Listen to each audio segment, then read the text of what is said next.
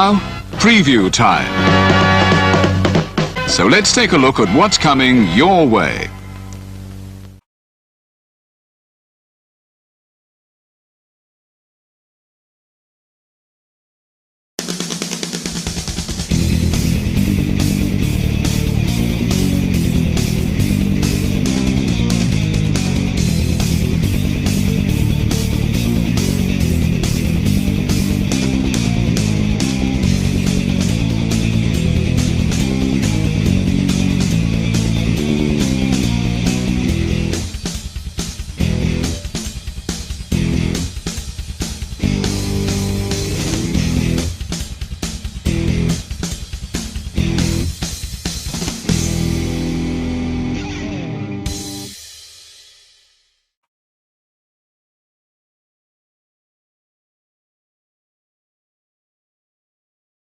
Hello pals, Alyssa Marino here, and as a friend of Parker Kane Promotions, I am super excited to share the awesomeness that they've got in store for you this November at WrestleCade.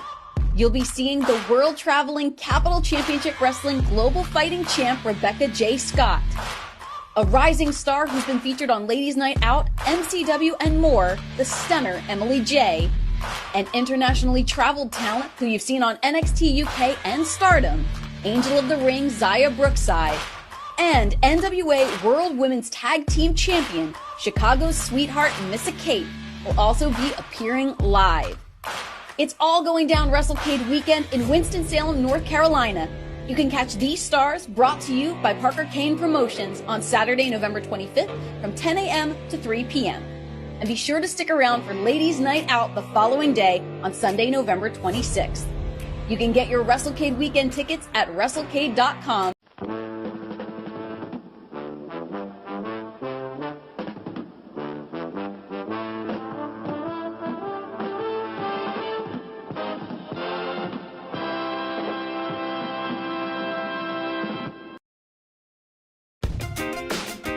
The Casa D18 Studios, an affiliate of the Jeff Meacham Network, Multiverse of Media, proudly presents this retro content from the Jeff Meacham Network.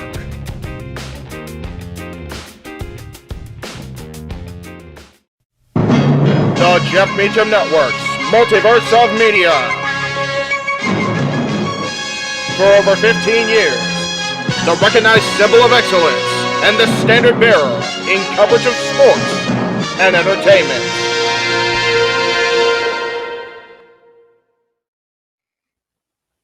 JJ, Jeff, you want to kick this thing off? Because I'm still trying to process everything here. Yeah, it's like, who wants to go first? Yeah, who wants to go first? Well, Come on in. It's open mic night with your host. you could maybe say there's really 4 topics, but it's split into 6. The Renegade, JJ Williams. The Sammy and Eddie Kingston thing, which one's the better smelling turd? And his panel of co-hosts. I am the founder. We'll call me that for today since we're going with the Jeff Jarrett love theme here this week, according to JJ. The West Coast Professor, Jeff Meacham. Karma is karma is karma. That's professional wrestling! Damn it! The Simple Man, Noah Foster. It's showtime! Yeah! How you doing, JJ? How you doing, Jeff? James. Yeah. And the He-Man, James Hebert. Imagine Bill Burr, Joe Rogan, Paul White, the Baldies! There you go! It sells Oh, itself! God. Get in there! Short his ass and shit the bed. He's not Amber Heard. Give it time, JJ, give it time. Now, I'm sure Jeff has some stuff that... Dumb move. Just don't pull this bullshit again. You get one. Tony needs to stop caring about the ratings. Bradshaw said as long as the ads are in place, we're not going to lose that third hour. Ring of Honor does not have to be AEW Live. They don't necessarily have to coexist with each other. We kind of saw that tonight to a degree. Along with a panel of guests. He is no longer glorious. Don't you bring that up. You want me to rant about what my NXT used to... No, we are done here for the night. I swear, James. because you never know who may show up for open mic night. I leave our company in the capable hands of an extraordinary group of superstars, employees, and executives. The first thing that came to my mind was, it's about damn time. Amen! I literally touched everybody in the state's trash. So it's horrible, you guys. Peyton's new thing is Dennis the Menace, but it's funny because she calls it Dentist the Medicine. And That's great. When Elliot Taylor came out and did Born for Greatness live, I was popping my pussy, having a great time. I didn't care. I was having so much fun. Sit back, relax, and enjoy the show. Fuck Bill Belichick.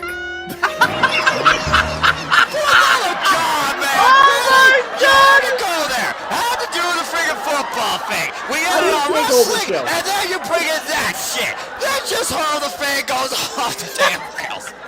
Brilliant, bloody brilliant.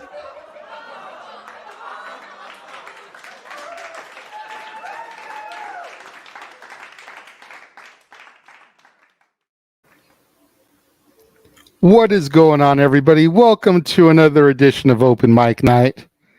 We have got some of the regulars here this evening. We've got the Heeb Man, James Hebert. We got the Simple Man, Noah Foster. We've got the Cleveland combatant, Josh Mansfield. And James, we have a special guest here this evening joining us this week. Would you like to give your boy an introduction? Yes, of course. The man is known simply as the Birdman, although you may know him simply as Owen Finch. And all of a sudden, there he is again. Okay, nope, now he's gone. Okay, John Cena, get your gear together. Here it is. Is he there? I'm here. I'm actually here, yeah. It's on my side, Noah. It didn't show him at first, so then I clicked it again, and I guess it brought it out for you guys. So I had to click it again. Yeah. I don't know what's going on with my laptop today, so there may be a couple of glitches like that. Technical difficulties, as we like to call them in the field. So it's not just a straight-up botch, Noah, okay? All right, fair enough. Look, yes. I just woke up 2 minutes ago, so please give me a break. Anyway, Owen, good to see you. Good to see you too. I'm actually happy I'm here because James knows about this. There was some behind the scenes that almost prevented me from being here, so there was a lot of stuff we had to work around. Yes, there was. Yeah, so, and now we're here. Yeah, now we're here. By the way, that was the first time you saw your new logos for Retro Movie Review, right? That's the first time. I mean, that's the first time I saw the logos for like everything, pretty much. I think because you haven't shown me some of them. Like I don't think I've seen. Yeah. I don't think because we haven't talked about it or anything, so I haven't seen like some of the Wrestling Fortune 44 one or like the Owen and AJ Talks logos because I think you just got done with them and everything, and I'm like speechless about them. Yeah. So it's like, and honestly, like. I know I've been friends with you for so long and I've seen you do all this stuff. Just some of the logos and like intros you make, I still can't believe how good you make those. Like it's just honestly hard to believe. I appreciate it. We all know how bloody creatively brilliant that James Hebert is. So yeah, he is. I've seen that intro so many times now, but I still can't stop laughing every time. I mean. The funny thing is every time it gets to the F. Bill Belichick, I lose it. And the same you know why? It all builds to that crescendo.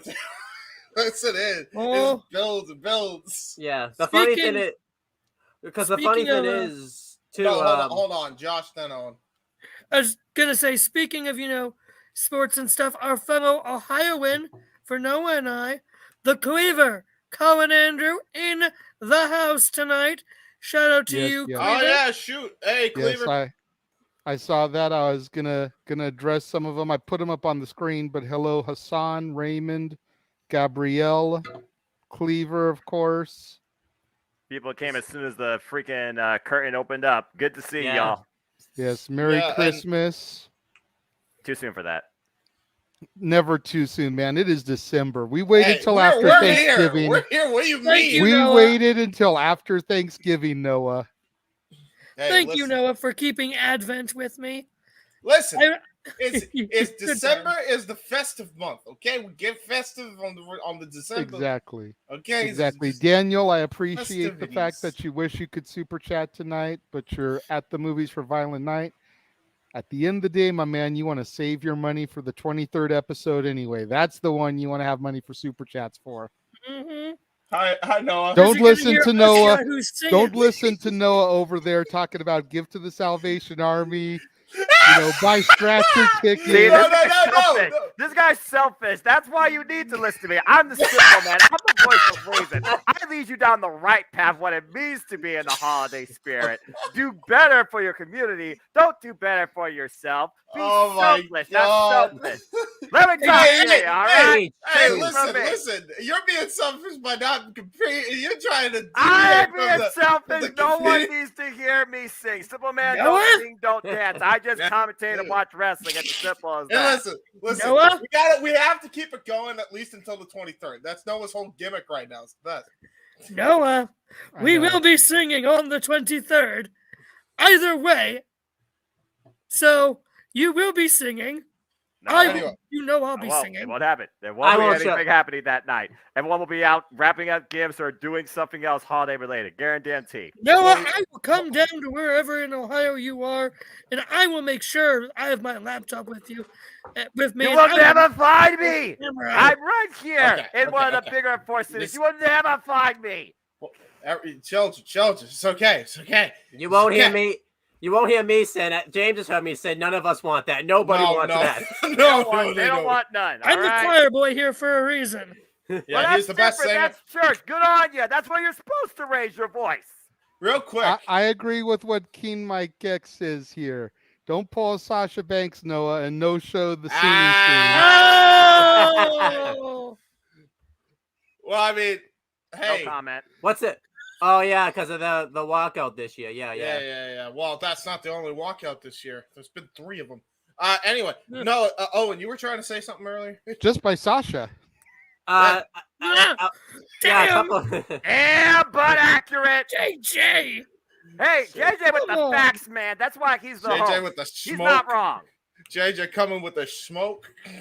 Hey, we want the smoke. Episode put in James's or JJ's end of the year review. We're already a good. We want the 10 smoke. minutes in. And... Yeah, what were you trying to say, Owen? Before? I feel like I need a red right now for some reason. I'll say a couple things. So like I've seen James edit like intros and everything like since back in 2015 because that's when we met, and like he was even good back then. But he's like, I mean, obviously this is no offense, but he's like miles better now just because he's taking like classes and everything. Like he's really worked to like make his craft like really good. Own like your it's craft. like, and then I guess the second thing is one thing I gotta get used to watching StreamYard. I'm so used to doing everything on Discord that like it's not like looking into a mirror anymore. Like my right hand's actually my right hand when I raise it and everything like that. Isn't it? It's like the simple thing. Bro, I was like, I was about to look when Noah was like, I don't want to sing. I was gonna look this way, and then I went, yeah, shit, I gotta look at my wall. Like it's like I'm not looking into a mirror. Like it's just so weird. Like honestly, like I have to do a video on Discord. Like honestly, we should just switch to freaking StreamYard because StreamYard's pretty good. Yeah, StreamYard's pretty good. I'm not gonna lie, it's pretty good. The advantage for me to remember is because I've got a light over here in the corner, so I know if I point this way, I'm not going to be pointing to anybody. So I've got to go this way. By the way, host, you are cutting out like you wouldn't believe. I don't know what happened there, but yeah. I got what you were not saying. brought to you by Verizon. Can you hear me now? You're cutting out like Tony Khan's cutting out CM Punk. So by the way, but for reasons. Yeah. So by the way, I know this isn't in the topic or anything, but I haven't done like a podcast or anything since I went to Survivor Series. Am I allowed to tell you guys what my live experience was? Oh shit! Absolutely. Right. Yeah, we said we were going to give you the floor because you were there live. Yeah. So. I will say, don't spoil everything for what you're going to say on the aftershock, though. Yeah. Sure. So just brief thoughts. So like, yeah, it was awesome to go to live. That building, by the way, like, I don't know if you watched the press conference and stuff. When they said it was sold out, like, that building was packed. That was probably the most packed I think TD Garden has ever been when I went. That's how packed it was. Everyone was so excited, I think, to see, like, War Games. And because Triple H is taking over, like, it was packed. And I was actually in the balcony seats, and it actually benefited me because you don't really want to sit like close during a War Games match because I got to see like all the action pretty much. So it actually kind of was a huge benefit. So that was really cool stuff. And obviously, we talked about it when James and I did my retro. Like, I don't know. I haven't really heard any other podcasts or anything of what they thought about it. It was easily miles better than Survivor Series 2013. Like that's a high bar. Like, dude, come on now. Let's be real here, okay? How about you pick an actual show that had War Games on it that was decent, or Survivor Series that actually mattered? Well, yeah. I say that because I was at Survivor Series 2013. You poor unfortunate soul. Yeah. All right. But Googling, trying to remember what Survivor Series all that was. Yeah, just know that the best match on the show involved Alberto Del Dipshit. That's how bad the card was. Yeah. I'm not even kidding. Oh, it's this show. Oh, okay. Yeah. I see. It's like when me and James had to go back. That Wikipedia lookup was worth it, Josh. Go ahead. It's like when me and James had to go back and rewatch SummerSlam 2012. Which you can watch on Owen's channel right now.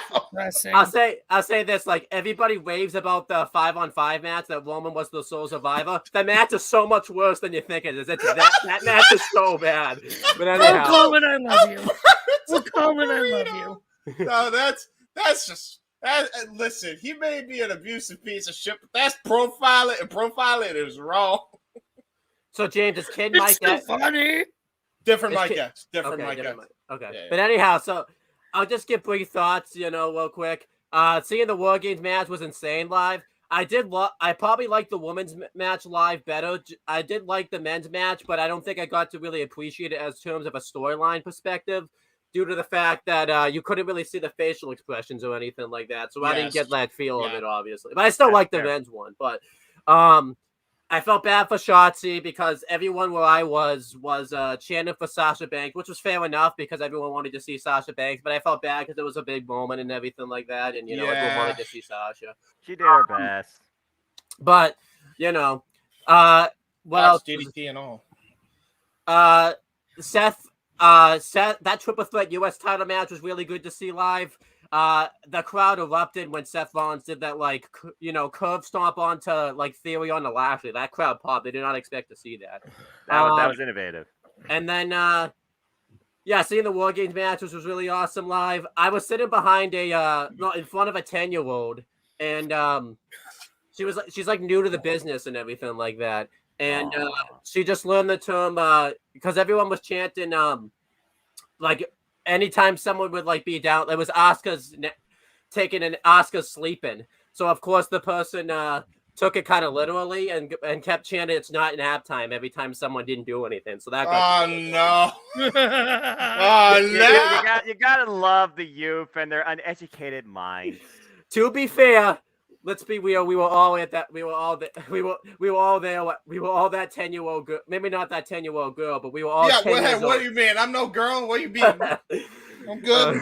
I'm a male. 10-year-old mind in an older body. I feel like that does resonate with some of the people, especially out there in the internet community of certain sorts.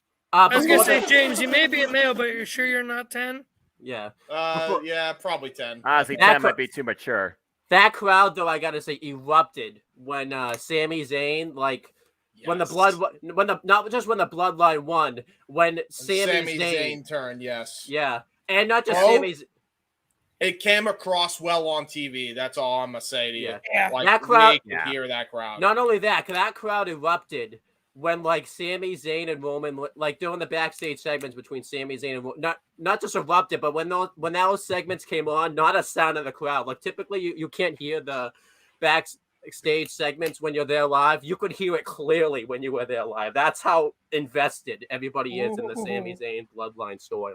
Yes. And that crowd erupted. Not only when Sami Zayn won for his team, when Sami Zayn and Jey Uso finally embraced. That crowd went wild. That was the moment. We heard it.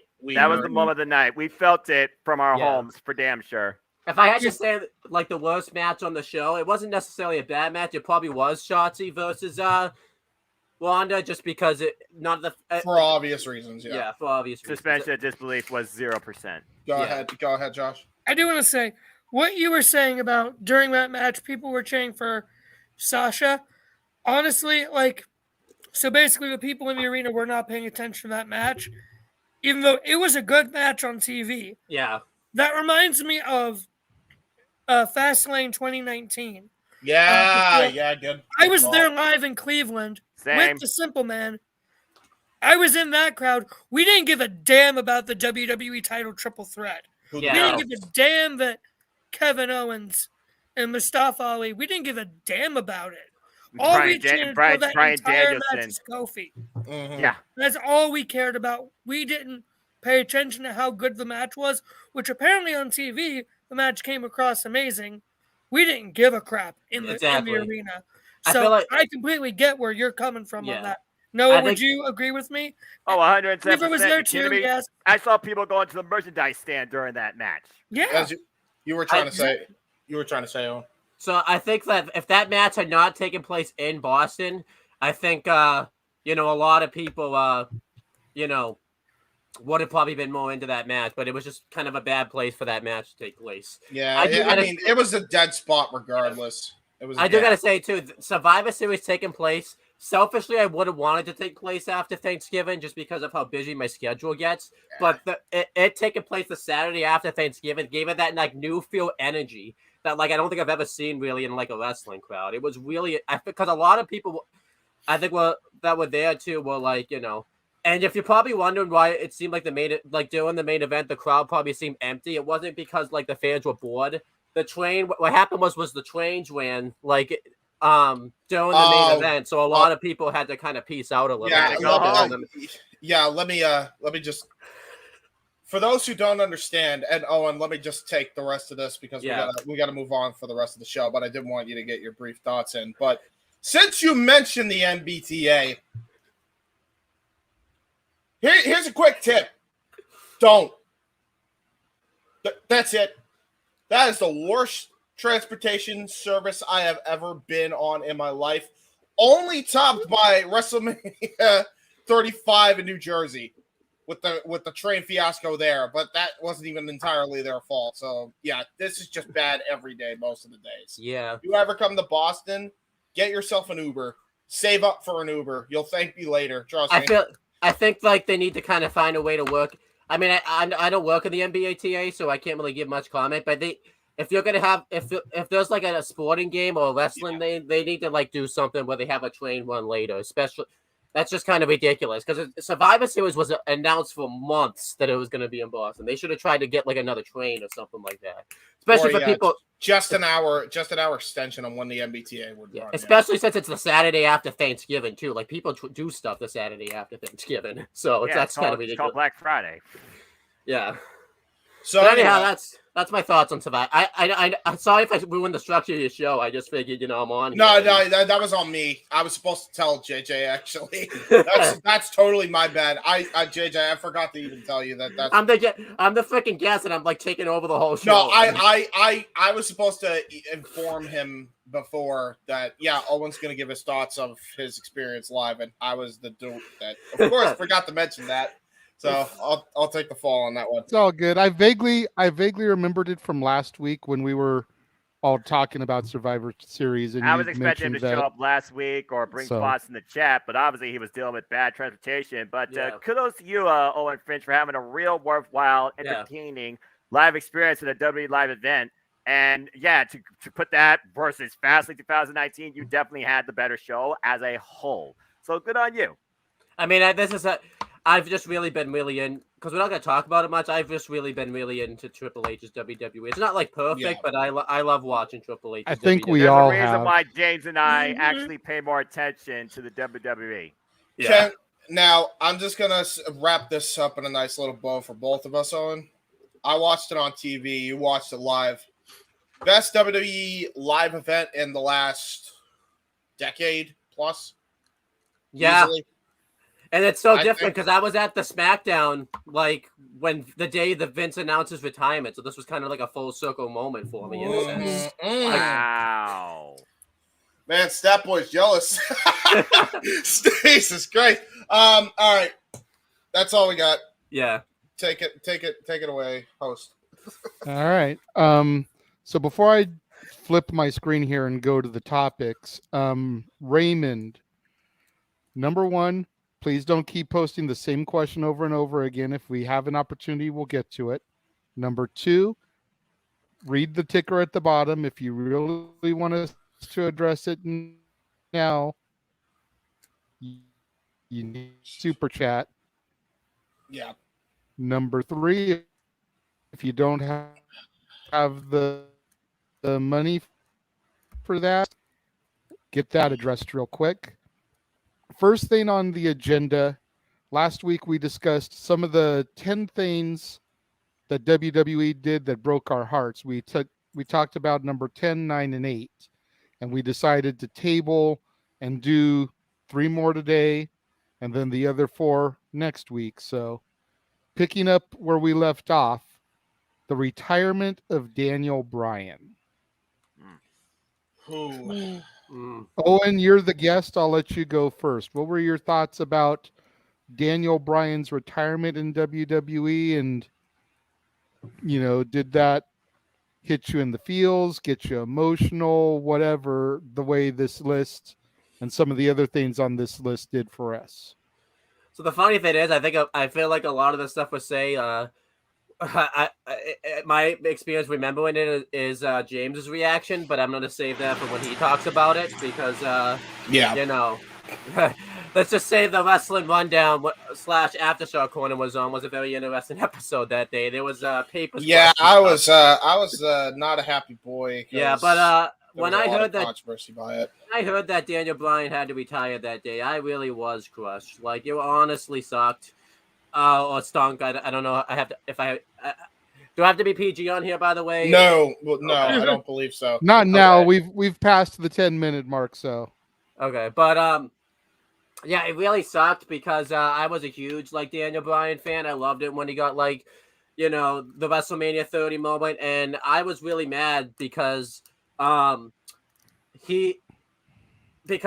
always wanted him to be successful in wrestling, and he was a success, but I feel like when he got injured doing his world title run, it just felt like we got the rug pulled from underneath us, and it really sucked because I thought I was never really going to see him wrestle again because of all the neck damage and everything like that, and I thought in a sense WWE was trying to hold him back because it was how long was it before he reported to them this was a big mistake and I actually can go, because that was instant, especially too. I remember hearing that time. I think a lot of people forget about. I remember hearing that time months before this. It was back at during Hell in a Cell 2015 when John Cena was gonna have his U.S. Open challenge. It was rumored that Daniel Bryan was gonna accept. He went to 3 doctors that week or something.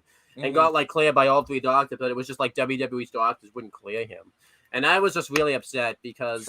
And by the way, that would be the theme until I don't even know how long. So 2018, and it basically and it always pisses me off because it's it still hit me in the feels regardless, but it's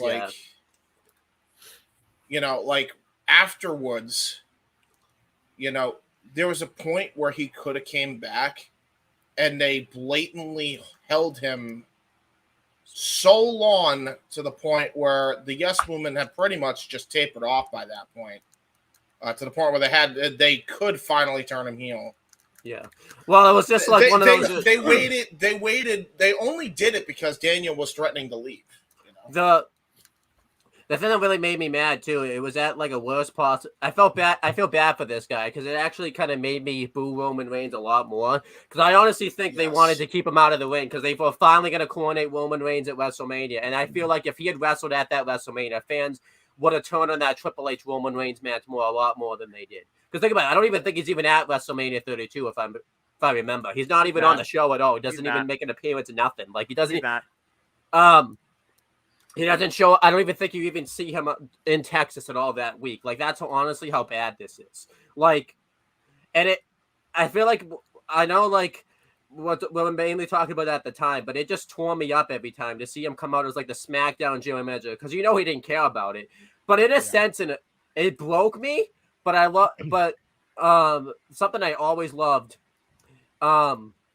is I feel like in a sense, had this not happened, we don't get that Miz talking smack promo, which I think you kind of need that promo because that's what saved Miz's. That's what saved Miz's WWE career. I know we're supposed to talk about how it broke you, but I want to kind of bring some positivity to it, and also too, Daniel Bryan. We don't get talking smack and that success that he even had to begin with because the Daniel Bryan being made that show, not just made that show, but because. The thing is, he didn't care about getting fired because if he got fired, he'd just go wrestle in ROH or something like that. So $0. So we got moments where Daniel Bryan called AJ Styles a flat earther, and we got moments. That's right. Nobody remembers. I don't think anyone even knows about this. But it's been so long. Yeah, it's a flat earther thing that I completely forgot about it. We also had other moments like where Daniel Bryan.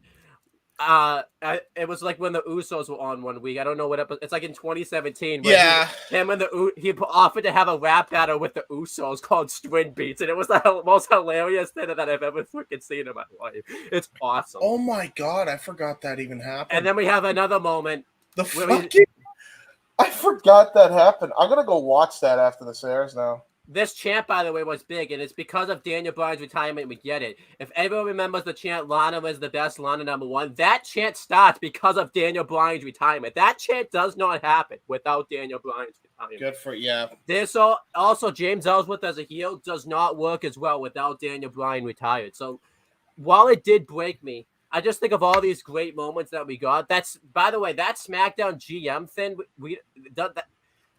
Daniel Bryan as the GM of SmackDown is kind of what made SmackDown like a really watchable show. He fit when they were talking about how they were giving like SmackDown was the land of opportunity. Daniel Bryan being that authority figure makes that believable. So as much as it broke me, I know I'm supposed to. You want the answer that it broke me. I feel like without Daniel Bryan being retired, we don't get all these great moments. While it sucks, and also, too, just think about how happy everybody was. That WrestleMania 34 probably would not have gotten like the attention that it did if Daniel Bryan doesn't have that in-ring return that he has. Yeah, but let's not go off into the weeds here because like you're going through a whole biography here. But yeah, that 34 thing. I never thought we would see it again. Honestly, I thought he was legit done. They were so hell-bent to keep him out of the ring. Yeah. I just think, like, basically what I'm trying to say is while that moment, like, broke me and everything, all the stuff that we ended up getting, we don't get without Daniel Bryan's retirement. So while it broke me, I feel like at the time, it just, we need that. We kind of need it in a sense. We just need it. It was a necessary evil, I suppose. At the time when it happened, it broke me as well. To the point, as Owen said, our show got put on completely halted. Yeah. But after a while, it wasn't really a heartbreaking moment because he ended up coming back later and had probably one of the better GM runs. And to think he just wasn't caring, but it was still entertaining regardless. So it's. Yeah, I think it was. I wouldn't say heartbreaking. It was heartbreaking at the time, I guess. But I don't know if it's heartbreaking now in the grand scheme of things. But by the way, I know. Wait, hold on, JJ. JJ, go ahead. Okay, I got a couple things I want to say here. First and foremost, I've been waiting an opportunity where I could jump in here because Mikey T is in the house. What is good, y'all? What's up, everybody? Josh, Noah, James. What up, Owen? Renegade was popping, guys. What up? That's number one. Number two, I kind of want to touch on what King Mike X said because I was in my hiatus when Brian retired, but I made sure when I heard about it that I tuned in that week. Because of how much Brian had meant to myself and Jeff throughout the years with having gotten to know him through PWG and whatever on the indie scene before he finally made it big. So But with JJ, that in mind, were you on your it did hiatus kind at of. SummerSlam? What's that? When were you at your hiatus at SummerSlam when Triple H pedigreed Daniel Bryan when he had I won the think, championship? yeah. Yes. And I think I had Yeah, started he by saw then, him yeah. win. Yeah, I remember, JJ, you said he won the championship, but you said you saw him win the championship, but you didn't tune in after that. Yeah. So. But that was a long, dragged out Daniel Bryan Randy Orton feud. Yeah, no kidding. Yeah. So it did. Sorry. So it did phase me because of the personal connection, but I kind of like where Owen's coming from on this, because without that, all those other moments don't happen and don't amount to much anything. I thought it was a interesting little take that he had there. I didn't even mention, by the way, it will be quick. Without Daniel Bryan's retirement, we don't get his commentary one of the CWC with Moen Ali. Oh my God! I almost forgot about that too. Yeah, that best unsung hero commentary team, Danielson and fucking Morrow. Yeah, we lost Boss Man Renegade. He probably went to reboot his computer real quick. He probably just dropped back in because his microphone was breaking up. But yeah, it's one of those things to wrap up on it, because that was a hell of a two-man show discussion on that topic. But Owen, again, you really brought it home. Respect.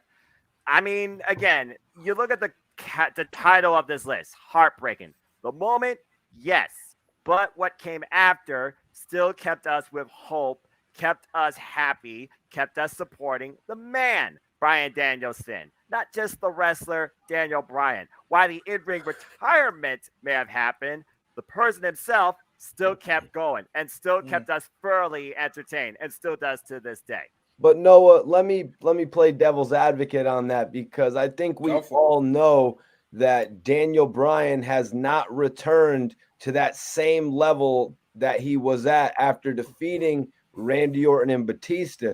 Even with the run that he would go on to have as a heel, being the heel champion, they were still inevitably building up to him becoming a major babyface once again.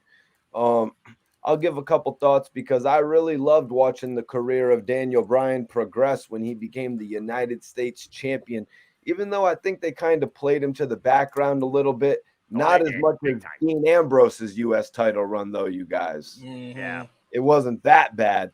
But, it was almost like, it was kind of like built up like, damn, Daniel Bryan could potentially be a world champion in the future if they don't leave that, like all the athletic guys in WCW, they had that glass ceiling above them where they could only be the television champion or the United States champion. Because of their look, their size, the weight metric, that whole shtick.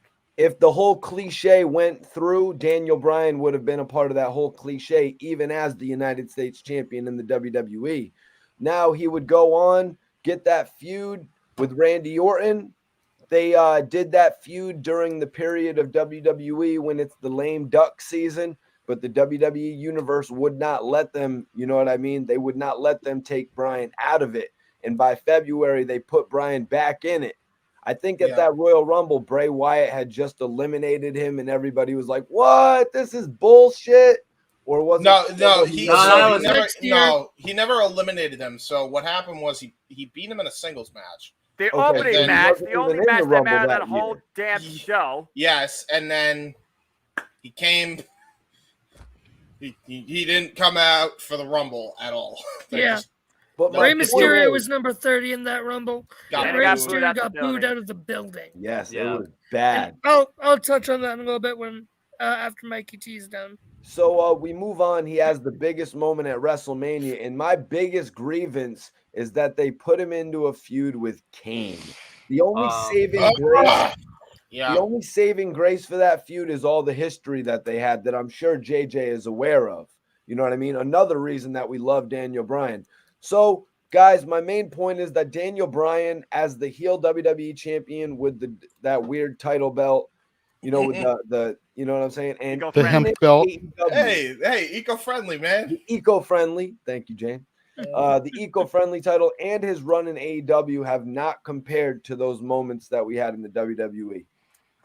His run in AEW that hasn't level even again compared yet. at all to his WWE run in any way, shape, and or form. The problem is if you But try I to compare digress. AEW to WWE just because the damn people were there or they're going there, vice versa, that doesn't mean jack shit. It's a different company. It's a different story. Get your head out of your ass and realize it's not going to be the same damn thing. I'm comparing his second run as well, Noah. His second run, like Shawn Michaels' second run, because it was about a similar amount of time, 3.5, 4 years. Yeah, but that was all into the WWE. Let's hope it's not the same for Randy. I think Owen and I are in the minority in that I think the best professional year of Daniel Bryan's career actually might have been last year, because he had the top matches in the world with two of the top stars in both companies that were the main event and world champions. I liked his mid-card stuff on SmackDown better. Yeah, fair enough. I like that mid-card stuff on SmackDown. No. That's what made me a That fan was before stupid. Team I'm Hell No. not sorry. That was stupid. But Josh, no, I'm talking about the stuff back in the day when he was like the U.S. champion. Okay, Yes. Oh, I thought he was going about the Shield, like I'm not the weak link or the whole. Okay, never mind. Yeah, that's. No, I fine. thought he meant 2020 Intercontinental title. That. No, hell no. Don't put me there, Josh. I'm talking way back at the beginning of his career. All right. Let's not mention anything about 2020. The better off we'll be. Agreed, Josh. Bring us home, buddy. Okay, so on this topic, to wrap us all up, in terms of Mr. Daniel Bryan, the GOAT man, the yes man, the husband to Brie Bella, his wife's a Hall of Famer before he is. Yeah, don't get me started, Josh. That's really weird. Doesn't count. It happened in the pandemic. That doesn't count. Yeah, exactly. Noah just said, let's not talk about 2020. They weren't inducted in 2020. Shush. So they were part of that class. They went in 2021 when they did two classes because they couldn't. Yeah, right. do But the they did a 2020 hybrid class in 2021 beyond the year that will not be named. Hall of Fame As is I was different than saying- mentioning TV. as I was saying, Although in Brie is more discussing- deserving than Nikki. Poor Josh. They're both of the same deservings, JJ. Poor Josh. No, they aren't. I'm trying, man. Brie was Go a ahead. little bit better They than both Nikki deserve in to the be ring. in the Hall Don't of hate Fame. me, but Their legends there's a biography different of level with Andy these proved Bella, it. and I'm going to We leave are it at done. that. Sheesh. Oh, Shush, God. please. no. Oh, Go, God. Josh. God. Josh. This is ridiculous. Yes, I did a shoosh. Now, You're fired. you can't fire me, Noah, buddy. Oh, pal. please. He says, fuck Bill Belichick. It's a whole shtick. We can't get rid of the shtick. Fine. All right, go Yeah, ahead. as Go I ahead. was saying, when it comes to Daniel the Bryan, the Royal Rumble 2014, the day after, I was at that Raw in Cleveland. Now, to be fair, I did not watch the Royal Rumble at the time when Batista came out on Raw. Boo. I started cheering like crazy, and everyone else was booing. I'm like, why is everyone booing? What's going on? What happened? Oh, wow. What I happened, was Josh? not a Daniel Bryan indie darling diehard mark. Oh, yeah. I wasn't. I remember reading originally, Daniel Bryan's going to face Sheamus for the U.S. title at WrestleMania 30. I'm thinking, okay. But then everything else started happening. I'm like, oh, wait, this is stupid. Everyone's turning against Batista. I guess I should too. And then I figured everything. I was like, yeah, this is stupid. So Tagline for the year. That's awesome. Yeah. Yeah. So it's just slowly. Okay. What? yeah, I was fuck this. yeah, Bro, pretty you were much. a part of a Pretty much. polarizing moment right there. Because I was very much at the beginning in favor and looking forward to Randy Orton versus Batista at Right. WrestleMania 30 as the main event. They blew it. They blew it by announcing Batista, just like they did with Jericho like a few years before. I believe. No, They Jericho blew- was supposed to win And then they until changed it. someone blew Yeah. it. They kind of blew it by having these guys come out to the ring and just to get the pop or the rating, I guess. May I argue though that if that never happened, we don't get the 18 seconds, which then doesn't give Daniel Bryan as many moments. We still could. Yeah, but not in Vince's WWE, where his booking makes as much sense as a fucking goddamn chip sandwich. There's a reason why. There's a reason why I thought WrestleMania after 23 has a whole show, and then the other shows were lucky to have one match I gave a damn about. Yeah. Anyway.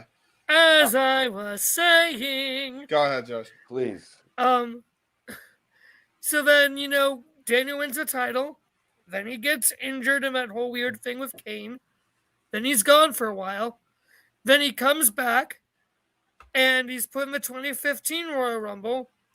There for like 10 minutes before getting eliminated by Bray Wyatt. Right. And again, when you realize it, Daniel Bryan is eliminated. Right as he is eliminated, the next entrant, Gold Dust, with Shattered Dreams right across the Titantron as Daniel Bryan on the ground, dejected as he is eliminated. I never noticed that. That is WWE, the company, trolling its fans. Coincidental, I picked the fuck not. No, yeah, that was. So that is WWE outright trolling its fans. All right. Yeah, you know what? I can just imagine Vince like doing his hearty fucking laugh, like he was on Shotgun Saturday Night in the back. He probably laughed. Y'all, bitches. Yeah, he probably laughed harder than when Titus. Bryan gets put in the Intercontinental title picture, wins it, which is great because he becomes a Grand Slam champion. Right. A Triple Crown and a Grand Slam champion with that. Awesome. Which, incidentally, people talk, people would have turned on the Roman Triple H match if Daniel would have been there. You're forgetting Roman faced Brock Lesnar in the main event of WrestleMania 31. Was supposed to win it until, the heist of the century later that night, thanks to Seth freaking Rollins, which I was actually upset about because I was actually, I was a Roman guy at the time. I was living through all this person booing him. But I do remember when Daniel Bryan did have to retire, I was crushed because I had begun to actually really, really like him. Guys, there was something that happened before that. Don't you guys remember the storyline that they were playing out? Daniel Bryan dropped the Intercontinental title. It was to Zack Ryder at WrestleMania, but he wrestled a little bit more. I believe. And he did not drop the title to Zack Ryder. Do you remember, when did Dolph Ziggler come out and say, "You're a turd, Daniel Bryan"? No. They started this whole storyline where everybody was annoyed with Daniel Bryan, like, "Oh, you're back, Daniel Bryan, and what? You're supposed to win?" You guys don't remember that storyline? I don't. That was not a. That was a thing. I think you're confusing beards. Yeah, you're confusing viewers because he did not drop any title to Zack Ryder. At WrestleMania. No. When did Daniel Bryan win the Intercontinental title? He won it at WrestleMania 31 in a ladder match and had to relinquish it due to injury. Yeah, that was the. Oh, you're thinking about his. You're thinking about his NXT Pro. No, I'm not thinking about his NXT Pro. I'm thinking Zack Ryder won the Intercontinental title in a ladder match the next year. Yes, Zack Ryder won it the next year. Yes, okay, so Daniel Bryan won the Intercontinental title, but then there was a storyline that played out. Maybe it was before WrestleMania. Then I guess. Did he ever make any appearances as Intercontinental champion? So what happened is Daniel Bryan won the IC title at Mania. Then Sheamus returned, attacked Daniel Bryan, which you could make the argument led to kind of his concussion injuries because he got blow kicked really hard and everything. I remember there was Elimination Chamber, right? It was a vacant title. The Elimination Chamber pay-per-view we do not talk about because both matches. Please and go Ryback back. was Please the one who go won back the to title. Daniel retiring. That was actually the Elimination Chamber. I'm saying, we've gotten way off in the weeds. Yeah, I don't know. This train has gone off the rails. No, none of this is part of this. But again, when he retired, it sucked. Because he had no choice. And I don't buy the bullcrap of, they weren't letting him, he was clean. I'm like, they were trying to hold him back because they wanted Roman. I don't buy that crap. I do think that they were being as cautious as they could because they didn't want him getting screwed up like so many of the old timers got screwed up. And so that's why when Daniel said they had me go to all these doctors if I wanted to be cleared, and he did, and he was cleared. I don't buy the whole they held him back just for the sake of Roman. I don't buy that bullcrap in any way. I remember when he came think back. they had. Well, let me rephrase. I think they had the right intentions in the beginning. It was clear as day by Mania 32 they could have brought him back at any point. I disagree. He was cleared like the freaking several times by that point. The one argument James, right before WrestleMania 32 is when he had to retire. So I doubt that WrestleMania 32. No, you're thinking it was it was right after 31. He retired the next year. That's right. Yeah, you're right. So the counter argument, this is the only one I'll give to why I think they really could have brought him back whenever they wanted, and he could have gotten cleared. The year they finally cleared him, I believe this is correct, his contract was going to be up in 2018 before he renewed it. This is why I think they kept him out of the win, because the year they finally cleared him was the year he would have left anyways and just gone and wrestled in all these other places. So I think they were worried that about losing him and giving a boost. Because I think AEW started up, and I think there were so many factors. There wasn't just that one. Here's the thing too. When he finally did come back, after each match, he had doctors checking him each time. So again, I don't think it was just you're completely fine. We're gonna. They were very serious about making sure he was okay, and that's why when he first started back, the first matches he had, he would go get checked out after each match.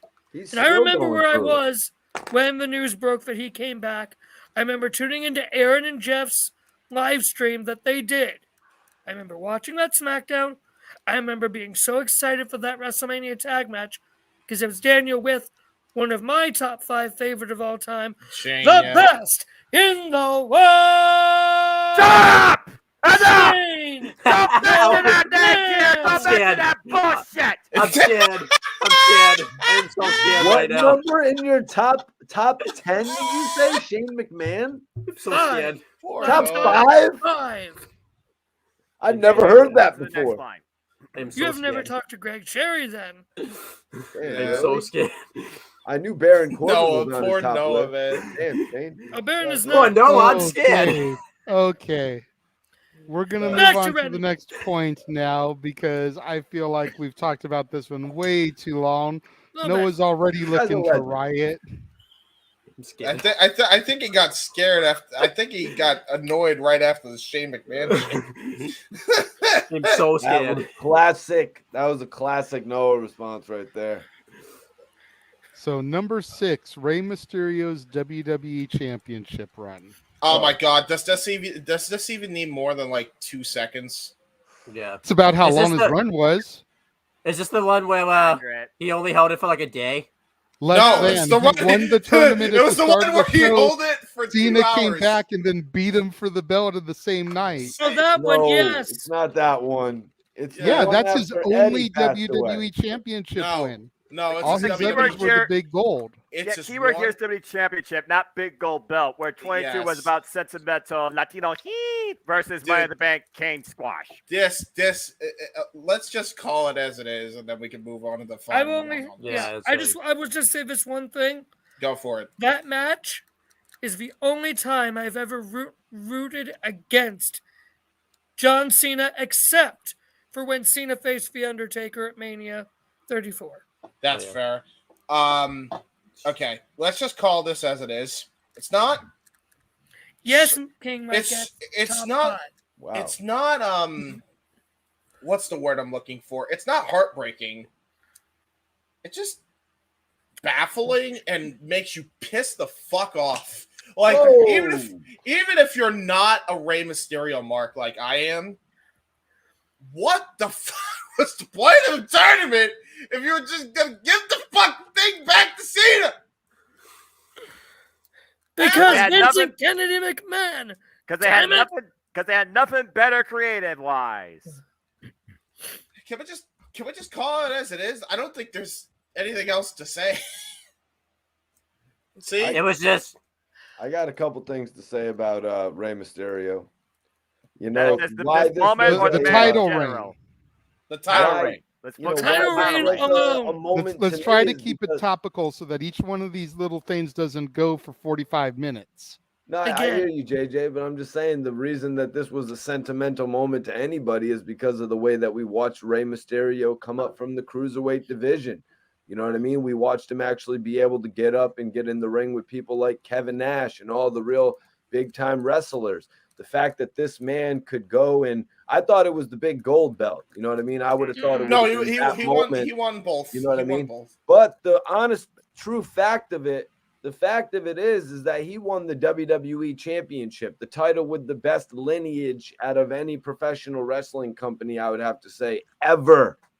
So the fact that his name is etched in that, it means a lot to the people who witnessed him when he was literally doing his damn thing at Halloween Havoc. If you watch that match live, like I did when I was a kid, I watched that shit when he pulled up in his weird-ass purple outfit with all the question marks on it, and Eddie Guerrero was ripping that shit off of his face. I was watching that shit live, and for that man to become the WWE champion, yeah, that shit was an epic moment. That shit fucking, it makes you remember as a fan. But also, they kind of disrespected him. The tournament, I'm not talking about the Kane shit. That was ultimate disrespect. Yeah. To have Kane beat him, whatever.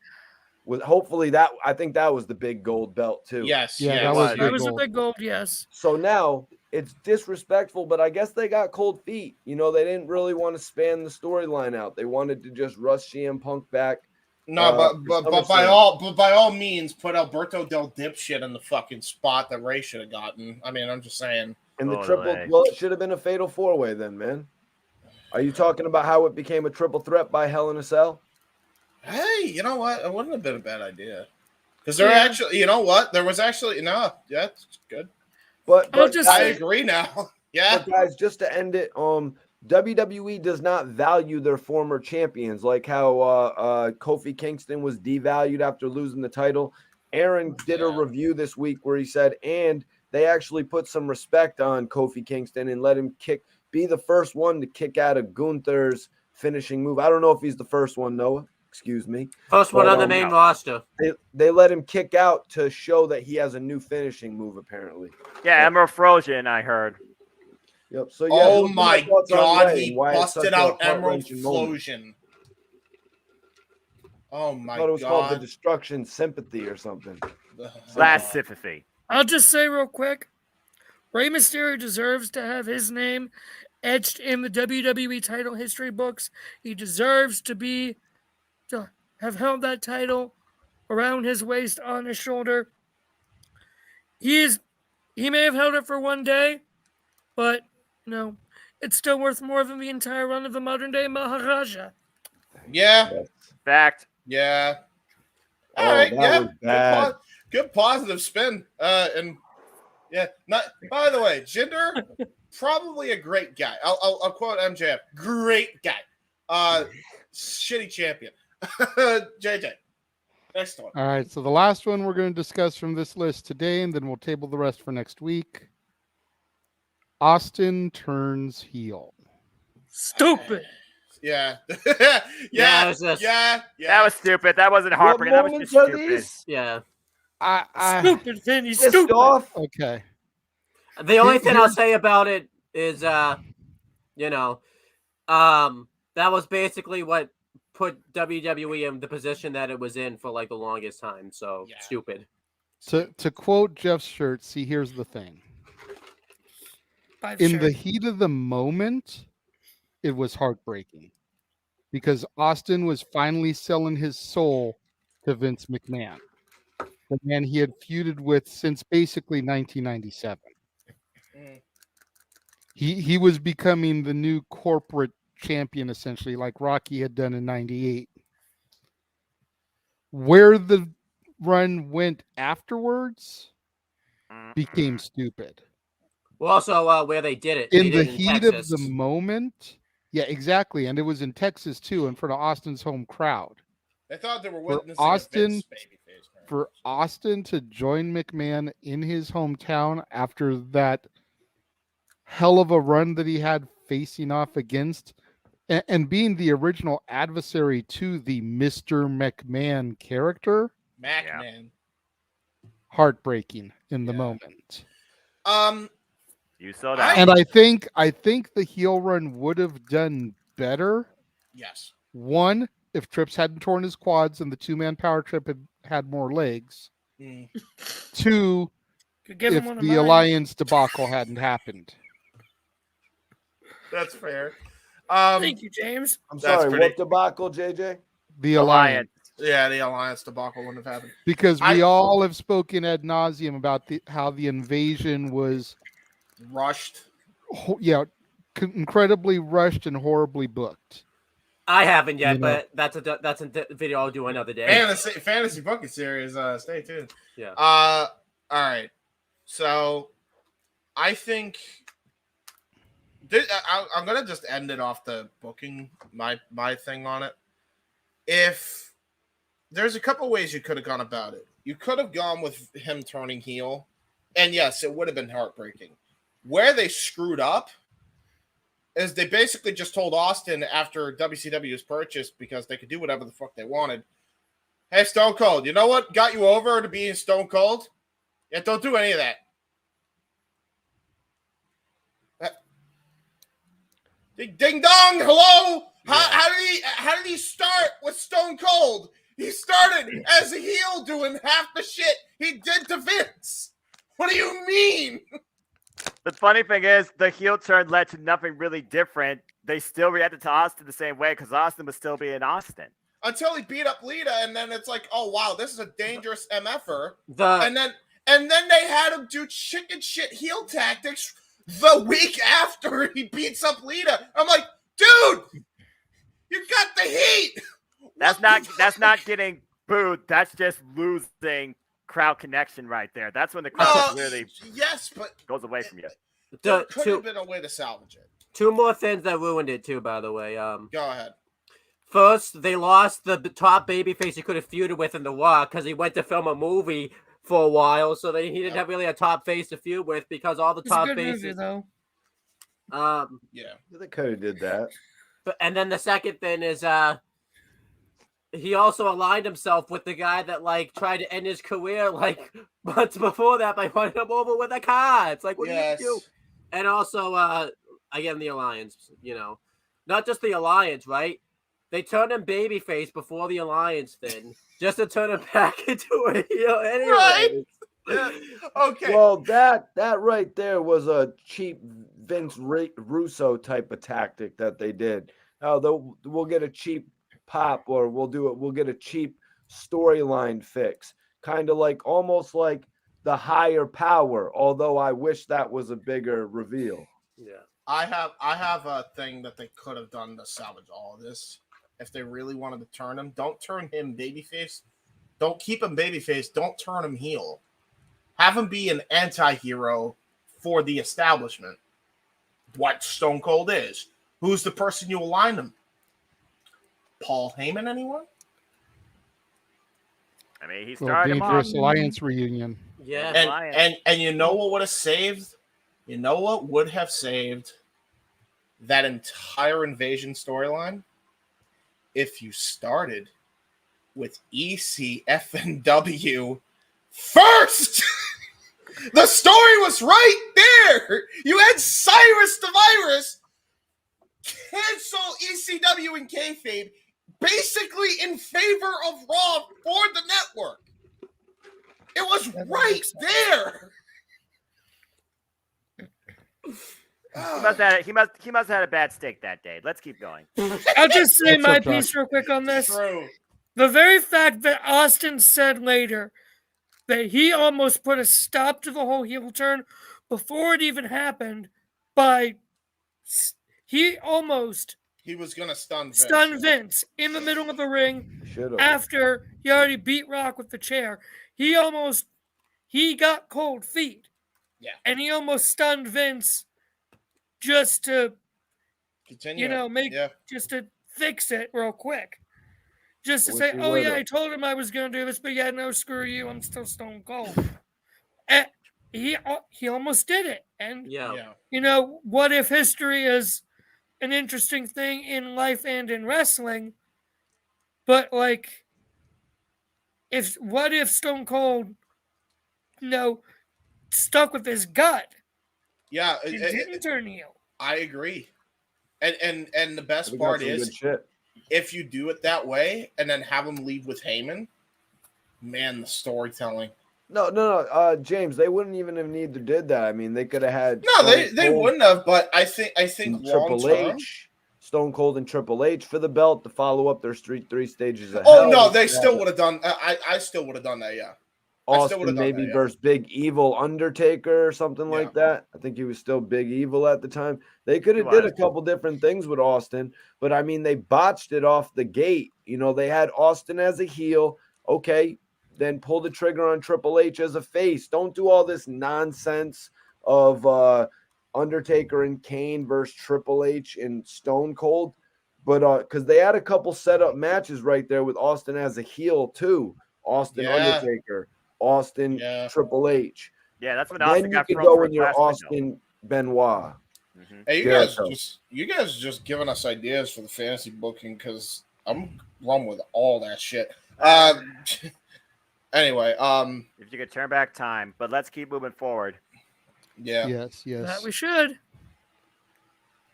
All right, Emmanuel. I believe Vince is a billionaire, unless the whole scandal that went down earlier this year kind of crippled that for him. Yeah. I think he still is a billionaire. That was only like 20 million, JJ. What? He's still a 999 millionaire. It's fine. He's still got a yacht called Sexy Bitch. Now, Kanye West, I don't think he's a billionaire. Don't bring him up. Yeah, let's not go there. We're gonna stop right there, Mikey.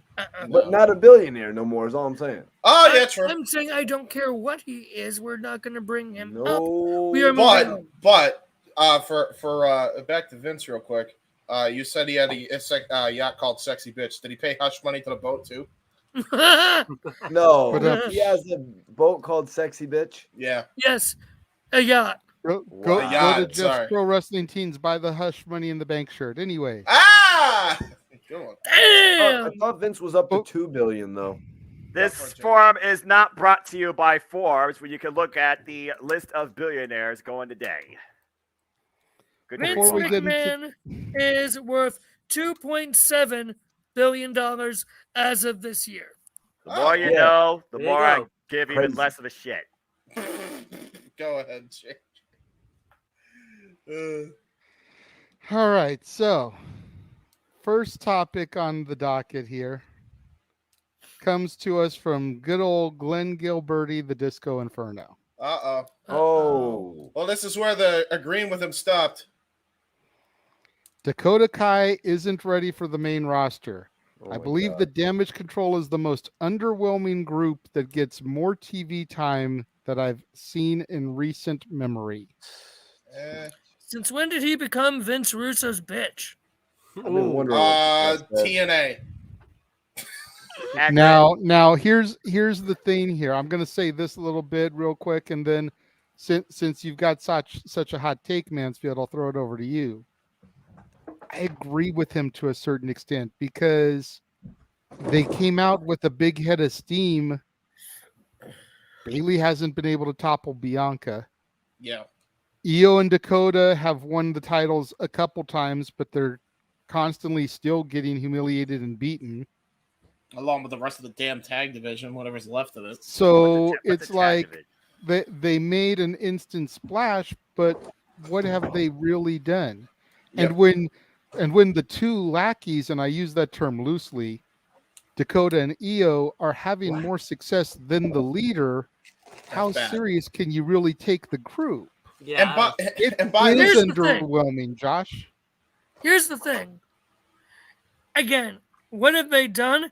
They have made sure that the women have been main eventing almost every other Raw since they have been back. Yeah, but the that's women more. have been main Let's be eventing Raw honest. almost every week since they've been back. They've been putting on absolute banger after banger after banger. They're elevating these women. They're elevating the tag titles, putting them in main event scenes. Bayley doesn't have to beat Bianca. I don't think. I at one point thought Bayley should have, but if we are building Bianca up to be the successor and the one who does truly rival the four horsewomen as the next, biggest star to be on the level or greater than to succeed the four horsewomen, then you gotta have Bianca keep going through the horsewomen. Now, does that mean? Now, again, there's talk of Bianca versus Rhea Ripley at WrestleMania. Please, dear, I want that. I want that so much. Yes, freaking That'll be please. the Rumble. Yes, freaking please. Yeah, probably. Yeah. Either way, just give it. Yeah. Either way, I want that match. Yeah, I want that match because that match, I've wanted that since the Rumble, 2021. Yes, since the 2021 Rumble, I've wanted that match. Mm-hmm. And this is elevating all the women. Again, Io Sky is Io Sky. She's amazing. Like, please just give me more of her. Just give me her versus Asuka 1-on-1 with. Give me an Iron Woman match with those two, please. I agree. And again, Bayley doesn't need to hold the gold. She is the Ric Flair of this group to Randy and Batista. Pretty much. Really, she is. Hot take. She is the Ric Flair of this group. To give She's my thoughts. supporting Dakota and Io and building them up as the veteran. Well, do you mind if I go next so I can retort and then I'll throw it to you on? Sure. Okay. So, I think there's points to both sides because regardless of how flat they've been since, they have at least been featured on the main event side, which is good. But there's a lot of problems with the Damage Control faction. Dakota Kai is better teaming with Tegan Nox, always has been. You're never going to change my mind on that. I think that was the best utilization of her. I thought it was, I still think, and maybe this is a hot take, one of the dumbest things they did was turn her heel against Tegan Nox when that made zero sense. And it was a Vince McMahon decision to do it just to do it. So I think she's better as a babyface, so she doesn't really make sense in this group. Io Sky is a whole different can of worms. It's not even a booking thing. Like, she got one move right, and I was afraid she was going to kill herself halfway through on all the other spots she botched. I mean, it's over with now, but let's call it. Let's be honest here. I don't know what's going on with Io. I don't know if her head's not in the game, but like, if she doesn't get her head in the game quick, I'm afraid she might hurt herself or somebody else. Because there was there was more than a couple spots in the War Games match where she would have been able to hit like a crazy amount of spots. She bossed every single one of them, with the exception of the moonsault from the top of the cage. So that's a whole other can of worms. Bayley, I think Bayley by herself is good. I think her running the group is good, but I mean, I think there's a lot of turmoil in the company just from what's being shown on screen. Because again, it's all hearsay, so take this with a grain of salt. But like, if your best friend left the company and you've publicly defended her, I'd imagine Triple H ain't happy with that. Because we know that they are not on good terms right now. That's pretty much been cleared up. So, I don't know. Go ahead, Owen. So to get my thoughts on like Disco and those points, when he says damage control has been underwhelming, I do kind of agree with him. I do like the group overall, but there's been some missteps with them.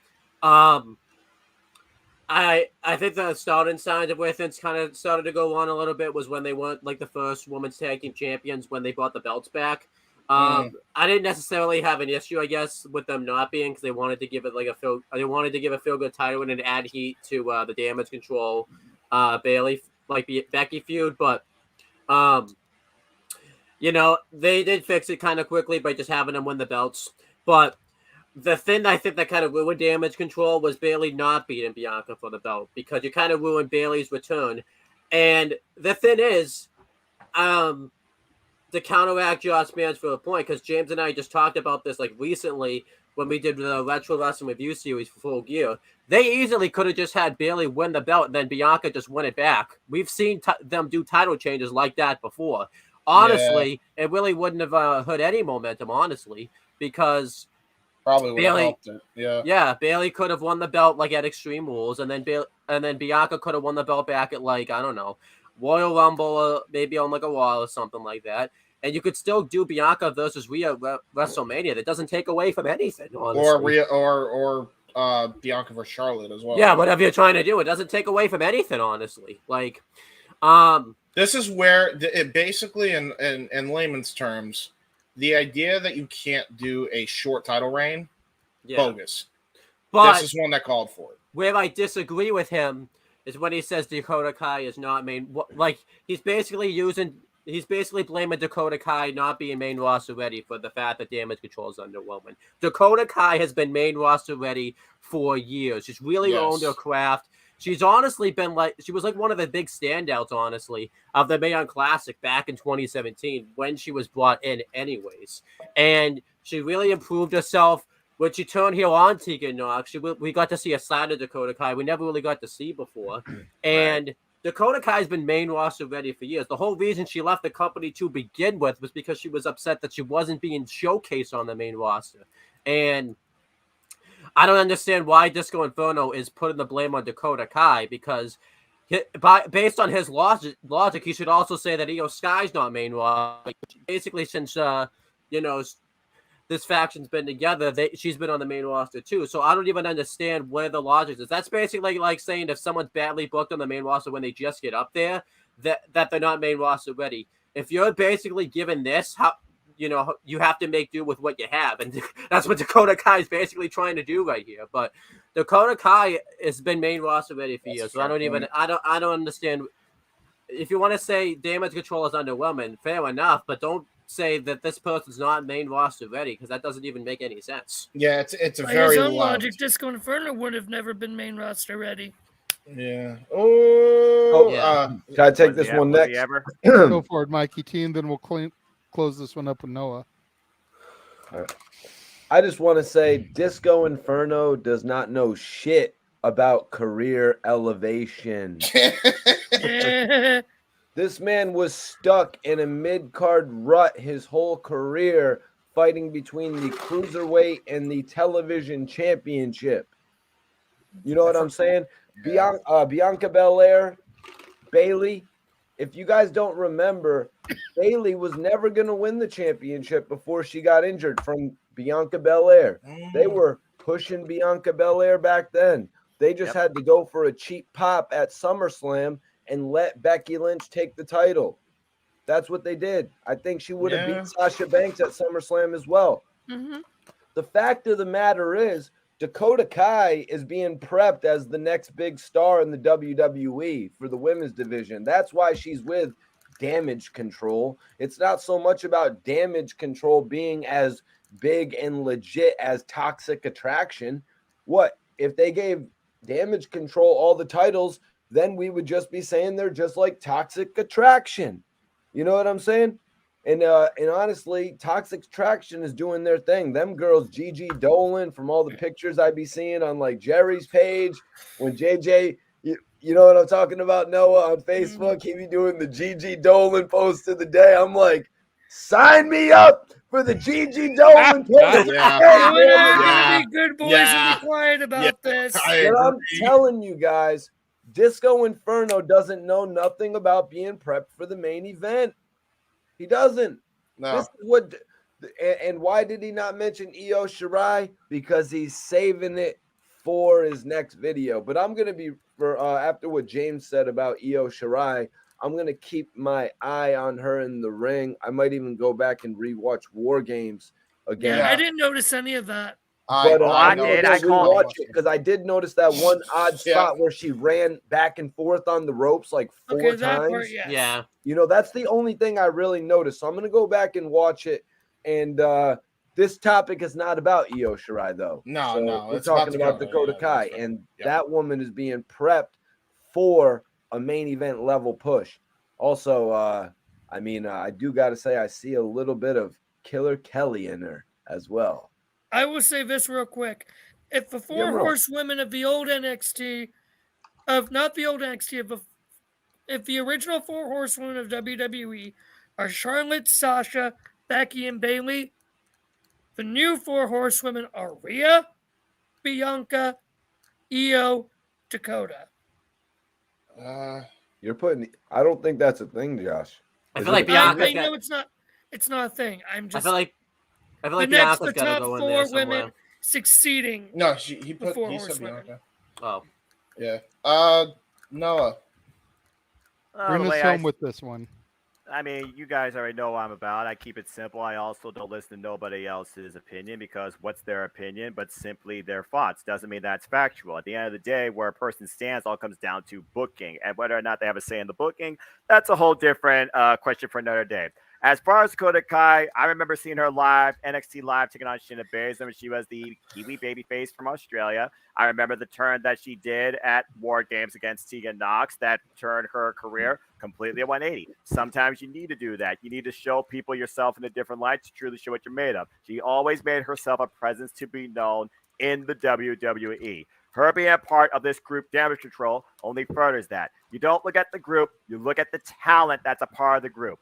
Dakota Kai is going to go on to bigger and better things. She has the most potential out of these two. Bayley already has reached that point. She is in the mentorship role. That's why she doesn't need the title. She is not necessarily the focal point, but she is the guiding point. That's why she's the leader of this force.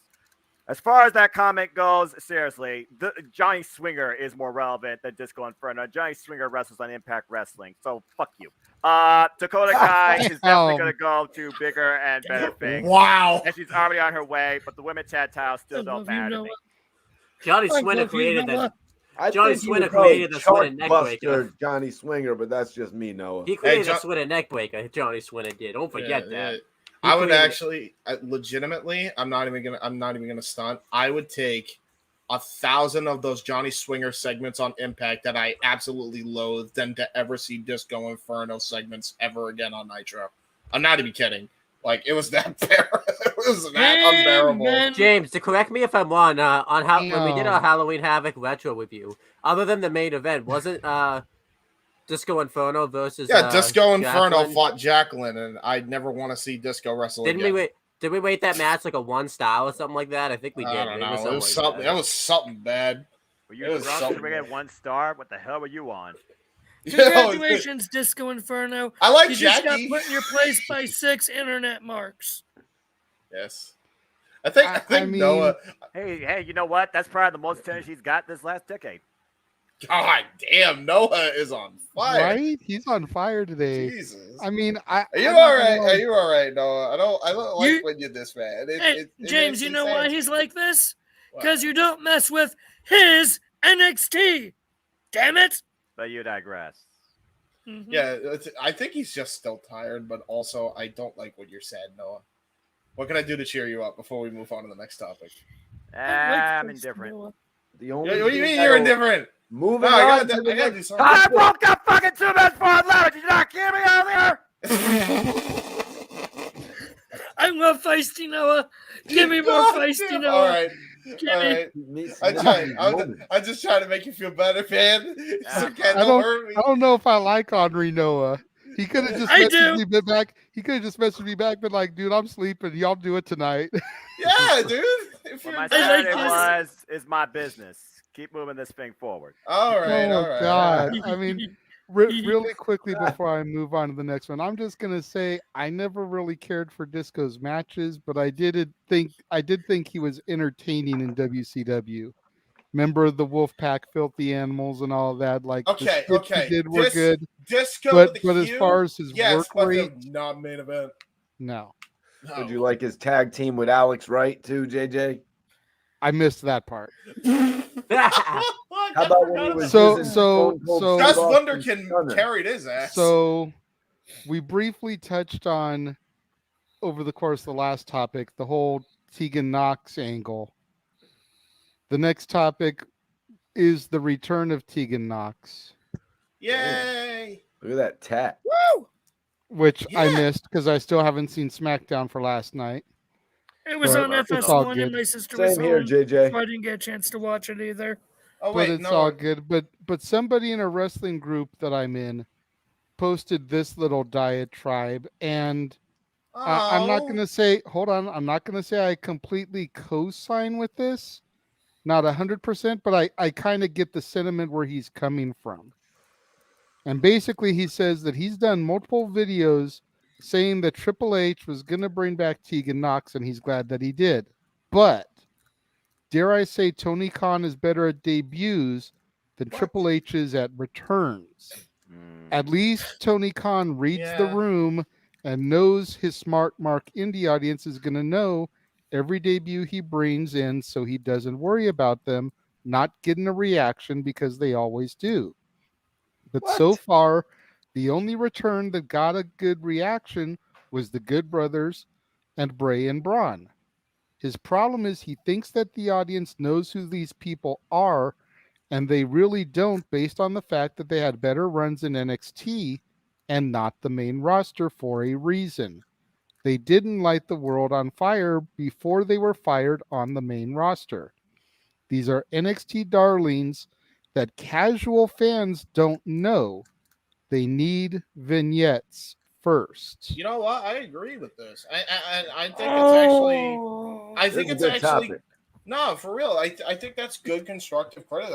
I'm not even mad about any of what was said. I want to get Noah's Some of his thoughts on points this. might be wrong though, James. Some of his points, I got to say, like the debuts that TK has been doing, they really haven't been great. I mean, for crying out loud, the man debuted Andrade with no music. Well, okay, so in the ballpark range, right?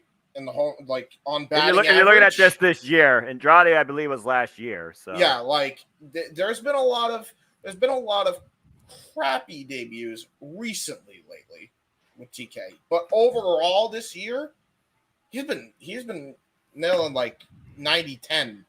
You know, what was his last great debut? Let's see. There was Buddy Mavis beginning of the year. There was Cole? Brody King, and then later on you got Keith Lee. You got Tony Storm. Keith Lee was a big one. Soraya. How did he debut? Athena, Keith Lee? You got quite a bit actually. I got to go back through the Rolodex here. To answer your question, I think the last debut was probably Soraya. That was more weird. That would have to be Soraya.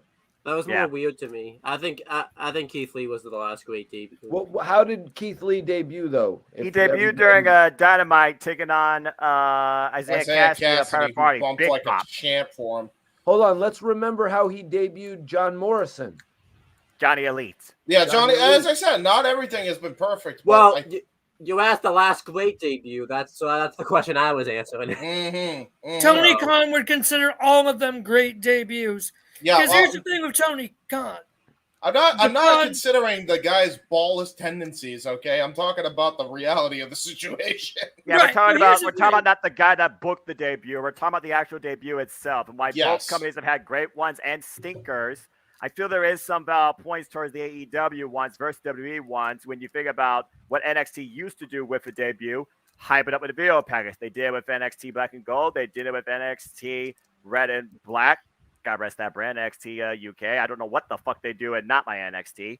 But as far as the main roster at WWE, I haven't heard anything regarding that sort of setup towards somebody coming back or a new face being known or an old face returning under a new identity, because WWE likes to rewrite everything. So there's a lot of merit on both sides of the coin to that diatribe that JJ read. They've been doing that in Not Your NXT because Alba Fire had a video package. Giovanni Vinci, when he was repackaged as that, had a video package. I think JD McDonough too, didn't he? I think so. Yeah, Yeah. yeah. Joe Gacy and the Dyad had video packages on a A-Kid as regular basis. They were building that up. Axiom. Yep.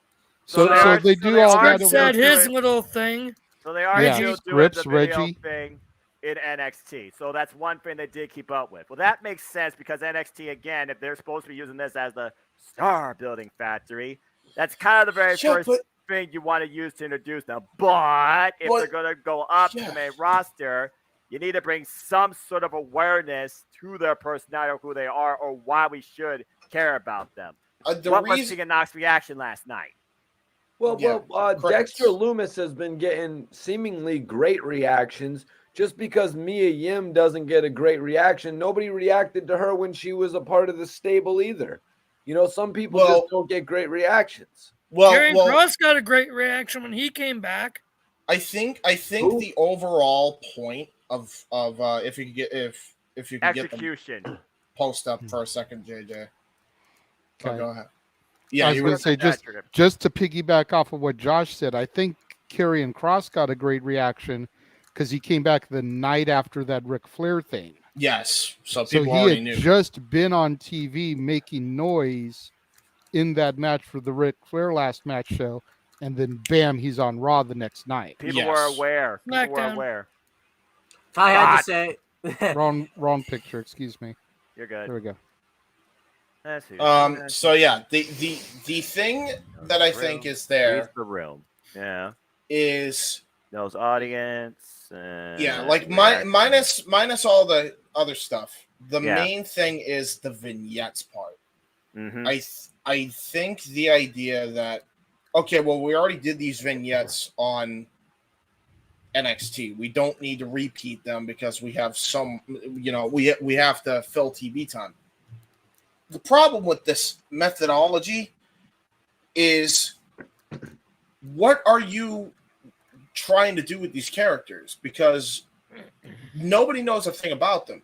Why was Ricochet and why was Gargano, Ciampa, and Aleister Black all over when I did that 4-way call-up ages ago? As rushed as it was, they showed video packages. They showed what these guys were about. They showed them what they were capable of in NXT. They showed their history from that point, right? And commentary actually made you aware of it a tiny bit. Exactly. That's not what's happening in the WWE. Quite frankly, and that's not even just a WWE problem. Let's be fully honest here. That's a wrestling industry problem. Oh, yeah. I will say this. I think part of it is Vince saw NXT as something completely different than his product. That's why when people came up, they could, half the time, Vince would change them. Like he did back when OCW was a thing. Or OVW, OVW and FCW. There was no cameras. Deep they South, weren't there were cameras, but it's not like it was on TV or something. NXT is. So it made no sense why Vince would change things up when they did. That's why Triple H, he's seeing it as a continuity it's a continuity thing. They've seen them on NXT. Here they are on the main roster. Now, I will say, not everybody tunes in to not NXT. Everyone, yes. I get that. I do get that. And honestly, I do think that maybe a couple of them should have had vignettes. Candice LeRae, I will say, probably is one who should have had at least a couple of vignettes. Unmute if you need to. Some of them, a Birdman. Hold on. Well, he's got his freaking headphones off. There you go. Mute Good. if you can. Yourself. Yeah, thank you. Yeah. As you were. I will say, a couple of these, I like that it's been even though we've known, because it's been spoiled, thanks to dirt sheets, us, etc. Some of them have been, it's needed to be that surprise reaction, not like a vignette, like Tegan Knox. I don't think, I understand the pros and cons of her getting a vignette and her returning to face damage control. Mia Yim, coming in as the OC solution to Rhea Ripley, didn't need a vignette, just bring her in, make it a surprise. Gargano just showing up, that got a big pop. You don't really, you could have, but did he need it? No, absolutely not. It's Johnny freaking Gargano. So, but you really say that like depends everyone's on supposed the to know who he is. Yeah. Every city's If it different, wasn't Josh. for Jeff, if it wasn't for Jeff, I would have had no freaking clue who Gargano was. Right. I don't care that he's Mr. Candice LeRae because I can't fucking stand Candice LeRae either. The only reason I knew who she was is because I knew her from the SoCal indie scene, and I have personal beef with her. So that's why I say that. Why I saw you get that reaction from me. Gotcha. The only person that I have seen with a return, not named Candice LeRae, who I actually really knew who they were, was Bayley and Cross/Scarlett. Yep. Bayley I knew of because of her hype during her first run before the injury. Cross/Scarlett, I had just seen on the Ric Flair thing. You have to remember during the time Wyatt I too. was on hiatus. That's true, Wyatt too. And Strowman, I guess. I forgot about those two. But those were kind of excused in the promo because those had gotten good reactions. Mm-hmm. All the other people, been the any other. NXT darlings as they were referred to, I had no idea who these people are. Why am I supposed to care? I know who Santos Escobar and Legado del Fantasma was because I had actually seen the match where they left NXT 2.0. Hashtag not Noah's NXT. Right. But the rest of that crowd had no idea who they were. They definitely could have benefited from a promo package or two because they didn't go straight from NXT 2.0 on Tuesday night to SmackDown that same Friday. There was way too much of a time in between. People forgot about them. Yeah. So And you've got to keep that in mind. You've got people like myself who were on hiatus for almost a decade coming back into this stuff. I don't know who these people are. There was So why should I care? I will say, that's Why valid. should I I will care say about not every Dexter return Lumis? will do everything for every person. I didn't care about Emma's return. Yeah, me neither. That's another one. I didn't care about Lacey Evans. They built up this whole babyface promo package for her coming back as this military veteran. Within 2 weeks, she's heel. Now she's off TV again, getting repackaged again. They're using her military background again. What? So that in 3 weeks she'll be heel this time? I mean, if I had to, so she's gonna become the new Big Show. Got it. if I had to say when it comes to like these returns and stuff like that, I've actually enjoyed for the most part how they've done most of these returns because with the Johnny Gargano return, it wasn't like Johnny Gargano returned on like a random Raw either. He returned on the same Raw in the same building where him and Ciampa won the NXT Tag Team Championship. Josh, read the audience. And NXT also, TakeOver Toronto. He also, and if I had to go with Karrion Kross, let's also remember where Karrion Kross returned. Karrion Kross returned in an angle with doing Roman Reigns and Drew McIntyre. Like Roman Reigns and Drew McIntyre, you don't just throw anybody out there with Roman Reigns and Drew McIntyre. And when it comes to Emma, that was a bit of a surprise because I didn't expect that one. What else returns has there been? Because I had like a list of them a while ago. More than we can count. Candice LeRae, I'll admit, maybe was one that didn't need necessarily a surprise because Candice LeRae hadn't been on the main roster yet. And we also know if Johnny comes, she's coming. I mean, yeah, that was kind of one of those things. Yeah, that's just it was kind of an obvious call up. Obviously, Bray Wyatt was ones they did vignettes for a while. They had teased that for a while. Yes, that was the best one out of everything. I think. The Good Brothers was a great one. Mm-hmm. Tegan Knox made sense considering the fact that Tegan Knox and Shotzi were partners. Showed up, yeah. Tegan Knox and Shotzi were partners, and Tegan. No, it was Tegan Knox and Dakota were partners at one point. So she's going back after the person that turned on her. Oh, they weren't riding in the tank together? Tegan and Shotzi didn't ride in the tank together back in the day? They did, but the segment that she returned on was she saved Liv and she attacked Dakota, and they were tag teams at one point. So I could have sworn they were teaming together, riding in that tank together at some point. Who the hell? There may have been a dark moment, maybe, that they did that, like as a test, because that's what Vince did with RNXT. He freaking brought them up during main event, which people again I feel like watch less than Impact Wrestling. But anyway, that was on SmackDown though when they were together. Dexter Loomis. SmackDown. I feel like Dexter Loomis was a cool one because they did a random guy coming out from the audience just grabbing somebody. Which is exactly what Dexter Loomis would do. Yes, yes. And they treated that as if he was an actual person invading the shows and everything like that. So they did that one really well. And then you rightly bring Johnny Gargano into that story with the history they had in Noah's NXT. Mm-hmm.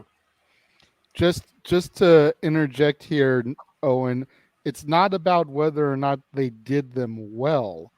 It's just about the fact that a lot of people don't know who these people are coming up or back. Yes. I agree with this. I wholeheartedly agree that the way some of those debuts were executed were awesome. But it didn't mean I didn't have to either go to Google or message Jeff or talk to these two up here with me about who the fuck I was seeing on my television. Yeah, and that's another thing. This is part of the problem, and I don't know how they lost this because it's almost like they just kind of threw their hands up in the air and was like, nah, right? And they got lazy. It's called the internet, James, because why try and do something more than you could just click? But the problem is nobody's going to want to take time to search the shit, and it reflects in the ratings, right? That's number one. Number two, here's the point where this is crucial to build a brand. Even if you've been around for over 40 years or however long it's been, all right? Picture back to 2011 when Punk was on his Summer Punk, right? Yeah. If you remember, they had video packages for stars that were already on TV. Randy Orton, Alex Riley, Dolph Ziggler, they just threw these packages randomly throughout the show as commercial breaks, commercial intervals. Mm-hmm. How do you not do that here? Think about the packages that were constantly talking trash about Noah during the PLEs, the promos for Cody Rhodes and Charlotte Flair. Yes! It's like we know who the fuck these people are. Put that shit on TV. And Keen Mike, I agree that LA Knight is great. But that's also somebody that, one, I saw on 2.0, and two, again, I knew from the indie scene. Go ahead. LA Knight. I just have. Here's my question. In relation to this, we're talking about returns and call ups as well, because these are return call ups in a way. Yes, most of them. I have a question about a group that I honestly, now that I really think about it, if based off of what you guys are all saying, based off the example that JJ gave earlier about Legado del Fantasma, See? I want to get each of your thoughts, just a simple yes or no on if they will or will not get a reaction, a good reaction, when they finally are called back up. Well, called back up in one case, called up in another. You know who I mean. Who? Mandy Rose and Wired. Toxic Attraction. Yes, Toxic Attraction. We will mark out. The people won't. Because there's a couple reasons I think that it's a no. Mandy Rose looks completely different than when she was, having a romance with Otis. Right? Like, she's got black hair now. She looks like crazy, She's very, very nice. Very, very nice. Very, very nice. Evil. Very, very evil. Right. I confess I prefer the blonde, but go on. Yeah, I agree, by the way. And then, Gigi Dolan, hot. No comments because I'm trying to be a good boy. What's the other one's name? Hey, no November is over, Josh. JC I'm still trying to be a not good boy. again. I have church tomorrow. Not again. I'll be real with you. When they brought up toxic attraction. What was that, Noah? What social media paraphernalia am I supposed to know for the month of December before I'm like, Nothing. What you guys There's are? nothing. Whamageddon. Right? Whamageddon. That's what you need to know about for December. Oh, fuck off, DJ! Whamageddon. Oh, I already heard that song. Anyway, back to this. Back to wrestling. Y'all shut up. Back to wrestling. What do you say, As Noah? far as toxic attraction, it depends on the audience, okay? Because what's the WWE talk about? Going to that focused demographic, right? So you're going to have the people that don't give a damn about wrestling, but like pretty women. As far as little girls there, they're going to be like, Mommy, is this what I'm going to look like when I turn 18? I mean, you know what? That's honestly a question that the parents are going to have to figure out. Where So did we it go? depends really on the type of audience that's there and the type of way that they use them. So regardless, you're going to get some sort of reaction because wrestling being viewed by a more male-dominated demographic is going to react to three beautiful women. Yeah, he's got a point. Honestly, you know, when they brought Toxic Attraction up as just a tag team on Raw or SmackDown. Yeah, what were you gonna say, JJ? SmackDown. JJ? I was gonna say, I think if Toxic Attraction gets the call up in Florida, they're good. Yes, because that's where the NXT audience is. Yep. But if you do it pretty much anywhere else, then you need a video package. Yes, agreed. Maybe her hometown. Couple video packages would be good. Which one? I could see them pulling the trigger. I could see them pulling the trigger. Jesus Christ, your mind. I could see them pulling the trigger either at Summer WrestleMania because usually you expect something out of nowhere like that on those type of shows. And that type of audience will definitely give that sort of reaction. So either way, them going, demoting, promoting, whatever the fuck you want to call it, to Raw or SmackDown, non-existent women's tag team division, they're going to get some sort of reaction. I mean, I feel like, too, by the way, a lot of that post, by the way, says that AEW does it better and stuff. Let's also not forget that AEW has also done it badly, too, because let's remember when the Butcher and the Blade and Damn, those two were, all right? Remember they were pretty bad at it sometimes in the beginning when they were putting up any people with no video package. It comes down to what James said. It's been an industry problem since the arrival of what we know as professional wrestling. So again, it's one of those things where hindsight's 20/20. You gotta look at what you actually know or what you can relate to quicker than others. How do you teach a casual versus an educated?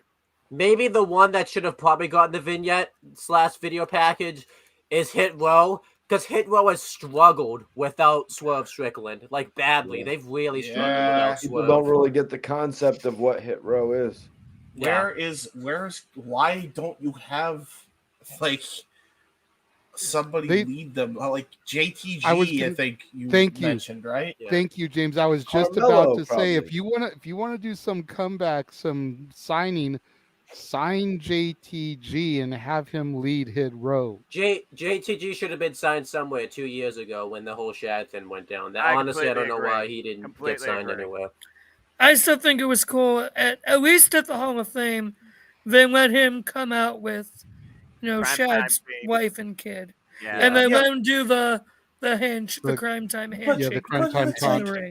But the dude, I'm not even kidding. I don't know if anybody's seen that. No one knows exactly what I'm about to reference here because shout out to the Deadlock Boys. They booked him to fight Bojack, who's their world champion on a DPW event. Mm-hmm. And he's known as Jay the God now. It's not even JTG. It's Jay the God. Dude looks like a main event star, ready to fucking go, can cut a promo like you wouldn't believe. I don't know why he's not there right now. I don't know how no major company has signed this dude just off the talent alone and how better he's gotten. We always hear we have the story of Drew McIntyre, and don't get me wrong, I love me some Drew Galloway, all right, and his rise back to the freaking prominence. I saw his WCPW promo, but it's like that's been shoved down our throats at this point. Can we have the same for JTG, please? Please? Why hasn't he gotten an AEW tryout? Exactly my point. Very odd. He must be tied up or something. I was gonna say, like, he would have been perfect alongside Swerve in Our Glory. He'd be perfect alongside Hit Row. He'd be perfect alongside the Street Profits. Yes, the Street Profits would probably be a fair shout. But I'm just shocked they haven't brought him in for like a TNT title match or even darker elevation. I don't really. Maybe he'll be a surprise entry in the Rumble. Don't rule it out, Mikey T. Is all I gotta say, because you never know who might show up on those type of shows. That's kind of part of the suspension of disbelief. That's more like a proving ground trial type of thing. And I've seen people come and go from that and get signed. Again, it's one of those things also when you figure about what you're trying to get the people to know. Okay, hip hop act. How does that work in today's WWE environment? Yeah. Well, I mean, let's be real. That goes to AEW all day long because they got that shit over. I mean, listen. Fair enough. Although this week's segment was kind of weak. Well, yeah. Well, why not just put them in some damn camouflage? Matter of fact, go get pink camouflage, put it on as a new item to market. But why wasn't Billy Gunn dressed like a sergeant if he was going to do that type of a gimmick? Oh my God, that's genius! That would have been like a throwback to the whole DX Army. Yeah, they shouldn't have been so cheap about it. Like they've got a real thing right here. Yeah, that's base. But the Acclaim needs to get a little bit better with their acting too, Max. Oh no, I agree. The rapping portion is amazing. That's the best. They good. They're way better than John Cena was, Josh. Excuse you? No way. No. Max Caster is a Doctor of Thugonomics wannabe bitch. No. He's better than John Cena was a heel as well when he was doing it. Dude, Cena could fucking school him on his best day. You see that rap he did to the fan on Sunday Night Heat? Don't tell me, dude, he'd eviscerate Max Caster. Max Caster would put on a good fight, but he'd get owned by the end. John Cena's rap is embarrassing, Cena came man. out as Doctor of Thugonomics for both WrestleMania lead-ups. You know, for the WrestleMania 27 in 2011 when Rock was the host, Cena did a little Thugonomics promo. Then the next year actually came out as the Doctor of Thugonomics, cut a promo on Rock. He destroyed Dwayne. Hold on. Don't Absolutely you remember when they tried to Dwayne. get Jay-Z and Fabulous to come to WrestleMania and all they had was cardboard cutouts? Listen. Yes. Dr. Evil and Mini-Me. Now look what Tony Khan is doing there because they respect it. Yes, I agree. Like John Cena's was kind of a joke. I'll give No. Max Caster. Here's the difference, though, between Cena and Caster. Cena's in storyline treated like a joke, absolutely. But as a lyricist, Max Caster would be absolutely brutalized. As it's a not even a lyricist, competition, bro. Yes, absolutely. I'm Basic Thugonomics. I'm telling you, dude. This guy is a lot. You got to watch his rap battle against the Fan. Like, if you thought the Max Caster rap against freaking Austin Gunn was destruction, you have not seen the Sunday Night Heat clip where he just assimilates this Fan who tries to battle rap with him. Cena completely eviscerates him. That clip in and of itself actually is what led him to get his record deal. I'll be real with you, man. I didn't really start sorry, JJ. I didn't really start liking John Cena until he put down that bogus ass rap gimmick and started embracing like the military, stand up for the people, never give up. That's the Cena that I rocked with. Shit. Hey, JJ, could you put up Emmanuel's comment real quick? Brock Lesnar whooped his ass. Jake, go ahead, man. Poor guy. Yeah. I don't even know where to begin with all that because my hand was up for so long. First thing I'm gonna address, Mikey T. You my Oh, boy, God. you my man, 100 grand. But when he started doing that, bringing the Marine shtick into his gimmick is when he fucking lost me. Yeah, no, and I would because I was a You fan of liked the it better Doctor when of he was Thugonomics dressing up at from Halloween back. parties? Yes, because that Vanilla Ice promo is what spiraled him into the Doctor of Thugonomics. That's what saved his career. Literally. He was literally on the verge of getting future endeavored until that promo. The man wore a lock around his neck. And I went to my public hardware store and I bought some chain and a padlock and I made my own, god damn it. And every kid wanted my brother, man. He did all that I shit had when I was me a a kid, Shaquille man. O'Neal Lakers jersey. I had me a Rodman Bulls jersey. Okay. Yeah, man. So getting back to the whole Caster versus Cena thing, where I feel like Caster has the edge, at least on television, if you think back to when Cena was freestyling and they had the beat going, his shit was horrid. He was way off beat. Yes. Yes. At That least flow Caster, wise, yes. At least Caster is on beat. He's got a good flow going for him, all that. But once you fast forwarded to Cena and he actually laid the track down of basic thugonomics. Oh, come on. And then started doing some of his freestyles without the music. Yes. Some of that shit was fire, dude. Most of that shit I'm was not fire. saying that I did have the album. That shit was bomb. It went gold. It went gold. But that shit It was did. whack. Okay, how many albums has Max Caster dropped? No, I'm just saying. It And went I'm not gold. just My talking brother about had it. songs to Spotify. Here's the thing, Mikey T. He had a song called My Time Is Now. Yeah, Yes, that was that's his his theme theme song. song. Theme. That's What the do you theme mean? song. Hey, listen. Hey, listen. He Chain actually Gang had is a the music video for Bad Bad Chain Man. Gang is the click, all right? What the Chain hell? Gang is the Fuck with click. John Cena, Mikey T. He's a bad Hey, man. man, Chain We're Gang is the educating click. Mikey T. Trademark on the something- truth. It's basic thugonomics. He's raining fire like Apache helicopters. No, Right? don't go Honestly, there, man. Don't go there, For no. real though, one of my nothing. favorite lines, for real though, I said 150% here, legit. One of my favorite lines in any wrestling theme song is when he goes, "My incisors like a viper biting through your one-liners." Oh my God! Oh, Yes. that- Yes. That's I brilliant. remember listening to that on the John Cena Experience DVD, and oh my Yeah. god! And then he Bro. flips it, new Dead Man Inc., and I'm about to make you famous. Taking Like, over. Everyone's still kicking in. okay. Shots fired at the Taker now too. Okay. Yeah. He's Right now, Oh, here's the boy. thing, Mikey T. What's up, Josh? The Doctor of Thugonomics got John Cena to 16 World Championships. He didn't win one title as the Doctor of Thugonomics. Yes, he did. Yeah, he did. The first one. No, he had already switched over to My Time Is Now by then. the one where he's bleeding to death at Judgment Day. Was he even the Doctor of Thugonomics anymore? No, Yeah, we he do was. not need to see that. We do not need to wasn't. see that. See what? That's one of the things. That's one of the things that pissed me off about about it, Noah. WrestleMania 21 because I It's more was so important, looking Noah. forward Don't to worry him about it. coming out as the Doctor of Thugonomics, and like 3 weeks before Mania, he switched it up to My Time Is Now. Exactly. I'm like, this is some bullshit.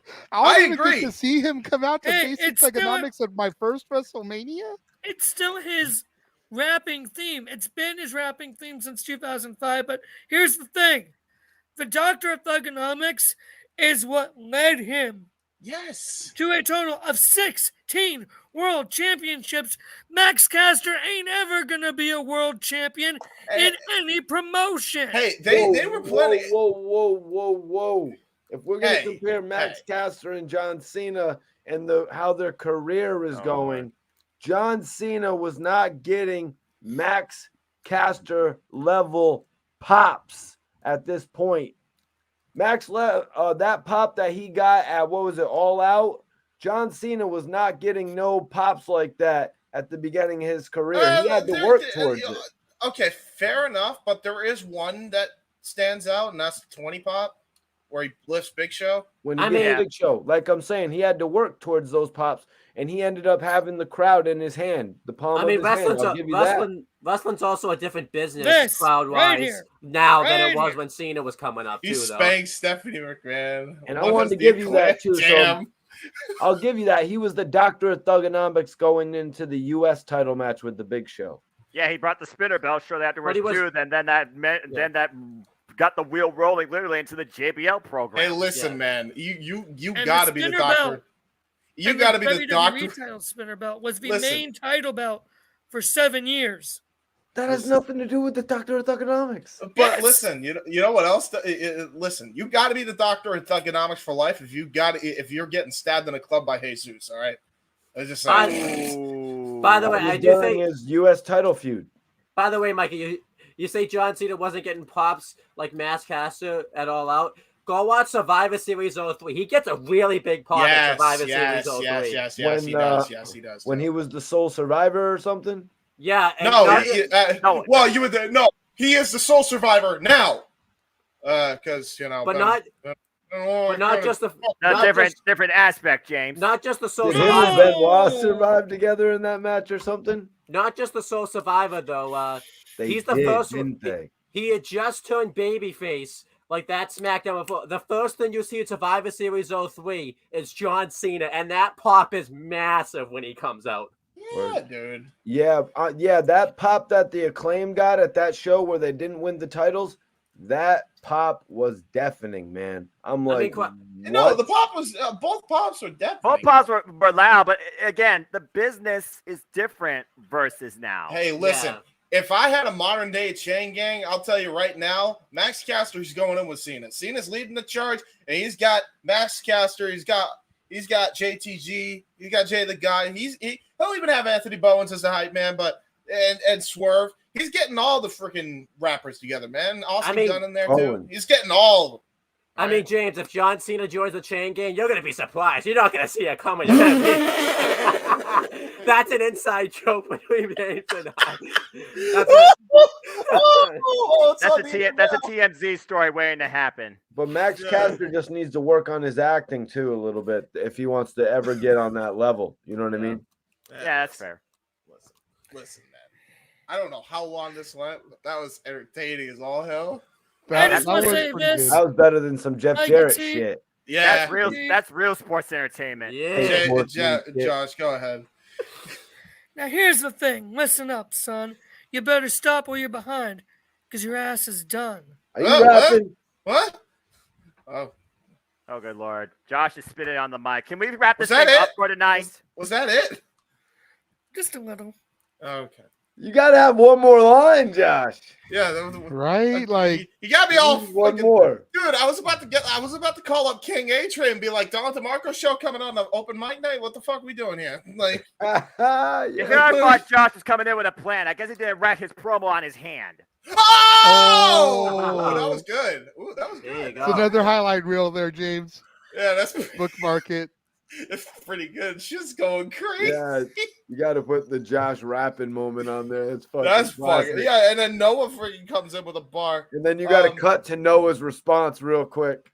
Look, you are not getting Josh versus Noah rap battle on here. All right, Noah will win. Epic rap battles in history. Excuse you, Birdman.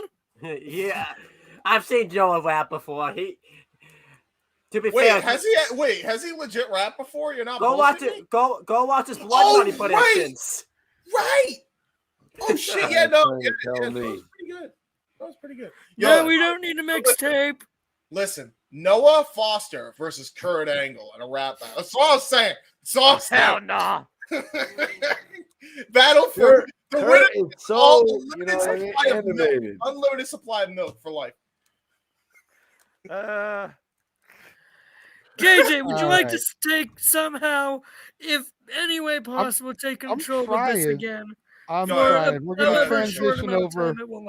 We're going to transfer over now from WWE to AEW. And I meant to bring this up last week. I meant to bring this one up last week because I had the images saved and I just completely forgot about it when I loaded shit in.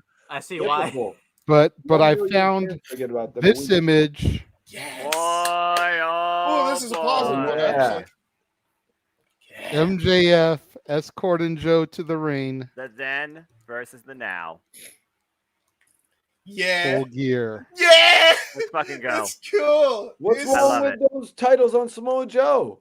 And No. now after this week's Dynamite, it's the big Burberry belt. I love it. I Nothing love wrong that with shit. that. That's actually a beautiful freaking strap. I personally like it. Tony Schiavone's reaction to it just sold it so good. I love Honestly, their reactions at the booth is what I think now, looking back on the WWE spinner belt. Yeah.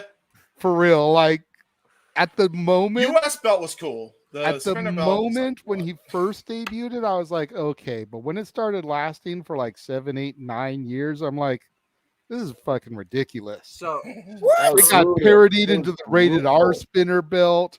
It got turned love that upside belt. down for Miz's run. that spinner belt was pretty cool. So I explain- love that belt. That was my favorite WWE title. So explain, did MJF? Did That's somebody because introduce it's the belt since he's been alive, like for real. Excuse you? Hold on. I was born in 97, old man. Yeah, exactly. So by the time you started watching wrestling, they were like starting to phase out the undisputed title, and they went to that. Brian has a question. So did MJF debut a new AEW World Yeah, Champion? yeah, it's a Yes, new on strap. Dynamite. Yeah, it's the Triple B. It's The called big- the Triple the B. big reveal Burberry with belt. the big Yeah. reveal with William Regal, who he Watch then the laid yeah. out. Look up the segment on YouTube. It's he actually turns really his back freaking on good. I'm just gonna look up. Regal. I'm just gonna look up the belt. Go for it. There you go. Why I does didn't that save happen? an image of the belt because Yeah, no, that's too much work. I got you. Yeah, But Just yeah, makes it but look I like mean, It's crazy though. I'll let Noah take the lead on this one, but it's amazing how things end up tying themselves back together. And you look at the image of MJF there as security, unnamed. No one knows who the hell he is. He's just some dude standing next to Joe. what's up with And those then eyes? you look at that from the same night, and it's like, man, it's got to be a good feeling, right, Noah? Considering that this is your NXT. Damn it! But you digress. Yeah, it really is a good feeling when you see how far talent that you really have put your invested interest in has come. I mean, Samoa Joe, I've been knowing Samoa Joe was a freaking killer back in Ring of Honor, TNA, Impact Wrestling. I mean, I always knew he was going to be a big guy. I was really looking forward to him in the Black Gold NXT. I loved his program with Shinsuke Nakamura. And now he's back to being that ultimate take no prisoners heelish killer with 2 championships. His match with Fox this Wednesday was hilarious, especially the notes of like, oh, this guy's coming at me. I'm just going to walk out of the way. I'm not even going to look. And as far as MJF goes, this is the moment we've been waiting for. We're going to see how far he goes now as the face of the company, as their champion under his own reign of terror. If you all did not get a lot of metaphoric symbolism towards, I don't know, a previous reign of terror in their company, y'all don't know wrestling. I really find it very interesting how far both these men have come. And again, they were side by side in the same segment together. Now they're under the same company, both as champions. Now, whether or not they cross paths, that's a whole different paradigm shift with these 2 heels. But I love it. This is brilliant. And Emmanuel, to answer your question, number 1, the Rock's championship never made it to television. Yes. True. And number 2, Austin's belt is like the original specialty belt because he was anti-establishment. And also, that belt wasn't around so long, which is why No. JJ was like, okay, this title might be around for a little bit, but then it was around for several Everybody. calendars. The Smoking Skull title was never around for several calendars. It was small periods just of time. Austin's. Yeah, it was Vince exclusive McMahon to him. took the title, and he was like, I'm taking this title, damn it. Some shit like that, if I remember correctly. Well, I know Rocky had it for a minute as corporate champion, but it even got to the point where during the Austin Rock feud, Vince McMahon told Shane to get the belt and give it back to him. And then you see Rocky come out with the belt. Exactly. And then I mean- Austin won the match and he got his belt back. And after that was like the end of it. I personally hope that this BBB is truly just an exclusive thing for MJF. They MJF makes sure that Shop AEW does not sell any replicas of this at all. This is just his belt. Oh, This no, is the no. championship. Oh, they're going to milk this. I was about to say, no replicas until after he loses it, and it's got to be a limited time deal. Agree. They're gonna make copies of this, just like they did with Daniel Bryan's title. So, like, if I could give my thoughts on it, the fact to see where both of these guys have come since, you know, in their careers, since that point is just crazy. Considering the fact, you know, that before this, MJF had done like a video for Tough Enough and didn't get in, which was like a massive mistake for WWE. Then, is crazy. Considering the fact that, you know, they're both this far, and I'm really happy for MJF, and the fact that he has this title, that his version is really cool because it just shows that he doesn't want to carry the title that AEW created that they view very fondly. And it shows that he has this, because remember, Cody did that with the ROH title, I believe, when he won it. He didn't even carry the title itself. He had the win. Oh, yeah. He did. He had the original build of it that wasn't even fully complete, the TNT Championship. Yep. So I think this could really work. And I do want to see them maybe not necessarily have a program with each other, but maybe something backstage, maybe to do like a little tease where Samoa Joe comes up, maybe is walking backstage or something, and MJF is walking right next to him. Or they could do something where they call back to this feud if they get into a feud with each other, where MJF is disguised in that same outfit and attacks Samoa Joe from behind with like a camera or something like that. You could do a lot of really cool stuff with this, I think. The thing that I think is the most interesting between MJF debuting this new belt is he's the first pillar, correct, of this new company to become champion, like self-grown, and he doesn't even want the championship. He wants his own. Yep. He's not there for AEW. He is there for himself. And you know, if he can get this belt like maybe trademarked and like own this belt, they could pull, if he does go to WWE, they could pull something where he carries this championship to WWE when he signs there and stuff, like Ric Flair did when he signed. Wouldn't that be a trip? It's crazy. You think WWE wouldn't do that? You think Triple H isn't petty enough to do it? MJF pulling a Ric Flair, showing up with a big pretty platinum right on the. Oh my God! I mean, straight out of the WCW playbook. It's not like WWE hasn't revisited that shit before. They even called that out on Not Noah's NXT this week when they were talking about the Superstar Scramble thing, the Iron Survivor. They're talking about Cora Jade throwing the tag belt in the title, and Medusa is like, who throws a championship in the trash can? Except me. And Nikki Cross, who tried. That didn't count. She missed. Yeah.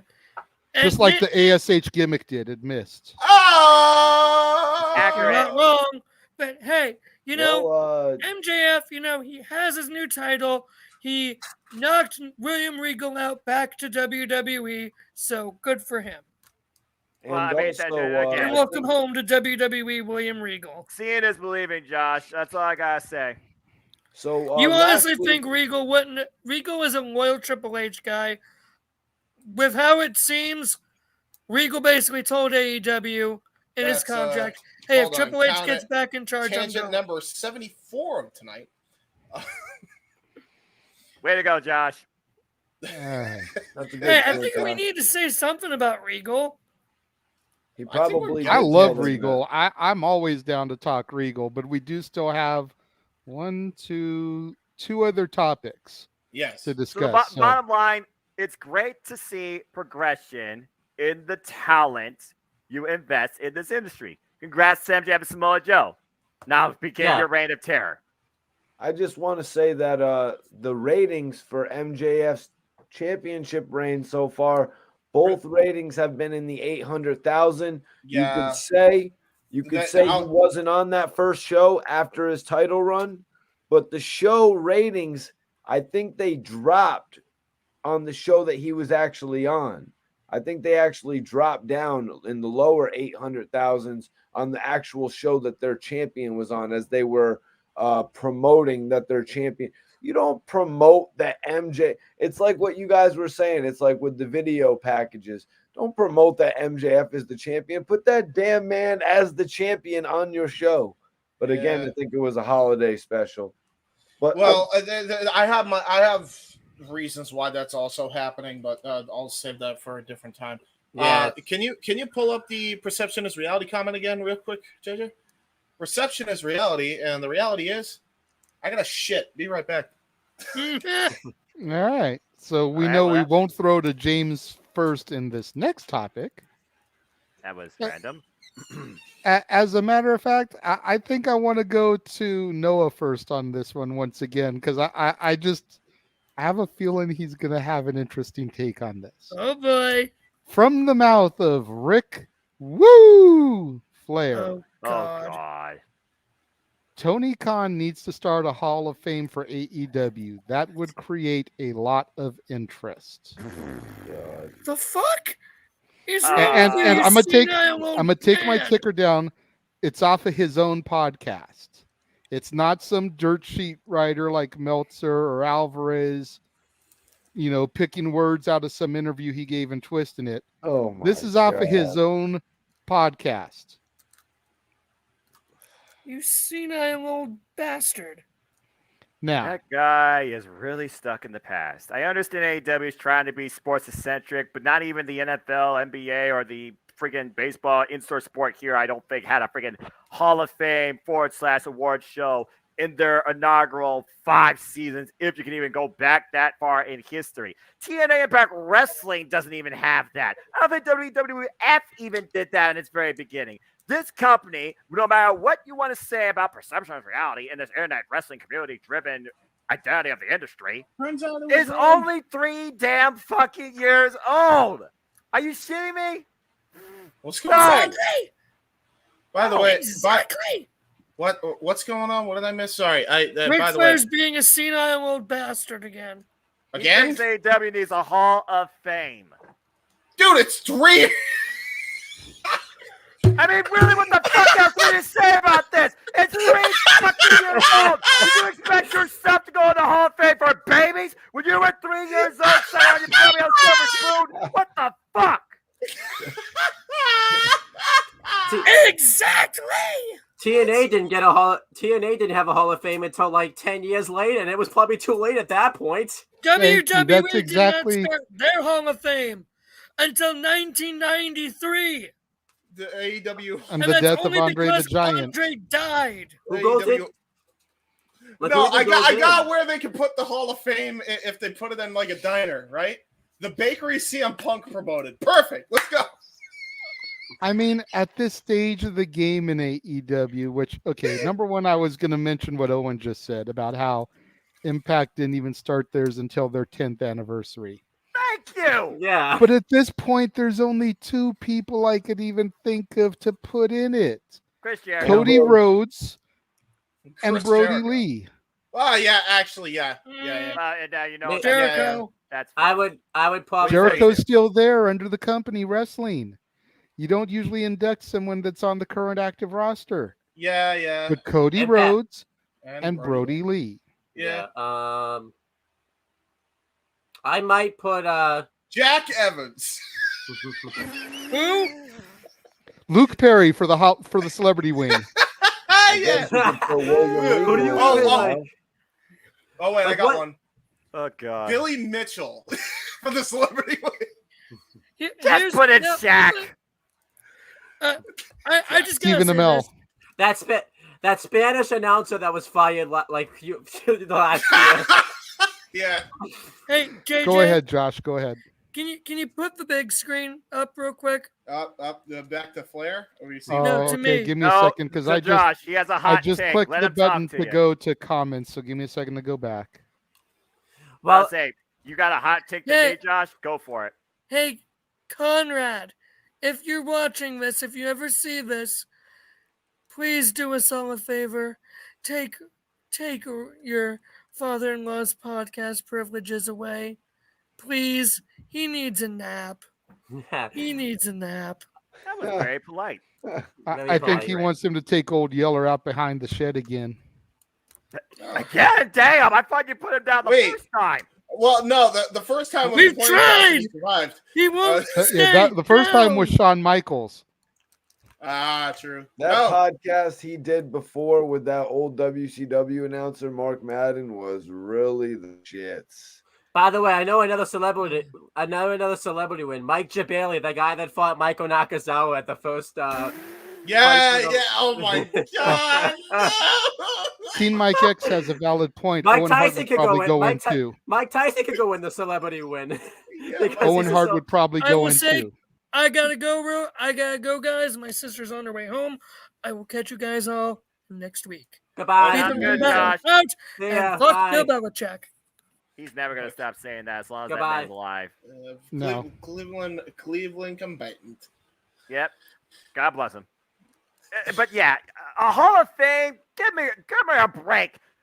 10 years maybe, because you establish, okay, who gave themselves to the freaking company and is not working at the time. Yes. 3 damn years, folks. By the way, how 3 about damn years? Larry the How dog about- would go in too.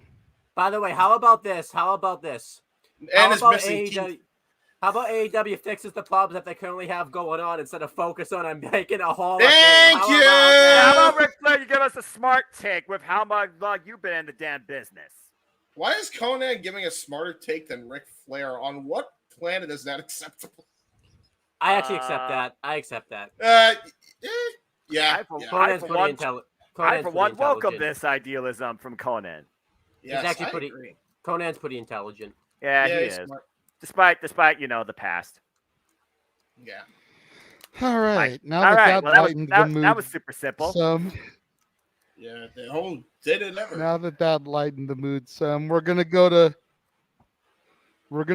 the main event. Main event. Probably the Not the show. biggest We got- talking point. Another thing to read here. Dax Harwood gave an interview this week about his experiences with CM Punk. Right. And basically trying to set a lot of people straight based off of what the media has skewed lately. Mm-hmm. Okay. I just clicked it. Give it a second to pop up. I because see it. Yeah, we see it. We see it, believe it or not. Okay, go ahead. God dang, again, the same thing as Sasha. A man who obviously has his detractors, and sometimes the detractors, not just in AEW, around the wrestling world, and sometimes his detractors are louder than him and get their news out more than he does. But again, it all comes from a place of passion. When he first came into the company, I remember talking to Cash, and I said, if this motherfucker comes in here and he says something to me about how I dress, like dress code or whatever, I said we're going to have a problem. And he came in, he was the complete opposite. He had his door wide open, invited people in, watched matches of the young wrestlers that asked him to, stuck around until the end of the show, and anybody who had questions, he would answer the questions. He loves wrestling, just like me. Unabashedly is a passionate professional wrestling fan. I can't fucking speak. Just like Sasha, I talk to him every day, and whatever he decides to do in his life, I hope it brings him happy and joy, because he deserves it. Top guy out. Wow. Did he actually say top guy out on that? No, that was I think he would be out after that, because it sounds like to me he's tired of the bullshit that he's hearing about CM Punk. Obviously, CM Punk is somebody that FTR, particularly Dash Harwood, who again has his own very huge passion in professional wrestling, obviously James shared is with about this to man. go off. I mean, we were it's getting one of those teased. things. We were getting teased the possibility of a trio of CM FTR. Yes. Before the injury angle happened, and he got hurt, and then the all out thing later on. Yes. But the thing that I take away from this the most is a man who obviously has his detractors, and sometimes the detractors, and not just in AEW, but around the wrestling world, sometimes the detractors are louder than him. So how much now out of what we've supposedly been led to believe is truth, and how much of it is detractors making their voices heard? And because maybe those detractors don't have the same type of negative stigma about them. People are believing that instead of what Punk says. Well, this goes down to what I said a few weeks ago about journalistic integrity and just drawing attention versus sharing the truth. You know, again, hindsight is 2020. You go off either your own merit or you go off what you believe is heard. Rumor has it, facts to be shared.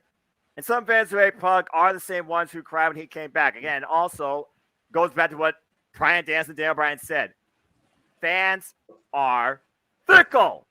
So what is true? What is false? What is kayfabe? What is shoot? What is a work? Who the fuck knows anymore besides the actual person himself should he choose to actually share his true intentions or thoughts? At this point, what do you believe? All I know is CM Punk is not on my screen. And I know he won't get his story out on the Art of Wrestling with Colt Cabana podcast. No. Yeah. So we've got to find some other outlet for Punk to be able to get to be able to discuss it. Yeah, unless he starts his own podcast in his own merit where he truly can be his own pipe bomb. You know, it's funny you mentioned all that on the heels of what has now been shared. Now, granted, Punk's still at fault for when he decided to air his grievances out. He should have done it in a more professional manner. I think nobody is taking that away. No. Yep. And that's all we know, because that's all we saw. Yeah. Right. Everything else happened behind closed doors. Here's what else we saw. Fucking update number 3,760 fucking 9 of this goddamn bullshit. For those who don't even know. Damn, and I already made a tweet about this, added them all and said, fuck y'all, grow up, by the way, after this. It is now confirmed 100% undoubtedly Young Bucks did in fact kick the door down. There is a photo now that was released by CM Punk himself. Larry is missing teeth. Larry being Punk's dog. So they now let me make this very clear because apparently I didn't think I'd have to, but I have to just because just people are the way they are. Yeah, about to say, but you best make sure you get everything out there clear as day. The Elite did not intend to hurt the fucking dog. Stop spreading that around. Okay? Okay. It was not intentional. They kicked the door to try to confront Punk on the bullshit he said at the AEW scrum. What they didn't realize was Larry was right fucking there at one of the doors, chipped teeth. That is what caused the fight. That is why there was an investigation. That is why it happened the way it did. We finally got the full story out. It took fucking months. But we finally got the full fucking story. Right? Yeah, all it took was a photo. The EVPs should no longer be EVPs. Period. End of story. They should lose that title immediately. Granted, what they did was a mistake. Granted.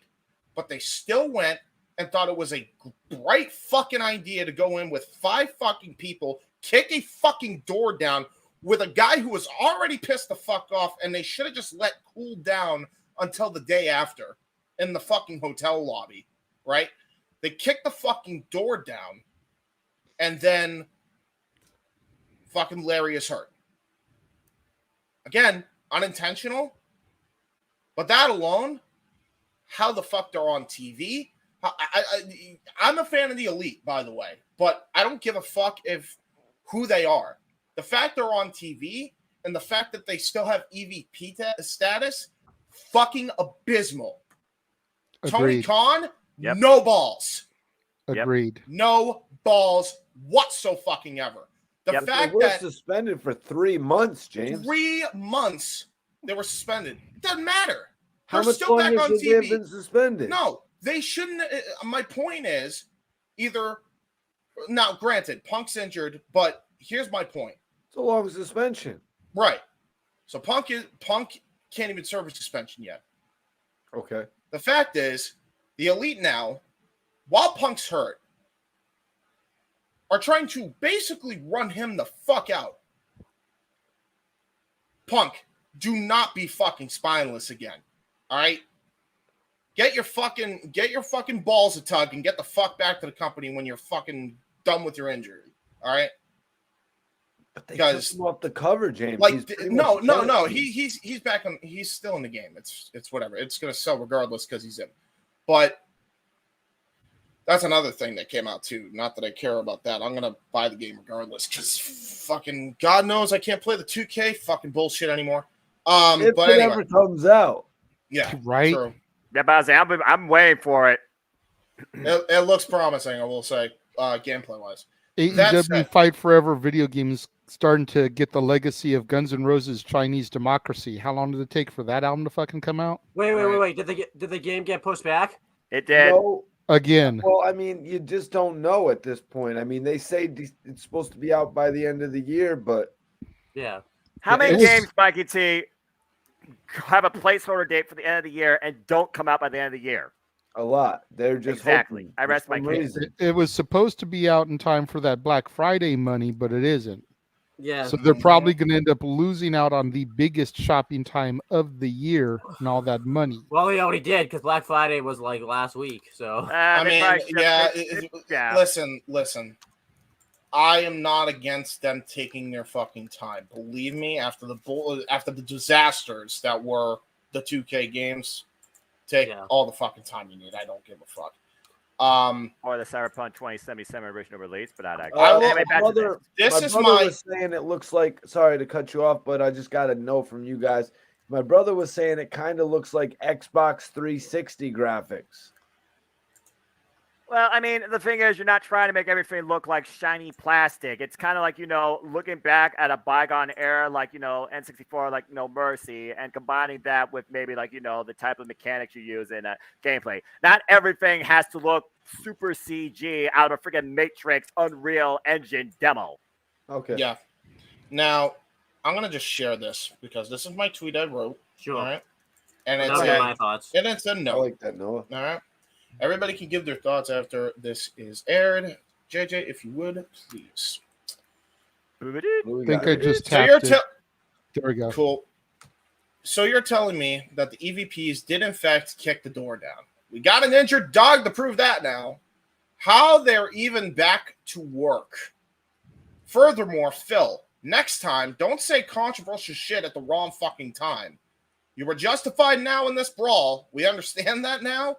But that doesn't mean you didn't fuck up at the scrum that caused the brawl to happen and caused the door to get kicked open. Period. Yep. Instigator. All y'all are jack-offs, and it caused a dog to get hurt. All you. Get back to fucking work and stop being piss babies. You're lucky any of you are being paid after any of this. As Tony, if they don't want to work together, grow a set and either fire them or take the fucking company back. It is fucking stupid that 2 months later, we are still getting parts of this fucking shit. This is what's tuned me off, and a lot of others for that matter, by the way, which is what I was going to get to in a minute, Mikey. Off from watching wrestling. James, actually, this is 3 months later because remember it was back in September. Sorry, yeah. We were in Vermont when the storyline was broken down. Right. It was September. Right. You're right. Bullshit like this. Full stop. Right. This is what turned me off from watching wrestling. Yeah. Bullshit like this. Get your fucking acts together. I then show a picture of the fucking poor dog with missing fucking teeth that happened at that fucking scrum. Fuck all y'all. Grow up. And dog's an innocent bystander in this case, but also he is the victim. The only victim is that fucking dog. Any questions? I've been saying for the longest time, and James, you've co-signed with me almost from day one. The Bucks and Kenny should be stripped of their EVP powers. Yep. They served their 3-month sentence. That's great. Strip them of their EVP positions, hire the Godwins, put them in some fucking hog pen matches for a year. Yeah. That'd be a different take. They need to be freaking buried depushed. Like the fact that they came back and they are immediately thrown into this program with the Death Triangle for the trios titles. Yeah. Best of 7 series that they're more than likely going to win. Because if it hadn't been for this bullshit, they wouldn't have lost him in the first place. Because freaking Tony Khan waited for however many fucking months to do this goddamn tournament. So Kenny fucking Omega was there in the first goddamn place. Yeah. Period. I just say, yeah. I mean, that's the bigger Hold piss on, off let about you- this. That's the bigger piss off about all this is that they come back and they're basically handed a title reign out of this. Yeah. And here we got CM Punk, who, Can't even again, defend himself. not right in any way, shape, or form. No. Was in the wrong 100% also, but he's getting spoken over from his detractors who are louder than him. He's more than likely not going to come back to the company, the only company he can really work for that isn't a cancer to him. Well, And so we even thought. and even if he does come back to AEW, he's not going to get handed his title back. No. Period. At best, if he comes back, he'll get sent to Ring of Honor and be feuding for the ROH title. And that's at best. At best, yeah. Horse I mean, shit. This is just like... And I love Jeff, but I'm kind of glad he's not here for this because I know how anti-Phil he's became since this went down. But it's just fucked up all the way around, period. Owen, I'm sorry I keep stepping over you, but I just trying to get my thoughts out about this. Go ahead, sir. What are your thoughts? This has just been like ridiculous because it's basically it's because of this scrum that I basically stopped doing AEW Spoke for the most part. Had the scrum never happened, I would still probably be doing AEW Spoke every week because I loved doing Spoke every week. But it's because of this scrum. Now look, James and I before All Out were talking about the backstage drama anyways. Which was already a problem before all this shit happened. But it was minor stuff. It wasn't anything like big or anything like that. Yeah. But then this scrum happens. Let's not even talk about this scrum is hurting the company because one, it took away from MJF's return, it took away from his shine. Which he mentioned. It ruined the trios championships that they created because they basically had to vacate the belts that literally 2 days later. And honestly, those belts have barely been showcased because I think a lot of people are going to think of that media scrum every time those belts show up on TV for the time being. And I've talked about this before. This also is Tony Khan's fault too because CM Punk mentioned that he didn't want to do business with Colt Cabana, and he put Colt Cabana in ROH so that way they didn't have to work together. And Tony Khan didn't communicate that to anybody in the locker room, which caused Heyman Adam Page to do a shoot promo, which is what spiraled this whole thing out of control to begin with, was Tony Khan's lack of communication for any of this. And then, CM Punk, like we said, one place, one time. And I think it doesn't kind of help that CM Punk got kind of sketchy when he came back because he had name dropped Heyman Adam Page like the first week he was back doing that John Moxley promo, so that kind of made him kind of sketchy too. That should have been immediately. The fact that Tony didn't say anything until the All Out press scrum, which he even admitted to. Yeah. James, you and I talked about this doing a retro by the way. Yeah, the Full Gear 2019 one. Yeah. This is an example, by the way, as where having a long-term champion hurt AEW. Because had Heyman Adam Page lost the belt to Danielson, probably went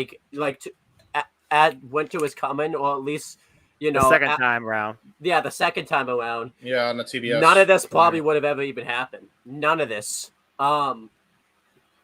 It's kind of like wishful thinking. This is just kind of like, a big what really if bad. Again. This is also just really hurts AEW from really doing any partnerships with like Impact. Luckily, the partnership with New Japan wasn't hindered because of this. And I'm shocked they still kept that. Yeah. And let's also talk about this too, because I told James about this. Honestly, what would really be bad about the Elite losing the EVP status? Because it's not like they really benefit in the company with the EVP status. Because Kenny Omega is hood in the women's division with his booking, so that would honestly that'd be a benefit. Had been before Tony took over. To be fair, honestly, it's gotten better. Still just work, but it's gotten better. Continue. And if you don't take the Elite's EVP status away, it's gonna get worse in the locker room. People are gonna think they could do this type of stuff and get away with it, and it'd be okay. But let's talk about the positives if they do this. Think about what could come out of this. Maybe Britt. Yeah, I've already. Honestly, Owen, I know what you're gonna go. Don't even. I've covered that at fucking nauseum. That point where they could make money if they could get everybody past their bullshit. I also think what doesn't help. Yeah, they would have. James and I talked about this, and this is just a pipe dream.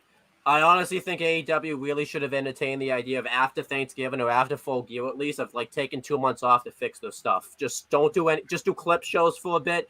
But because of TV contracts, they can't do that. But honestly, that probably would have they would have been able to at least or just kept the Elite off fucking TV and find a way to do the show without him for a while. Yeah, I mean they were doing that for 3 months. He could have did that, and they were doing fine.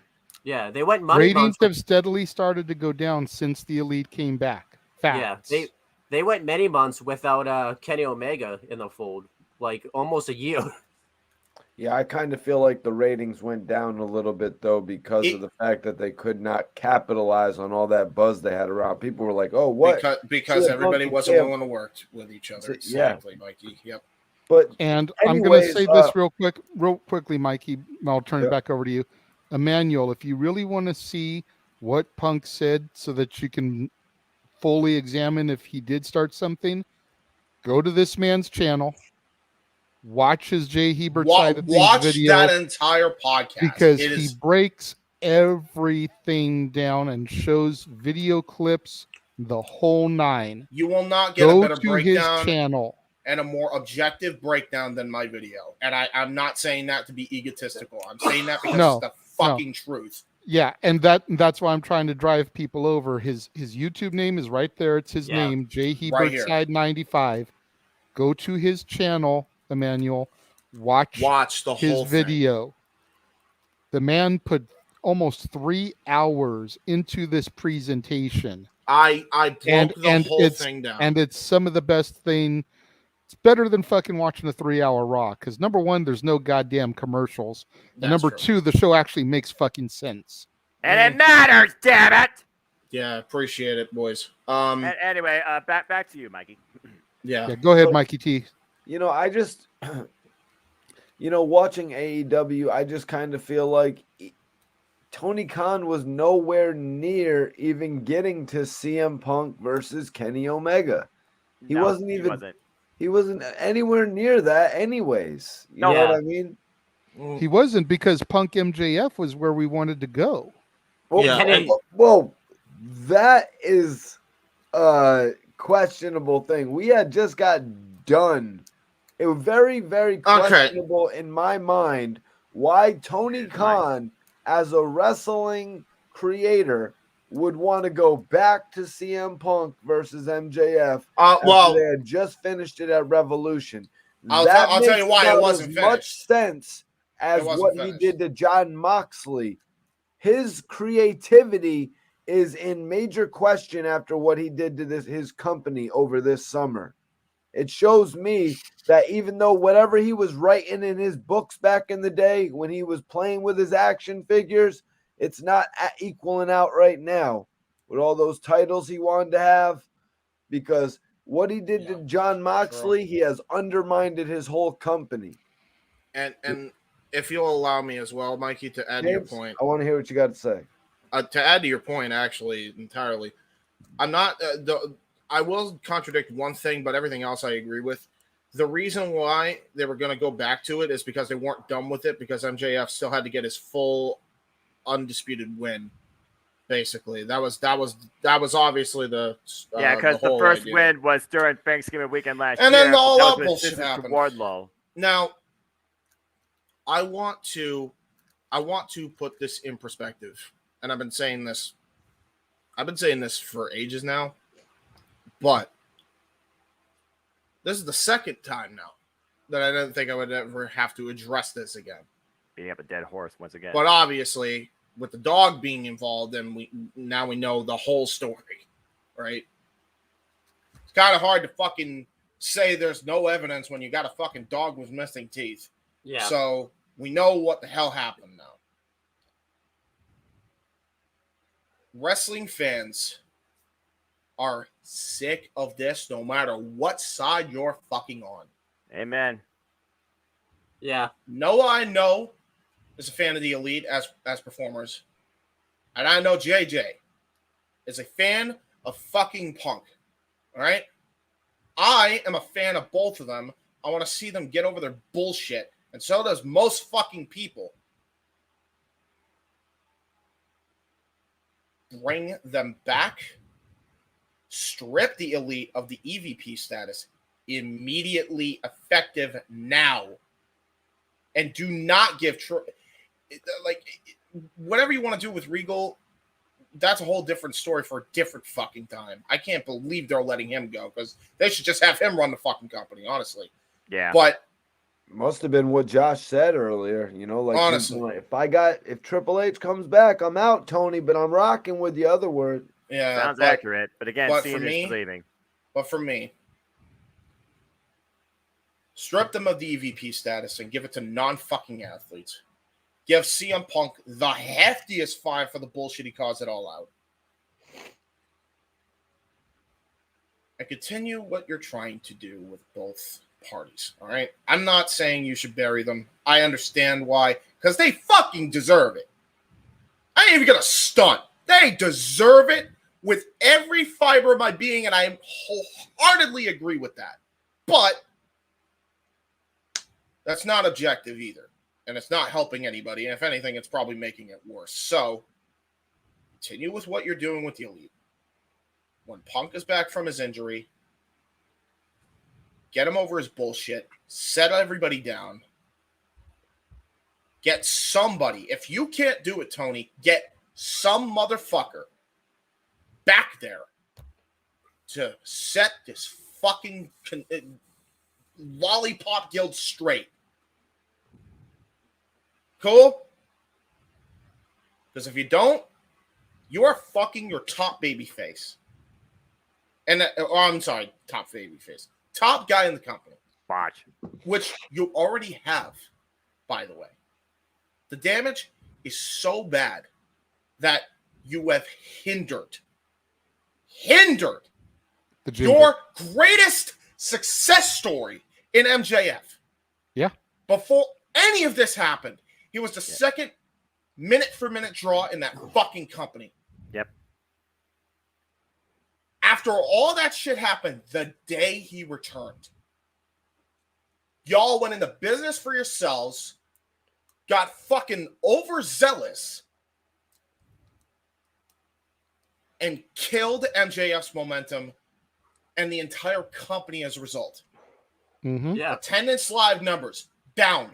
T-shirt sales down. Ratings down. Imagine what the fuck does it take? Did it have to get a 0.1?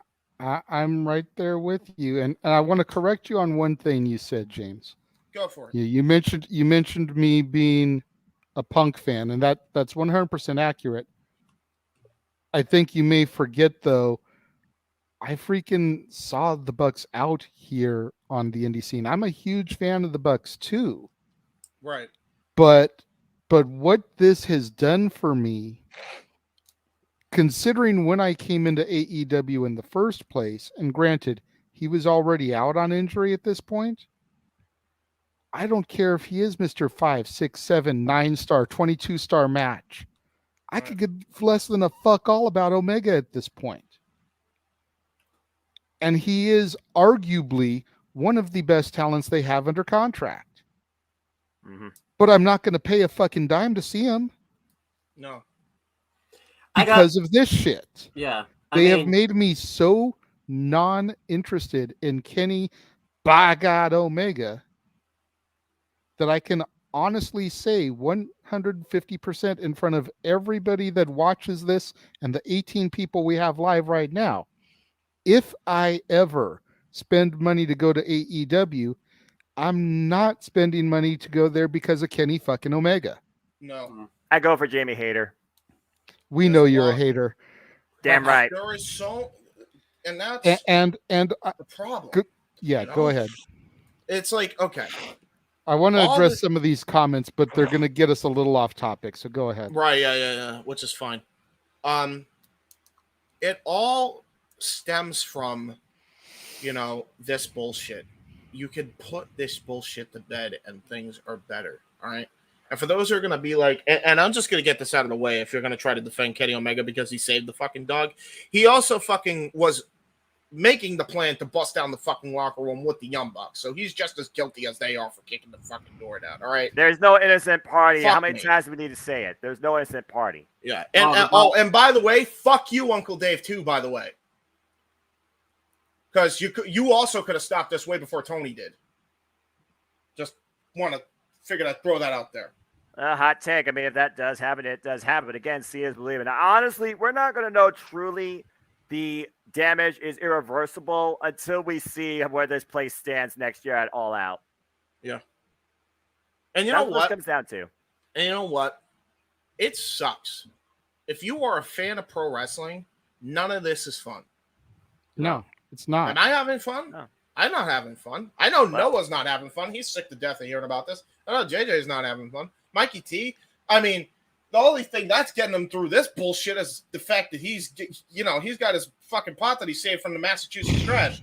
So, and then you got fucking Owen, who's, man, I don't even know where you're at, but I'd imagine you're just like, I'd rather fly the fucking moon than ever deal with this shit again without a fucking spacesuit.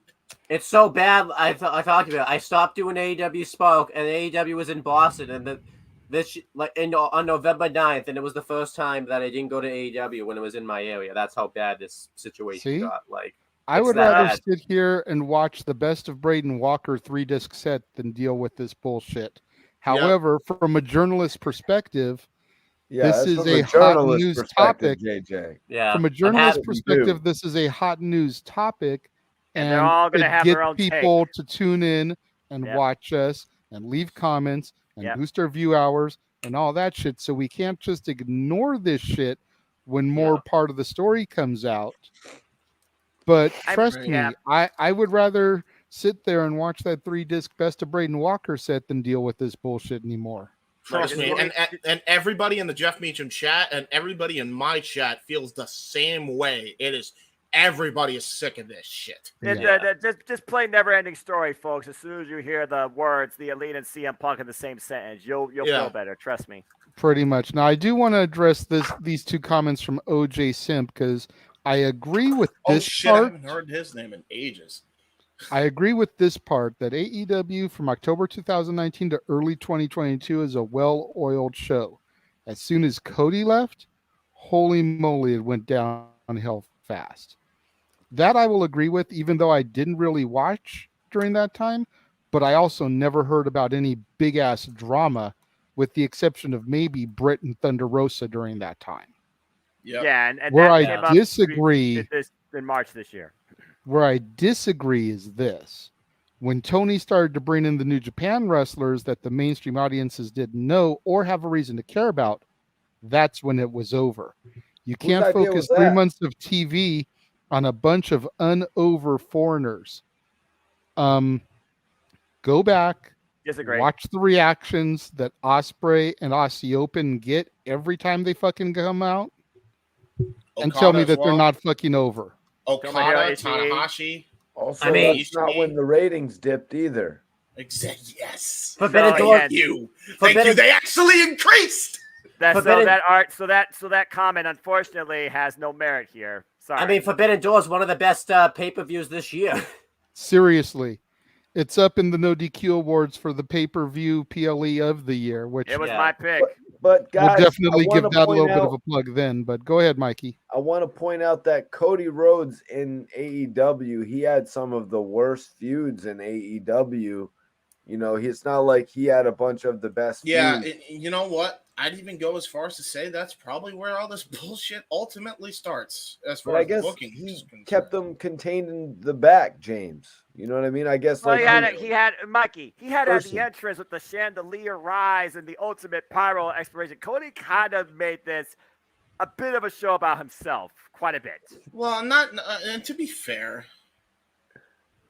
fuck me. You know, like now that I think about it, I'm just gonna blame all this for all of this shit because he's the reason. You know, like Cody could have had his NWA title win, but Aldis didn't want to play ball, so you know, we had to settle for Anthony Ogogo. That just opens a whole nother, like, forbidden door in its own right. The bottom line is this: backstage politicking is wrecking the industry, and it's definitely affecting AEW at the highest front with Tony Khan, CM Punk, and the Elite. 4 of those particular people have high executive status, quo, and power. Tony Khan owns the whole damn company. He owns basically CM Punk and the Elite, and he's the one guy that truly should have handled this the right way in the first place, and still has not to this day. Yep, and then the Elite go and handle it even worse as well. Like it's such a bad.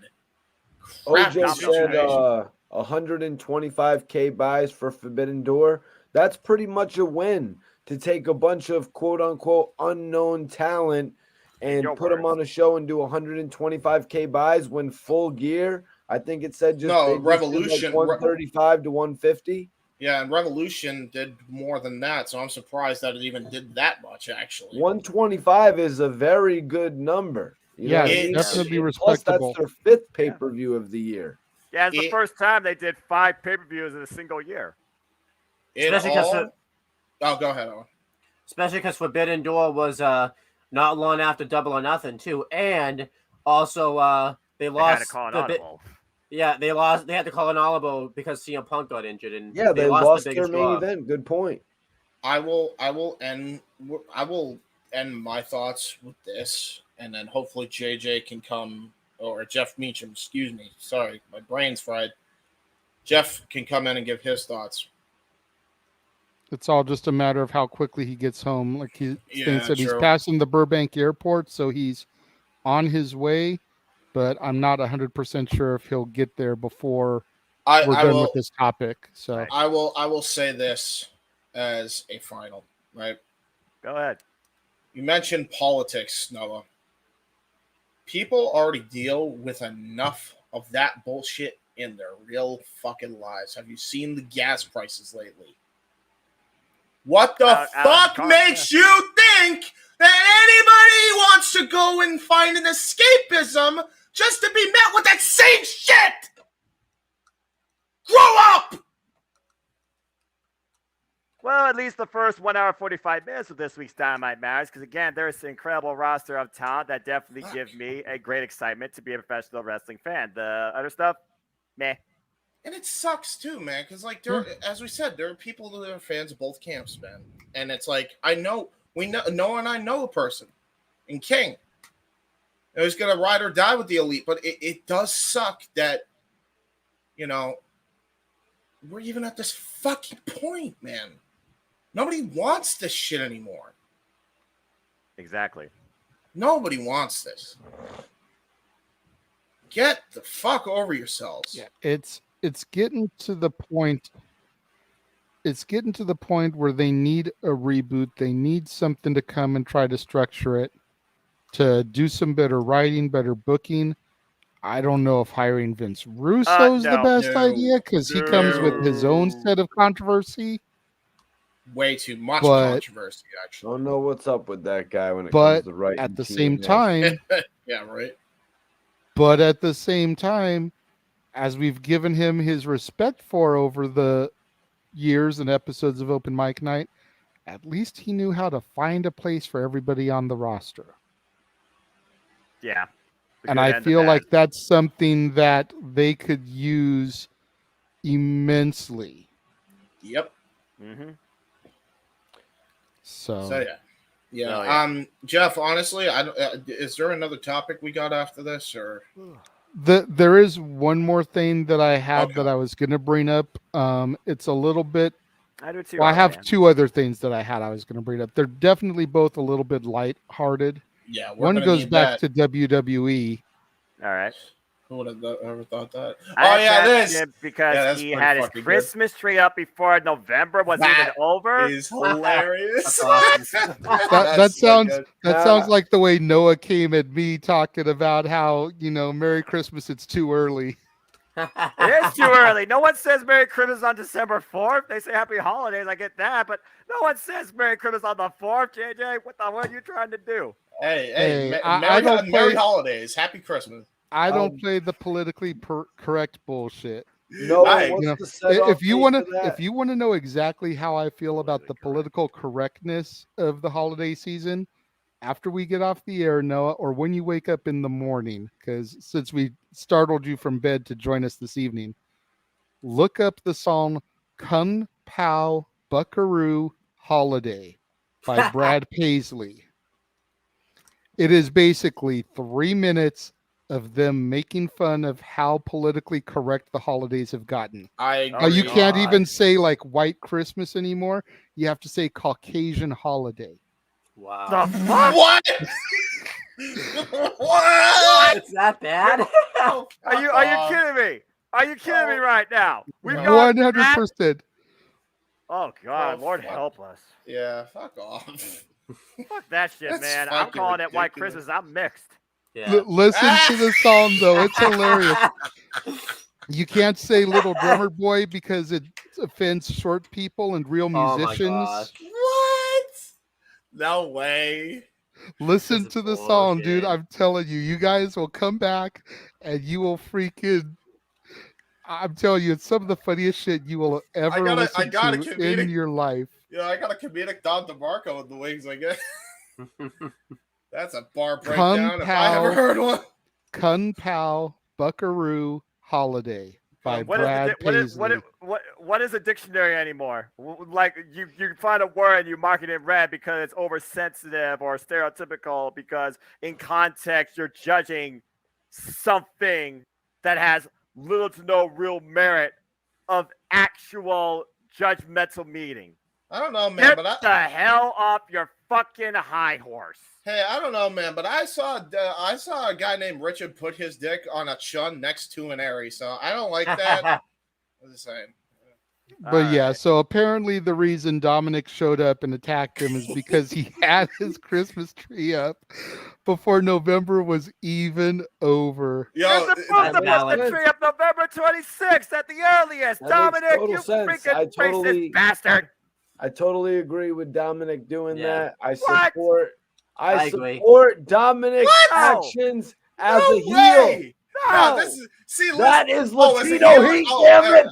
as a heel, yeah.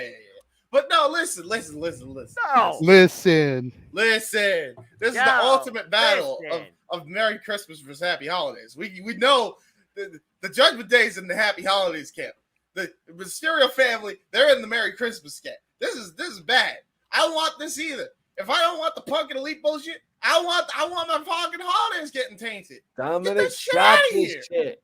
They might as well put a strap on him. They might as well put the title on him. Well, if you ask I'm Rhea Ripley, maybe there I'm would just be a tired, different you type of guys. strap. Maybe I'm just tired. I think.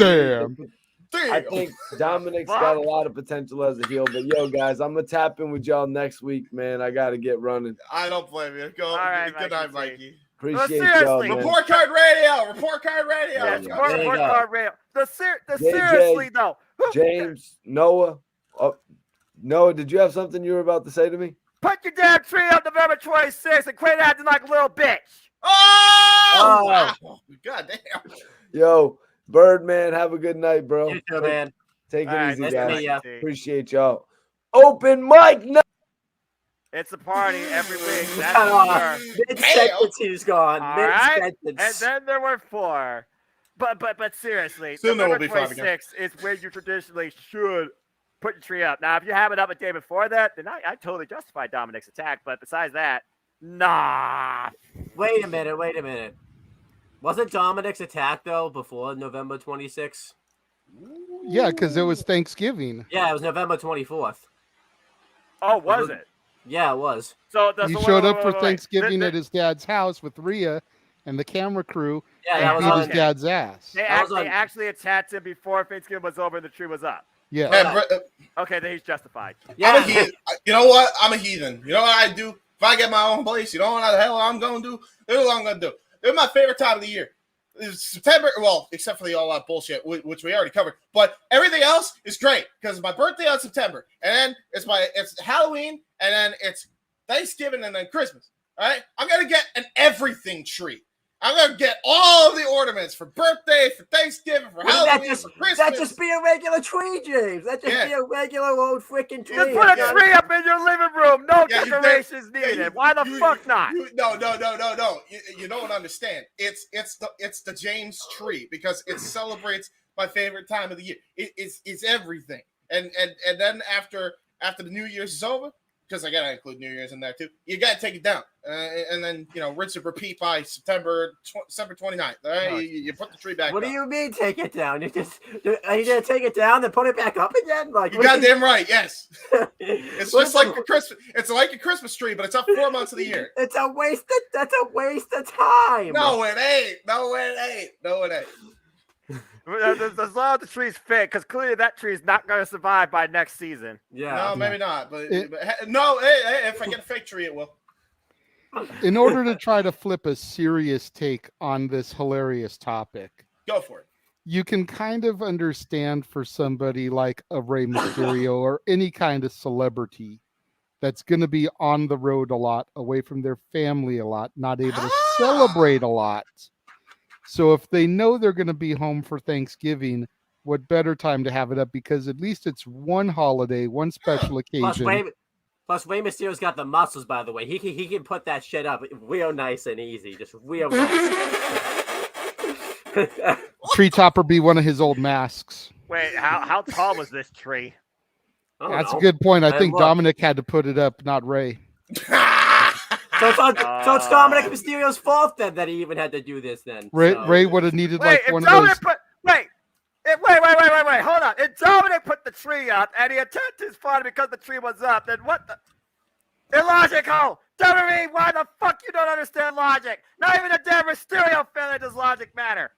If Ray did it, he would have needed one of those 10-foot ladders. Yeah, exactly. Hey, listen. Right now, we just went from open mic night to the fucking what was that called? What was the show called that discussed some conspiracy theories? Twilight Zone. Yeah, we gone from open mic night to Twilight Tree. Here we go. Tree theory is brought to you by Rey Mysterio and Dominic and Rhea. Hey, Elizabeth, thanks for joining us. Hi. Magic memories and ice. Say that again, no? Fuck me. No, I'm not saying that again. I hope I broke. Oh, we heard you. Oh, we heard you loud and clear, buddy. That's a good point, Emmanuel. He has the 619 jumper entrance to help him decorate. Yeah, true. Who's that jumping out the sky? R-E-Y. Oh my God! Wait, no, that's how he put up the tree because he jumped up from. No, that's how I put the star on top of the tree. Who's that jumping out the sky for the Christmas holidays? Here we go. All right, I do remember that entrance. Not gonna lie. I loved it. It was awesome. Best Rey Mysterio. That was best. Oh God. We've got. Okay. It makes me laugh every time I hear that song. I love it. Because when you really break down the lyrics, man, that shit don't make any sense. You know, it's amazing how much music and content we were younger. It makes no sense today, but back then they were like, this is the real deal. It makes about as much sense as Booyaka Booyaka 619. Well, no, in fairness, but that's because we don't understand the language, okay? He had the band live perform it with him at WrestleMania 22. Now, listen, we just don't understand the language, but the English, they're just talking gibberish. I don't know what the fuck they're saying in that song, but it's fucking sweet. Yeah, there's no language barrier in professional wrestling. In sports entertainment, it's a different story. That's why you need subtitles. But if you can give me Asuka versus Io Shirai promo battles, unsubsidized on Monday Night Raw, I'll tune in every week. Yeah, that's fair. Go ahead. No. One song that will always make me laugh, because James told me about it, and I went and listened to it, was Taz's first AEW theme, where it was just him looping his catchphrases. Yeah, the greatest theme of all time. Beat me if you can, survive if I let you. And it's this generic rock track by CD Baby. I don't know. It's the best. I completely forgot about that theme. I want to be honest here. Paul White's theme song's so trash that I have to listen to it every day. That's how good hey, at least it has the whirl in it, so I mean, at least they kept that. Yeah, that's true. Take it on. By the way, the guy who did that theme, what's his name? Mikey Ruckus. Mikey Ruckus. He just ripped it off from freaking "Take Me On Down" from I forget the artist's name, but he ripped it from a country song. Oh, that Old Town Road? No. That old gray river. I was being serious because isn't the song "Take Me On Down to the Old Town Road" or some shit? No. But that's hilarious. No, not at all. That's not even folk. That's not even a folk country song either. That's a hybrid right there. Yeah, that's a he's got horses in the back, and his rap is trash. This shit's gone crazy. You mean wait, Toby Keith? Oh no! I remember that theme. Never mind. Yeah, not Toby Keith. I forget the name. Just look. It's the one. If anybody's seen this YouTube ad, the Retcon Grappler or whatever the fuck, that's where it came from. Oh my god! I like music. Can you tell? Just a little bit. No, I didn't know. I didn't know that at all. Yeah, it's not like my YouTube channel has the most fucking views from music or anything. I'm gonna take my horse to the hotel room. I'm gonna ride him to No, keep reading it, please. This is so good. Please keep reading it now. We're gonna make Noah do a walk-off. We don't want that. Well, no, you don't even have to sing it, bro. Like, recite it the way you just did. That was so good. It did not just. Oh god! This isn't even wrestling I just realized anymore. what the fuck that This was. is open mic night, that Owen. stupid song by Little Ella was listening to on her tab. Like, what the hell are you listening to? Oh my god! Oh god! It's so good.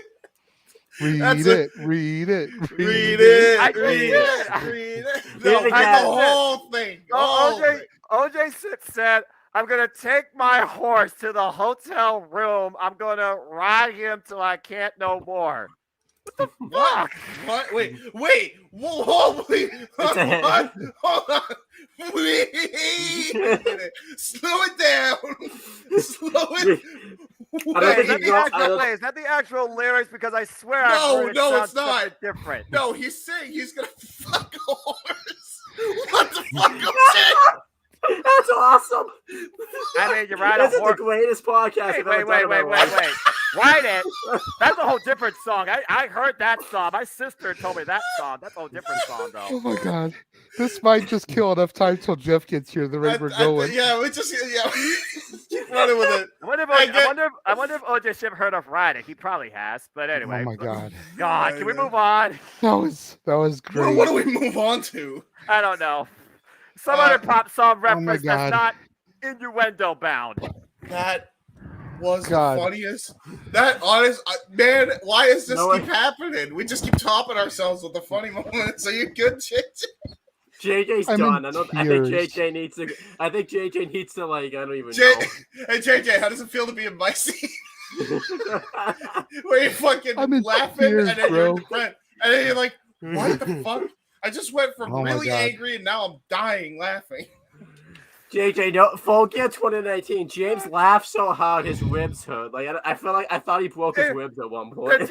I remember James. He first made my ribs hurt when he freaking talked about Family Guy and the Creed Brothers in the same. Oh my sentence. god, Well, listen. Giggity. Giggity, indeed. And we can say it now because it's December. But no, that's a great moment. Wait, Daniel said we went from wrestling talk to promoting Beastly. What the hell's Beastly? He meant bestiality. Oh, bestiality. Okay. you do? Noah's too tired for this. What would you rather be, Beastly or Uzi? I'm definitely gonna be Uzi because I ain't fucking no beast. So Beastly doesn't sound like a very clean thing. No, Get Uzi with it. You would be Noah. You would be correct, and you don't need to be Noah. Why that is correct? Just keep it that way. Actually, fair enough. But oh god, what the fuck happened? I don't know. Where did the show go? Like, to be fair, Owen, this is what happens at least once a week. Oh my That's why, Owen, at you need to least be here. once a week. Whenever you feel down, just pull up a seat for open mic night and join the chaos. You never know what's going to happen here. Yeah, we went from Christmas trees to riding ponies in a hotel room.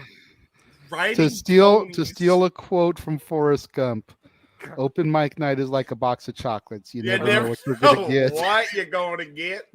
You think about it. You might get a horse in the back. It. You might get a punk showing his ass. I was going to say, you think about it. You rewind this about 30 minutes, and you've got a solo shot of James going off, and now we're in hysterics, tears in our eyes, laughing so hard. This is awesome. This is the most.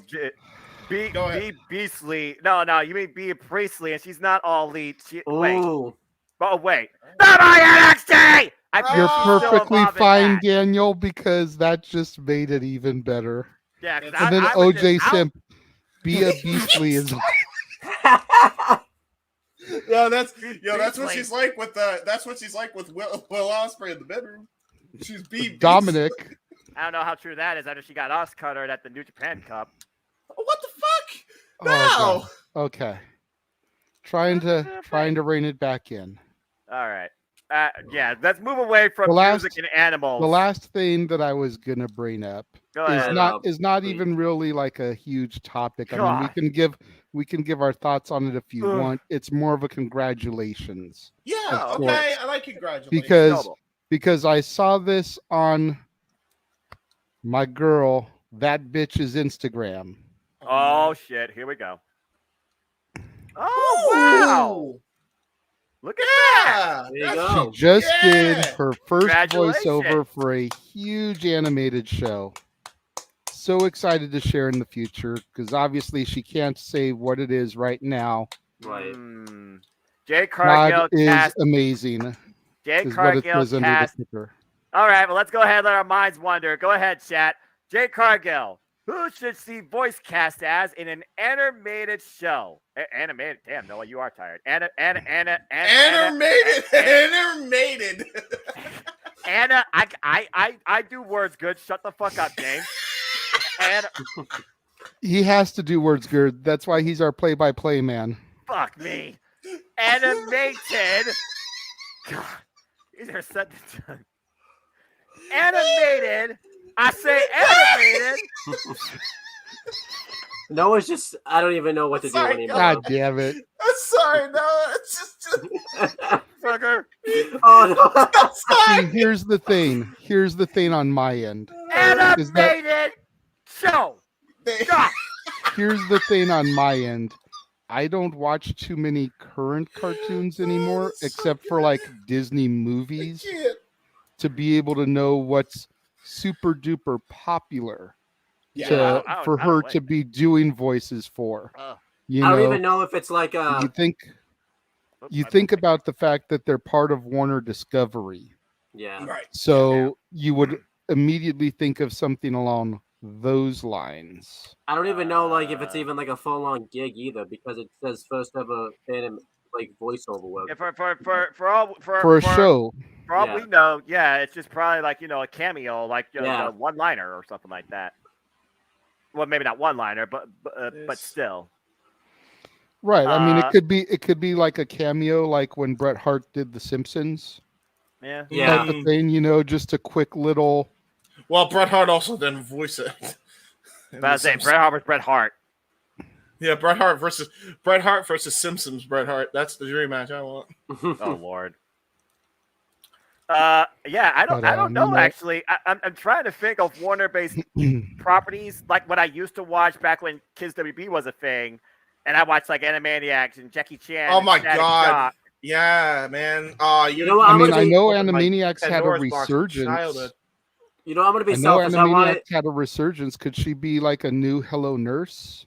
I want to be selfish. I want it to be SpongeBob. That's what I want. So of course you do, you son of a bitch. Oh, Rick and Morty. Damn it, Owen! You fucking idiot! That's me, but you get that one now. Would it be Rick and Morty though? Rick and Morty would be a good show. Ooh. Yeah, that is a Warner product. They have commercials for that, so that's a fair shot. I have no idea what character on that though. So, It'd probably be a cartoon version of herself. Yeah, it's. But what if she's Mrs. Macy's? Oh, that'd be cool. I don't know. Could she do that though? Yeah, I don't know if she could be that animated. Yeah. Gonna get swifty. But hey, good for her. And again, mainstream. You may not even know what she does, but there might be just that little bit of curiosity, especially if it's actually her in animated form. Think about that in some sort of way. Like something that looks similar maybe to her or matches her personality. You draw that connection. Yeah. And yeah, to answer your question, we don't know. That's the thing. Yes. It's speculation that it would be a Warner Brothers product because of them being under the Warner Discovery umbrella. Yeah, it is. But it could be it could be outside of that. She could be doing something for Disney. How you know, James? For Jade, I don't know. Yeah, that's what I'm saying. I thought he was referencing Rick and Morty and Adult Swim. Yes, that's what I was referencing. I know those are under like Warner because you get the picture-in-picture commercials during AEW for Toonami. Fuck today's Toonami. Toonami old school was so much fucking better. Yes, thank you, my friend. Yes, I agree with you 100%.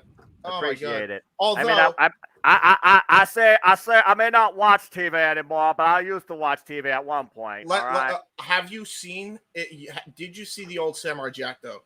Of course I fucking did. I saw the whole damn thing. Okay, watch season 4. That's the best thing that Modern Toonami has come out with this year. They finally are fully. I think they finally concluded it. Dude, it was the only cartoon I've watched probably in the last 5 years. I'm so damn glad they finally gave it a definitive fucking conclusion. Yeah, amen. It still pisses me off to this day. They still haven't fucking concluded the original Teen Titans. Oh no, you have to complete the kids and make everything all nice and neon-like and give us this Teen Titans Go bullshit. Yes, thank you. Legitimate question. Legitimate question. Aside from perhaps Teen Titans, are there any other major like Batman universe eccentric cartoons going on right now for Warner? I don't think so.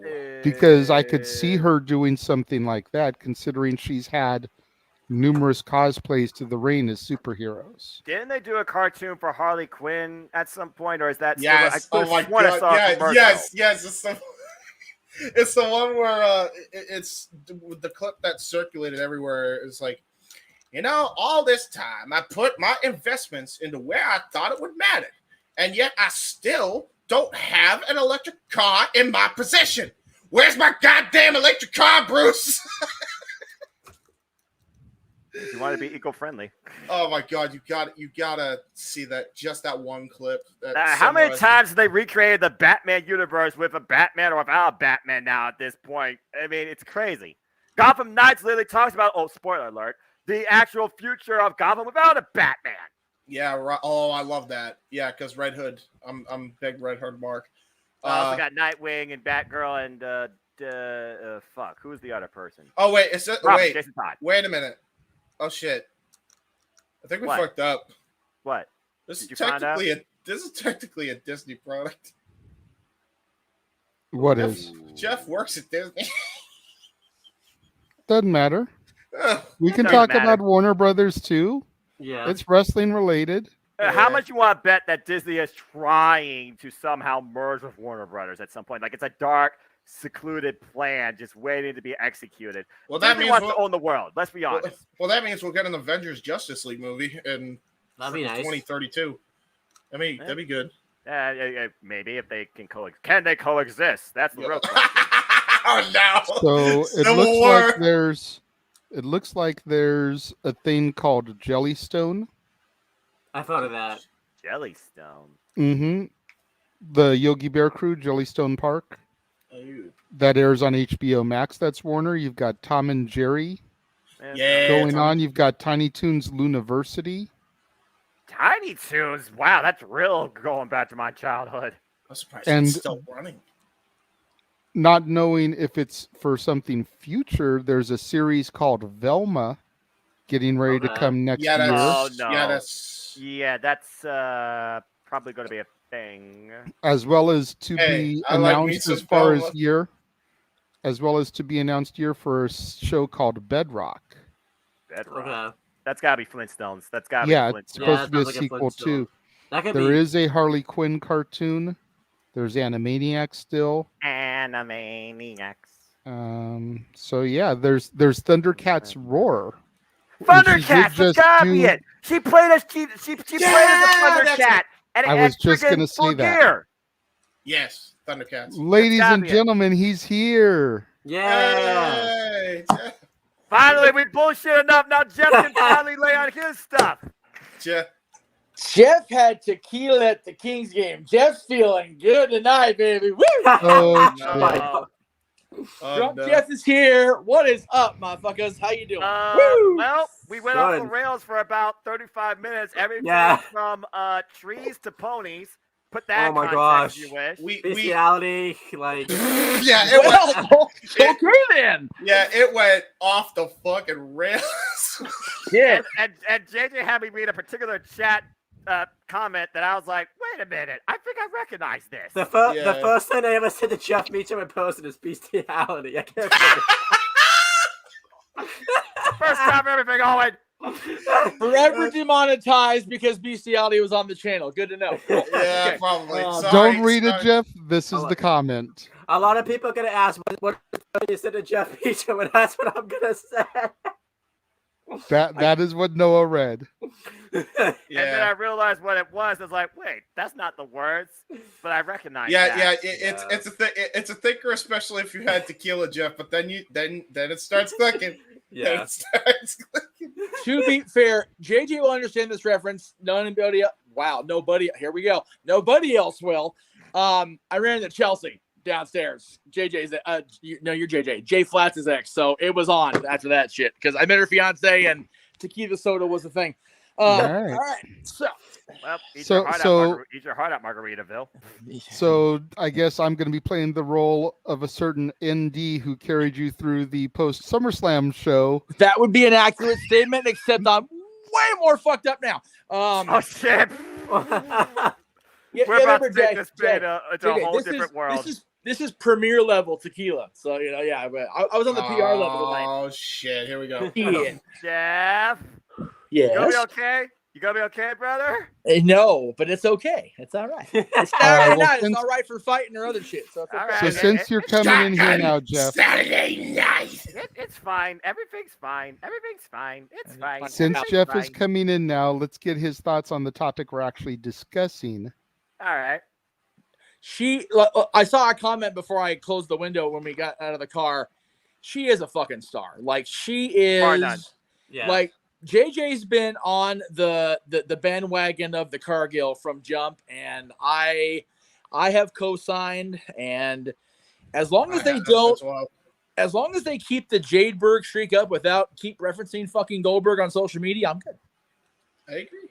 That's about that. It's one of those deals where the women's world title has been so maligned with drama and bullshit and controversy, and meanwhile Jade just keeps doing her thing, winning matches, defending their title, getting Nyla Rose a television program. What a fucking concept. Right. So I'm here for Jade, and I am more than here if they realize that having two championships is just not necessary. I agree. As long as it's still one brand, as long as it's still not Raw versus SmackDown or whatever the fuck they were trying to pull off with that butterfly piece of shit belt in WWE, then there needs to be one world champion. Like, and I say that with all respect to the TBS championship reign, even though the belt started off very rough because it was the hose belt. And then it was one of those deals where the TNT title on the men's side at the beginning meant something. Now it's just Joe's plaything because he don't need that shit. Yeah. If they booked Wardlow better than they have, Christ Almighty, it may have been worth something. But I was trying to decipher comments because when I first got in the car, I was more fucked up than I am now. But I was trying to read through the comments, and you guys were talking about Cody leaving, and that's been the decline of AEW. I don't disagree with that, and I don't disagree with whoever has said since Cody returned to WWE that the TNT Championship minus Cody Rhodes' influence in the championship picture has been next to negligible. Excuse me. Yeah, negligible. I got there. It's okay. You got it, Jeff. You do words good. We do words good. I do the talking thing well, apparently, after 20 years. I do talking well. Unlike the Kings, they don't do hockey well tonight. Tough break. No. JJ, watch the replay of the game back. Freaking Dowdy was back on D with an empty net trying to get the comeback in, and he derped and looked away from the puck and almost went in the fucking net. Like, that away, Mr. Norris Trophy. Go sit the fuck down. So back to the whole thing about 2000. Oh, yeah, wrestling. Yeah, that's all around the show. Wrestling. Cool. Okay. Yeah, Jade is a star, and she definitely deserves whatever praise she has been given, and she definitely deserves to have everybody that has a presence on the channel with my marquee name on it to say, just fucking put the big belt on her already. Like, for real. I love Tony. I have, despite the warnings of others. I'm a fan of Britt. We've had this discussion. I love Jamie. Sorry, I'm a hater. She's right. She's great. But as long as Jade is undefeated and maintains her championship reign, everybody in the post Thunder Rosa world title era will be compared to Jade, and that's bad. Yeah, I agree. Yeah, they need to stand out on their own. So it's just one of those things where I'm like, how do you do that at this point? Again, it comes down to when Jade loses the title, but who could take the title off her? And is this Bow Wow program that's happening right now a whole different form of mainstream, if you want to call Bow Wow mainstream? I don't know what the hell he's worth anymore. And it's one of those, she's been so dominant, and the world title picture has been such a clusterfuck that it almost seems like it's not even worth it, despite AEW finally realizing how bad they screwed up and giving the proper recognition to both Tony and Jamie as legitimate world champions. I did appreciate Tony doing that. Same. Or not. Mr. Khan. Yeah, Mr. Khan. Yeah, the Mr. Khan that Max doesn't want to work for in 2024. Right. Yeah. By the way, I don't know if that was brought up tonight. Yes. I finally watched that back. Son of a bitch. I loved it. I loved every bit of it. Same. Like that Burberry strap though. Blah. Like Regal, who has called himself the Gentleman Devil more than once over the years, got played. Straight played. A devil worse than him. Yeah, exactly. When you out-villain the villain, it is what it is, man.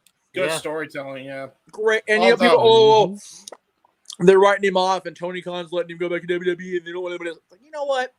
To anybody that is on Tony's ass for not, letting people out of their contracts or holding them up or whatever, you know what? It seems to me like Tony has respect for the right people. Regal has been with the company long enough now. It's been not quite a year, if I remember right, because I remember seeing him debut in Vegas, and that was this year. Yeah, so, Revolution. I was in Vegas watching the show, so it was this year. You're right. But with him not being along for the ride with Mox, Brian, Utah, the Blackpool Combat Club really can't be called the Blackpool Combat Club. So every one of those T-shirts is kind of like, ooh, it's a collector's item now, so good thing you got yours, Jay. Yeah. But it's not the Blackpool Combat Club without the dude from Blackpool. Yeah. So do you call it the CCC? All of a sudden they're Clearwater Revival? Do you call it CCR and there's Bad Moon Rising? Like, what the fuck you do with these guys? So, great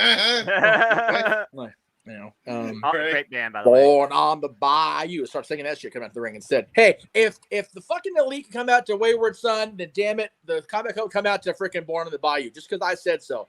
By the way, we still need your thoughts on that as well. On the bayou. So, still fuck Punk, but hurting Larry's not cool. That was unacceptable. That was not okay. And I said from the beginning that Matt and Nick and Kenny were just as wrong. And I even said in the chat with us privately about this when I said I'm over this whole fucking thing at this point. Yep. That everybody is. Everybody's an asshole in this. Like, there's no, oh, well, this guy, no, everybody's a fucking asshole. Every single one of them. All right. But Jay's a bitch and Tony Khan's an asshole. Duly noted. Right. Yeah. I honestly still say that Matt, Nick, Kenny, and by association, because he's running this shit, Tony, are even more wrong. Yep. Because they're not doing what Kenny said. We talked about this last week on the show with the Sports Illustrated thing. They're not letting it be. Yep. Not at all. And that's wrong. That's wrong. A nice John Lennon song reference, by the way. Yeah. Whisper words of wisdom. And yeah, I always maintain, excuse me, in wrestling that we should all, I'm probably going to go off screen here because I want to read this as it's supposed to be said because I love the quote so much that I put it all over my social media on the work side of things. Please do. Adam Pearce, before he got reined in by the E, had a great shirt that I wanted to buy so bad. I'm probably just going to have one made at this point because it works so well. You know, he always posts that Love Somebody Today thing, and everybody rags on him for it. It used to be he posted this every day. Or he had a shirt. 4 things to live by. Find a reason to smile. Help when you can. Be grateful. And don't be an asshole. Now, Vince McMahon said himself, Eric, you have to be a son of a bitch in this business to be a success. But it's different to be a son of a bitch than it is to be an asshole in this business. I know people, it's the same. It's not the same thing at all. No. But if you can find a way to be helpful with people, if you can be grateful for what you have, and you can find a reason to smile, you're probably going to tend to not be an asshole more often than not. Hi. Prime example. For real. Seriously. I have yet to have a crossword with this man and had anybody say anything bad about him. And if I ever do, I'm going to find a way to buy a plane ticket or a bus ticket and go and punch that person in the face because they're wrong. It is what it is. Jeff, we accidentally made Noah angry, but it was because he was very tired and we felt really bad and we tried to make him feel better, but it made him more agitated. So he really likes his coffee. Look. Listen. You take Noah how you get it. Sometimes you get the best of me. Sometimes you get not so best of me. You take the good, you take the bad, you take them both, and there you have Noah Foster. Noah Foster. The best though, we're in trouble. The best though was when I got him going on Thursday on the review. That was tremendous. That was tremendous shit. I watched that back. That was great. I now need to watch if y'all didn't see it, go back and watch it. It was something to do with not his NXT. I forget the exact setup, but I threw the pitch out there, and bam, he got triggered, so to speak, and went on one of his rants. And I'm just sitting there going like this, like, I got him. Seriously. Because he was right above me, so it's like I'm pointing at him and doing the yes. When you get Noah in a win, it can be the funniest thing in the world, but also scary. Yes. What you do is make sure next time you're above him, so you can sit there and do the puppet master stuff. That's right. That's right. I got it. That's it. I got no strings on me. No, but Master of Puppets is pulling the strings. He invoked Pinocchio on Tequila, Jeff. That was not okay. What just happened right I almost wore that shirt today too. I've got a Jim Henson T-shirt that says Master of Puppets. Yes. And his name is done like the Metallica logo. Nice. Lord. That's pretty cool. That's brilliant. So I have, by the way, Metallica wise, I have something to tell y'all off air. I can't say on air because the person involved will be watching in likelihood. So I'll tell you off air. But it's great. It's great fucking news. Yay! Okay, we like good news. Right. We need good news. Yeah. The elite Punk thing, it just needs to die because it's nobody's gonna be right. there's always going to be dissenting opinions on either side.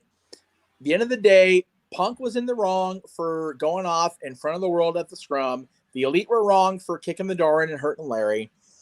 And Tony was in the wrong for not shutting it down at the conference. Yeah, Tony's in the wrong for not shutting it down in the first damn place. And I will even go as far as saying, JJ, you and I have talked about this so many times over the years. You cannot have player coaches in wrestling. No. It doesn't work. No. It's one thing to be the booker and also be on the playing field. That's a little less severe. These guys have a title where they can go into the office and have nameplates. I'm the EVP of this company. That's where it gets way too sideways. Cody Rhodes literally pointed out, turning his office thing, like, you see what this says, Brandy? Cody Rhodes, Executive Vice President. Yeah, exactly. And not to blow smoke up the Rhodes ass like I'm accused of doing all the time, but we didn't hear none of this shit when Cody was an EVP. No. That was the comment that kind of started everything, is that, when Cody was in charge, this wasn't an issue. And as soon as Cody left, everything went downhill. Because as much as people will shit on Dusty for the Dusty finish or whatever you want to call it, Dusty finish. When Dusty was the booker, Dusty was the fucking booker. The buck stopped with Dusty. It's like, oh, we can do this and that's great, but we're going to tweak it a little bit, make it more Dusty. Let me genius some more little on this. And that's what they would do. He was never the owner of the company. He was never that guy. But when he was booking JCP, if there was a thing that got booked and Dusty was booking it, then if it was tweaked, it was because Dusty fell asleep at the meeting. Like, for real, that's the only reason everything ever changed when he was booking. Yep. You're talking about players. Cody. Oh, go ahead. Cody was very lucky to be able to be under his learning tree, and Dustin's. Dustin's got a great, mind for the industry too. Yeah. Cody was blessed to learn from both of them for nearly his entire life until he got into this crazy ass business, and it's just one of those deals that he seems to have a level head, and we've seen what happens when he goes away. And not only that, when he's been back in WWE, he's still working for, it was Vince, now it's Hunter, obviously, but he seems more content with being okay with, having the bullet points and working off of them. Yeah, which we all know is the better way to go. It's a comfort zone, kind of, Exactly. I'm just checking messages. Don't mind me. I gotta say this though, Jeff. You say level ahead. Then why did Cody go inside the Red Crate of Hate with a torn pectoral visible? Because you get you finish what you start. That program had to have a definitive finish, and for better or worse, Seth's kind of had a rough road since then until very recently. But they needed to make sure. JJ, you and I have talked. We've all talked about the need to do away with gimmick pay-per-views driven by the matches having to be on the show, right? Yes. But at the same time, that feud was built for Hell in a Cell. Yeah, I agree.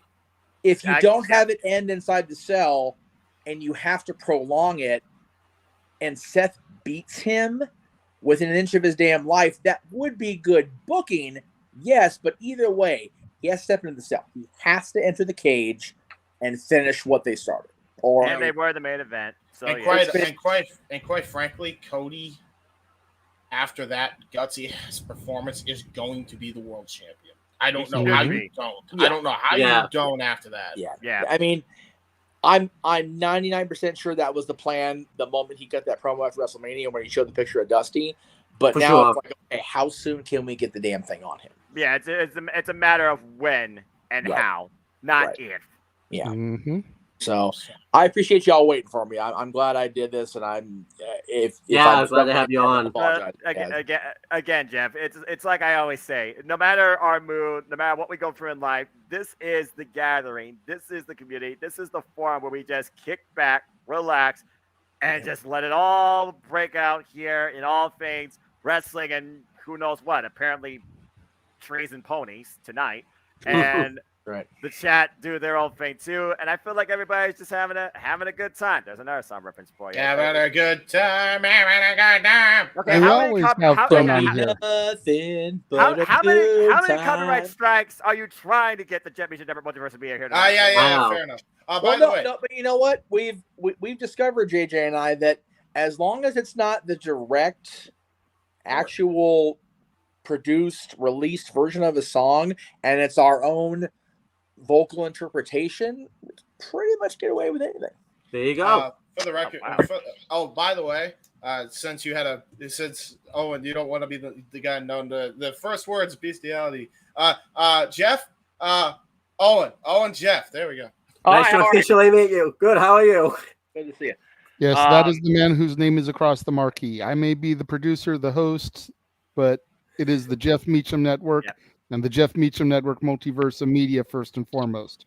Yeah. We are all just cogs in his big old machine. Yeah. And we're happy to be a part of it and keep the thing running strong. And by the way, Jeff, I think Owen can make a run for your money if you two want to have a conversation one-on-one when it comes to talk wrestling.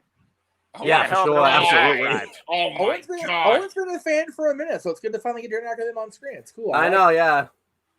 Yeah, Owen has been dying to get on for a while now. So yep, we talked about it. It's just everything in life is about timing, my friends. And absolutely. Good timing, so. Just got to wait for the stars to align. Thankfully, Jeff was able to get here before the very end, still give his thoughts on a couple of the topics before we the big ones started the shills and the plugs and everything. Yeah. We're still got another half hour, so you know. Well, you know. Right. They've been up this long. I'm sure they'll come with some sort of song lyrics in the freaking chat. Well, I did want to get his thoughts on this one, on these two other ones, really quickly though, before we go to the plugs. Go for it. Yes, sir. Yeah. From here. Yes. To here. To there. Right? Yeah. It's thoughts. Yeah, God. It was such a throwaway moment with Max in NXT because we didn't know it was Max, right? Yeah. Right. If you were a fan of, the cut where he was, then yeah, you know exactly who it was. But at the time, it's a complete, just random moment, and now they're on top of the world. And whatever they're doing with Joe, wherever this double champion thing's going to go, Joe's been double champion before in other companies, and he has done very well in that role. And I think what they need to do, and again, this is just me freestyling right now. What the hell time is it? 11:45. Fuck me. 2:44 where I am. Holy. What is a clock? What is this abstract concept you speak of? So New Year's show's looking less and less of a problem. Right. Who are you in a casino, by the way? Very frank. God bless you. I don't. What I would do if I was, booking the territory here is have Joe ultimately be the face of whatever they do with Ring of Honor. Yes. He's been that guy before. He was their longest reigning world champion until a guy named Nigel McGuinness came along and ruled that damn place. He could very well be the guy that ends the Ocho if they find a way to get the TV title off onto somebody else. By the way, he's the Dace. He's not the Ocho. He's 10-time world champ. I understand that. What the fuck? Trust and believe. I have world title counts filed away. It's just right now the files are swimming in tequila. I guess the Diaz is not nearly as marketable, but Jeff, as you know, it's already set. At Final Battle, it will be Jericho versus Claudio. I don't see Claudio losing. No, I'm okay with Claudio winning, and maybe they start off with him as the world champion into the new era of honor, if you will. But I still say that the branding of Ring of Honor starts and ends with Samoa Joe as the guy. So I agree with that. I'm cool with that. As far as Max, we all are aware of MJF's status in wrestling fandom and how far he's come, and it's wonderful to see him where he is. You can love Max, you can hate Max. I've loved Max from day one-ish. He causes a reaction. I love that. I love that kid to pieces, and I can say kid because I'm almost 40 and I'm older than his ass. So I love that kid to pieces. He's 27. God. Oh, there goes the spine curve and the buzz. Jesus. That's one, James. Sorry. Actually, behind the scenes, I think MJF and I have the same birthday, March 15th, 1990. So MJF and I are the same age. Oh, Lord. So no wonder so we're both Pisces. That makes more sense than you can know, kids. Cool. Lord. Both very set in our ways. That's cool. Yeah, I'm happy for both of them. I'm over the moon for Max, and I'm glad that Joe has found a life and a relevancy post WWE because that was a work. Yeah. It really was. And it took a while for him to get going in AEW because he had to be off TV for a bit to do the gig he was doing and stuff. As we learned, he did a gig in Hollywood, so he's already gone mainstream. Yeah. Hey, you know what? Joe is like the only person longer tenure honorary Uso than me, I think, is Samoa Joe, just because he's got the Samoan, in him anyway. So yeah. And like I told you, Jeff, the two most interesting things right now in the wrestling industry for me are Sami Zayn and MJF. And then the other thing I want your opinion on, Jeff, is this. Go for it. Oh my God.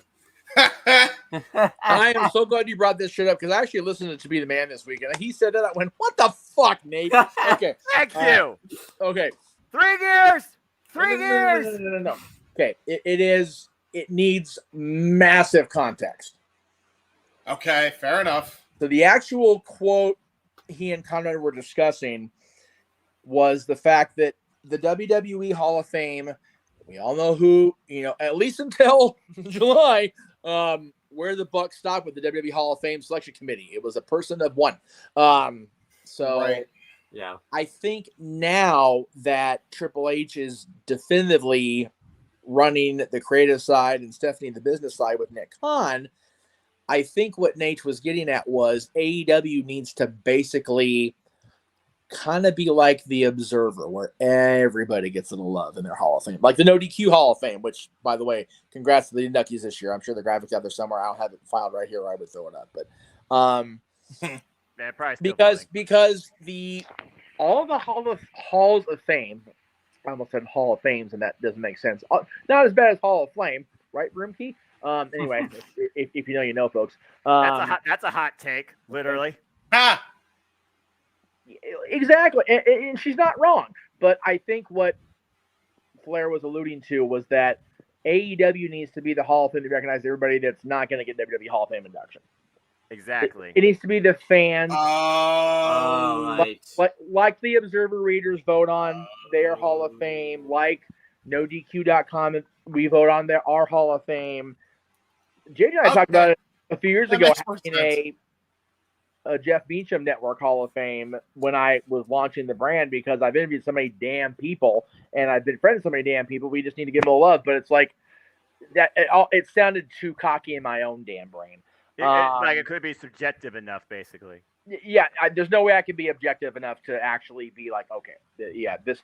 But yeah, taken out of context, that quote is like, wow, Nate needs drinking again, and right, but it's that makes more sense. It makes way more sense. But Jeff, you talk about like the fan type vote. They kind of do that though already. Like, you know how WWE used to do like the Slammies. AEW does the AEW Awards.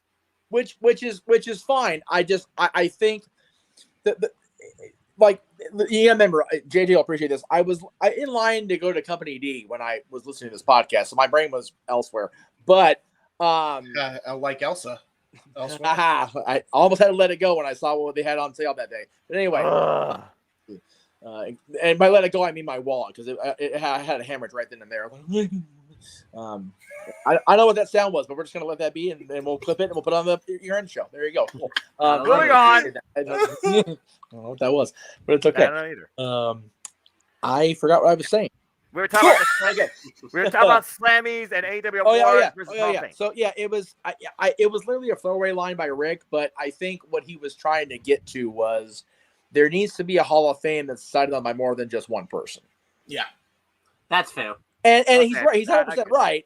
It's just, when Nate says it, Flair's on another one of his old crazy. Probably flubbed up his words like you're doing right now, and like Noah did earlier. Don't remind me. Hey, I have a valid excuse for my slur. The Crypt. Hey, you both do. Crypto.com Arena tequila is a powerful drug, motherfucker. Yeah. Hey, listen. There we go. Now, I have a place where they can put this Hall of Fame, Jeff. Do you want to hear it? Absolutely. Mindy's Bakery. Yes, why not? As long as Larry the dog is the first inductee, we're good to go. Yeah, I agree. That makes sense. He could be the Roy Award inductee or whatever they'll call it. Right? There you go. Well, what about CM Punk? Fuck CM Punk. Okay, I said it again. I'm good now. Thank you. He had to get it out there. He had to get it out there. I said it earlier. I said it earlier when we were discussing this topic, and no disrespect, but I was like, you know what? I'm glad Jeff isn't here for this right now because yeah, we all know how anti-punk he is right now. Hey, listen, I both of them deserve their shit. Yeah, on either side. Yeah, I hope the dog wins. Right, and I'm so mad about it because y'all know how forgiving I've been with Punk after the interaction with my pop, but it's like, nah, man, you're a liar. You're a fucking liar. All right, so we're gonna start wrapping things up now. All right. Let's see here. Make sure you guys go and check out the Cleveland combatant who was on earlier, Josh Mansfield. Oh, I miss Josh. Damn it. You can follow him on Twitter at CatholicJosh122 and on Instagram at MallowMangram. Make sure you show some love to Mikey T, Report Card Radio on YouTube. Yep. Frequent panelists and contributors of ours. Yes. James. Yes. Go ahead, sir. Well, I am sharing my screen in 3, 2, 1. First thing on. We did see his trailer, but. Yes. And wow. Yeah, the trailer was fucking baller. But here is the thing coming up on Owen's channel. So, Owen, I'll let you plug this first since this is coming up this week, and then I'll plug everything else FTW related. So you never got back to me on what day. I think you just forgot. But Tuesday. Okay, Tuesday. Yeah, that was official. Okay. Yeah. It will be releasing Wednesday. Dude. But it is. That's the tagline. I have a show called the Retro Wrestling Review Series where we review past wrestling.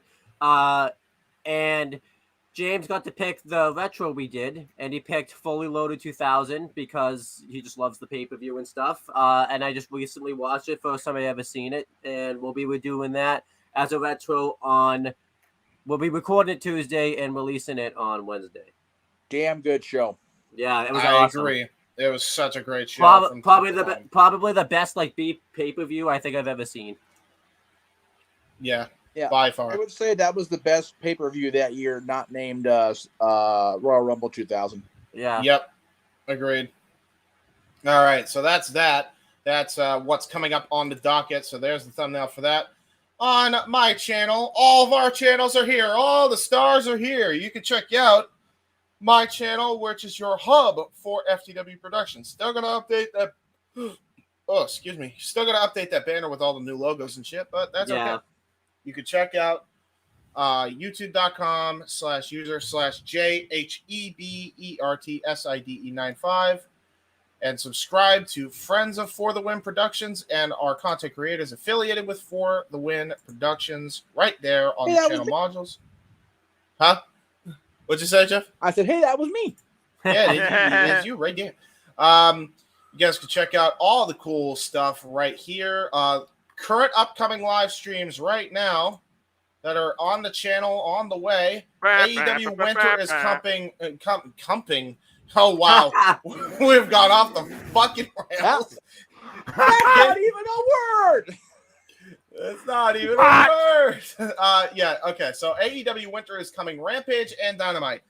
Dynamite being on the 14th and Rampage being on the 16th, which is right after the juggernaut of a freaking Trimulcast of what we're going to be doing on the Jeff Meacham Network. So go check that out if you haven't already. Yes. And also really quickly, Emmanuel, if you're still watching, scroll back up so we can see the Punk image there.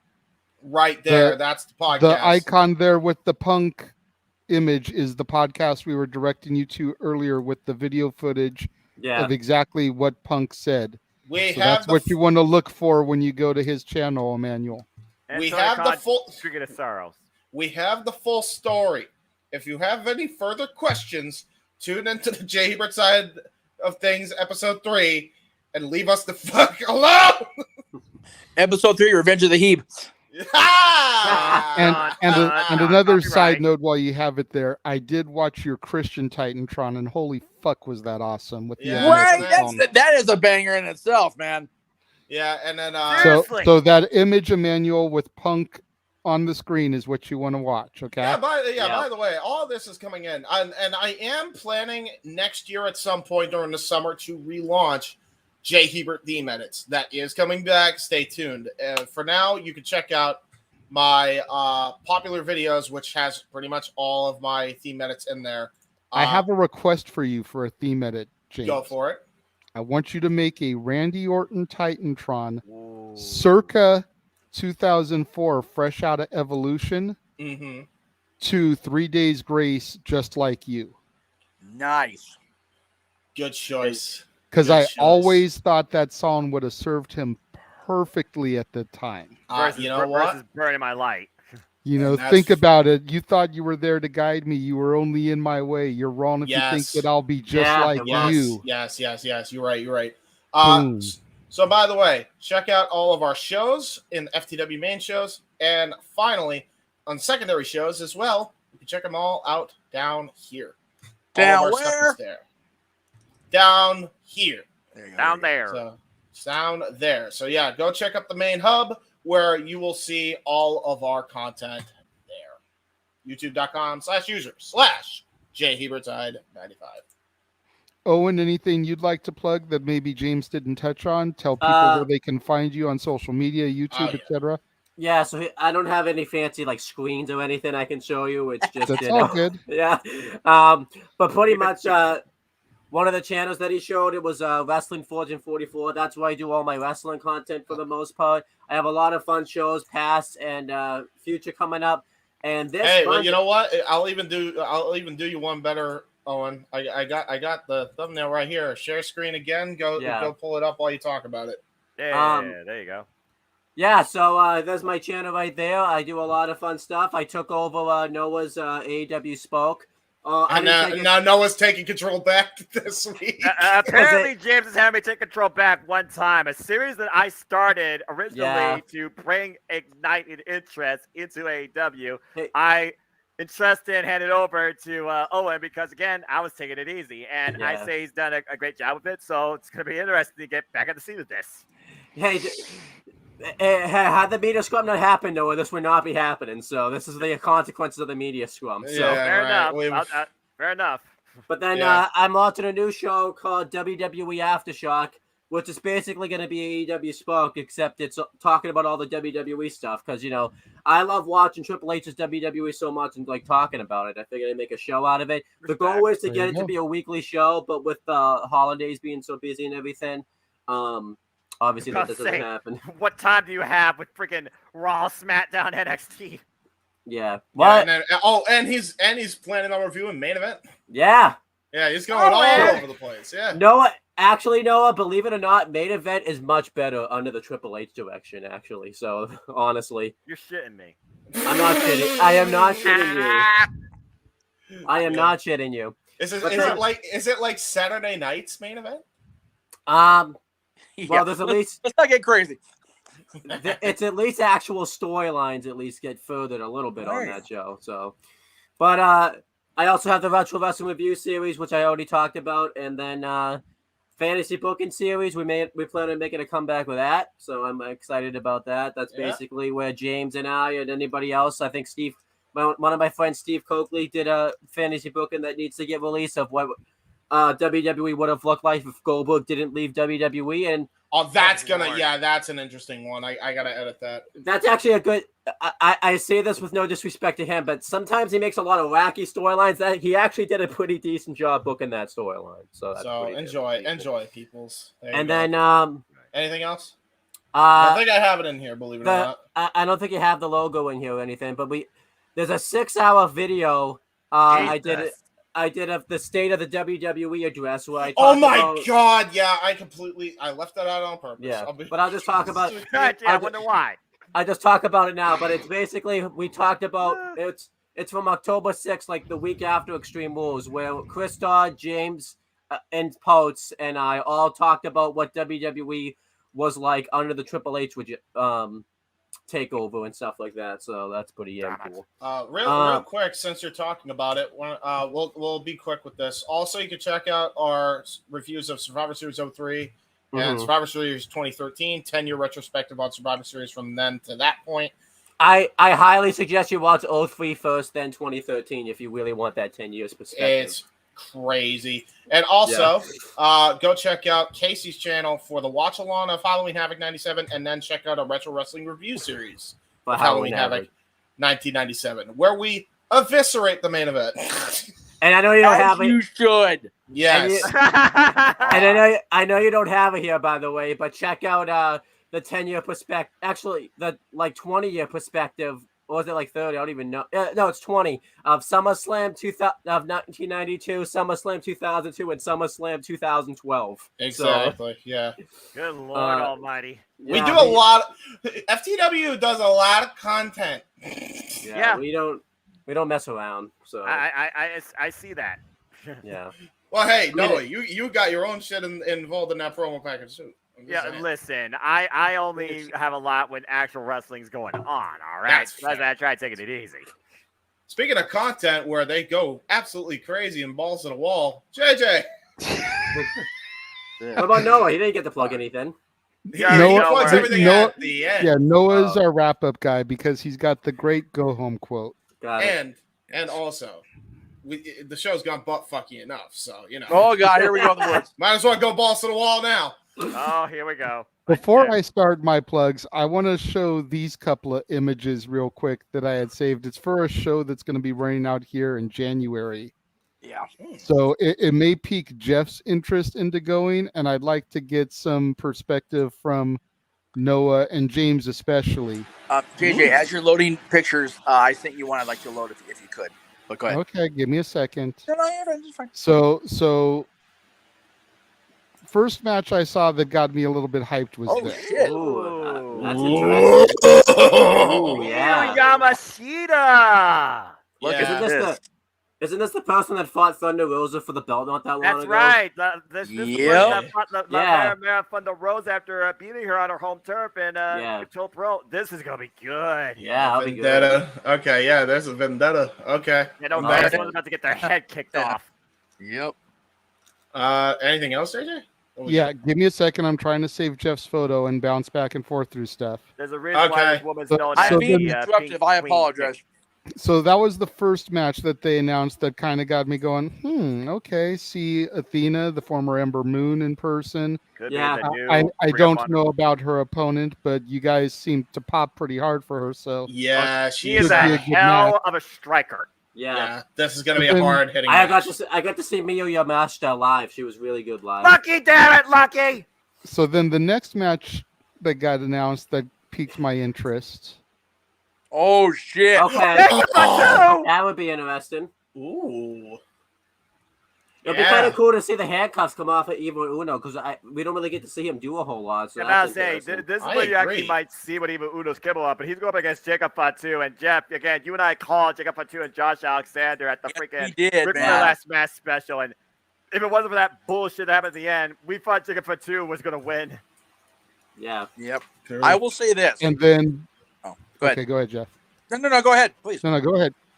If you're going to talk about this match, go ahead. No. Someone go ahead. No. I'm talking about the show. So if you have the match of the show, then go ahead. Okay. I swear I'm not as drunk as I'm coming off. I'm really not. no, and then this match was announced today and pretty much solidified me having to go. What would that be? Oh shit, Benny!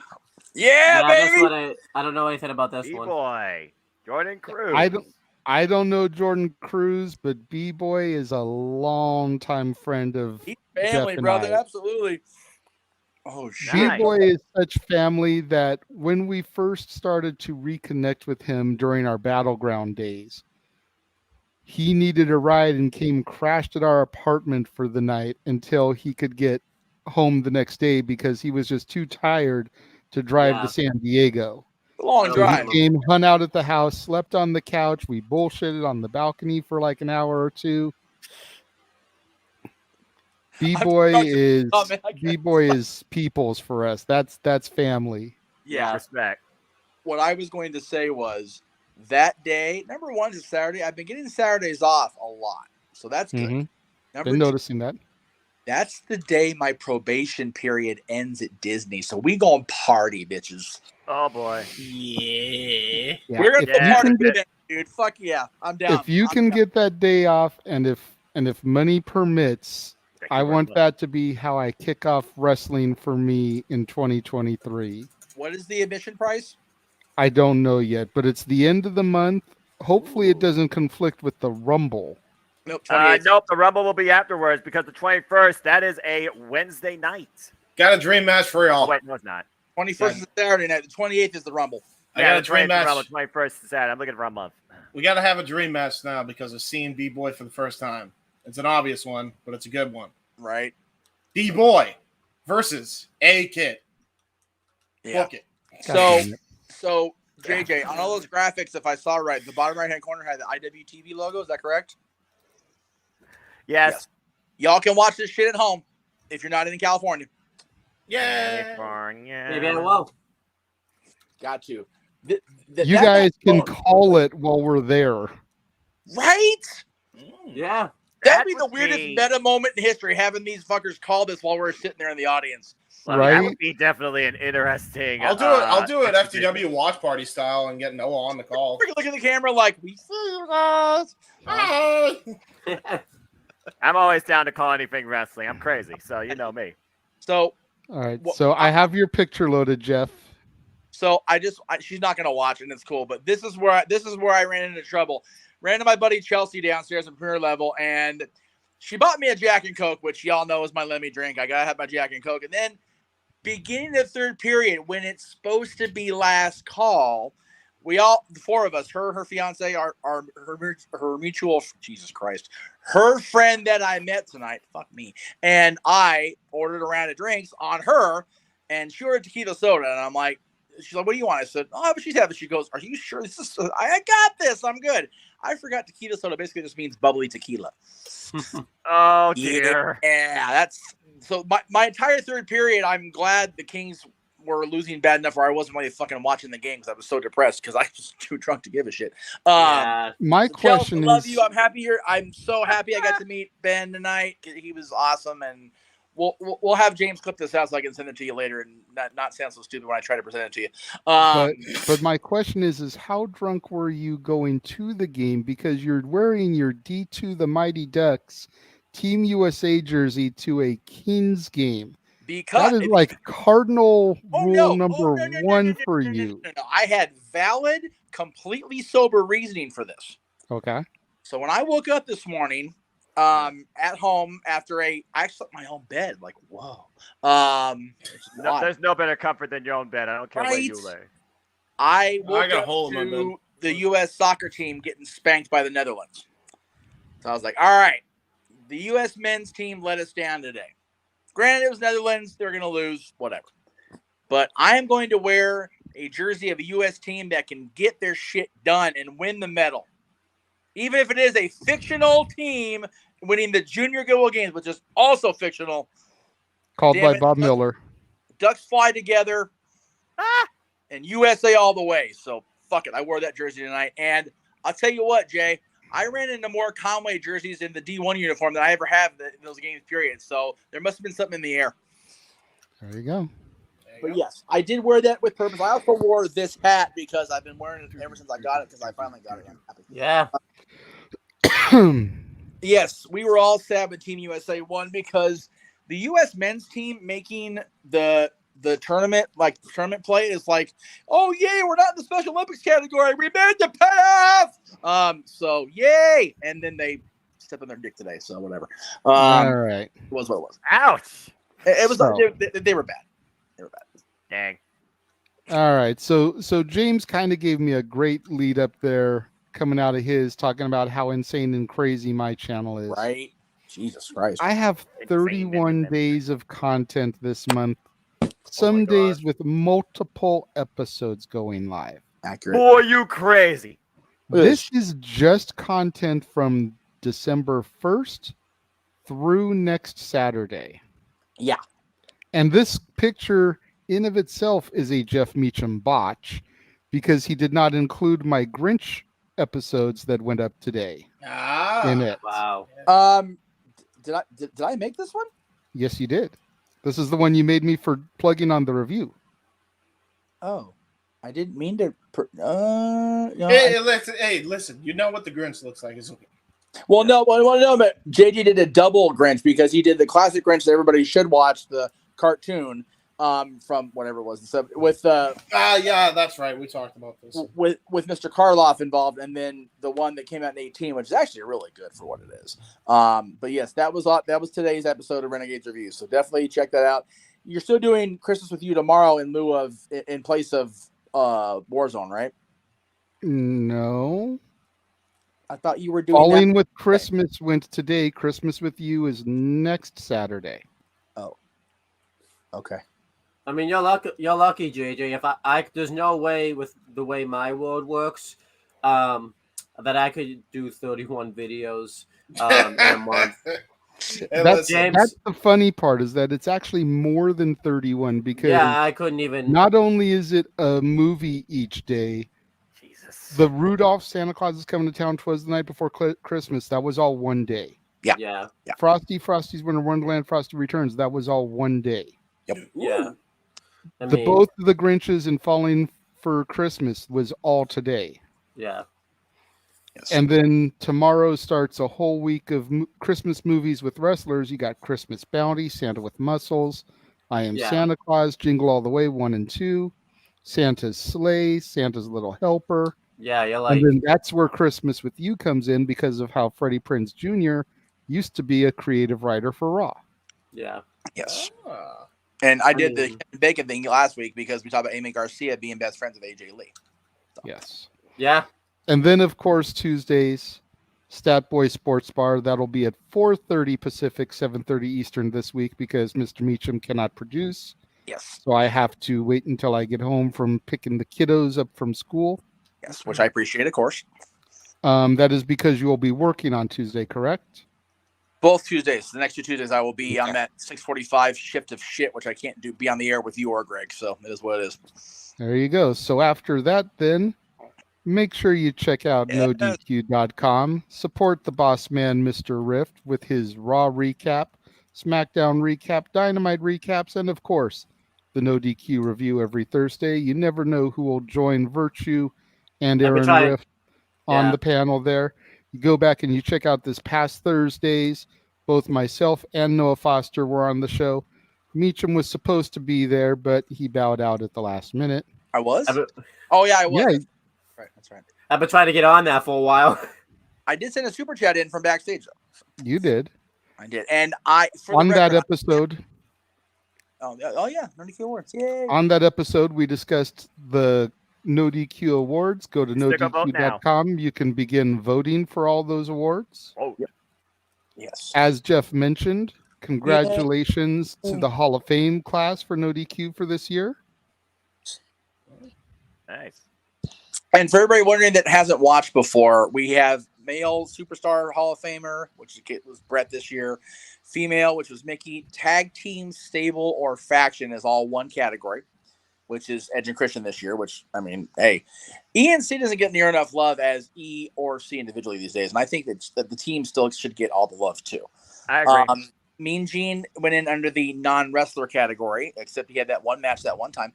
And then Scott went in the deceased category this year, unfortunately. So, yeah, there you go. And then, of course, there you go. Santa Meach, who will possibly be on Dad's on Monday. We'll see.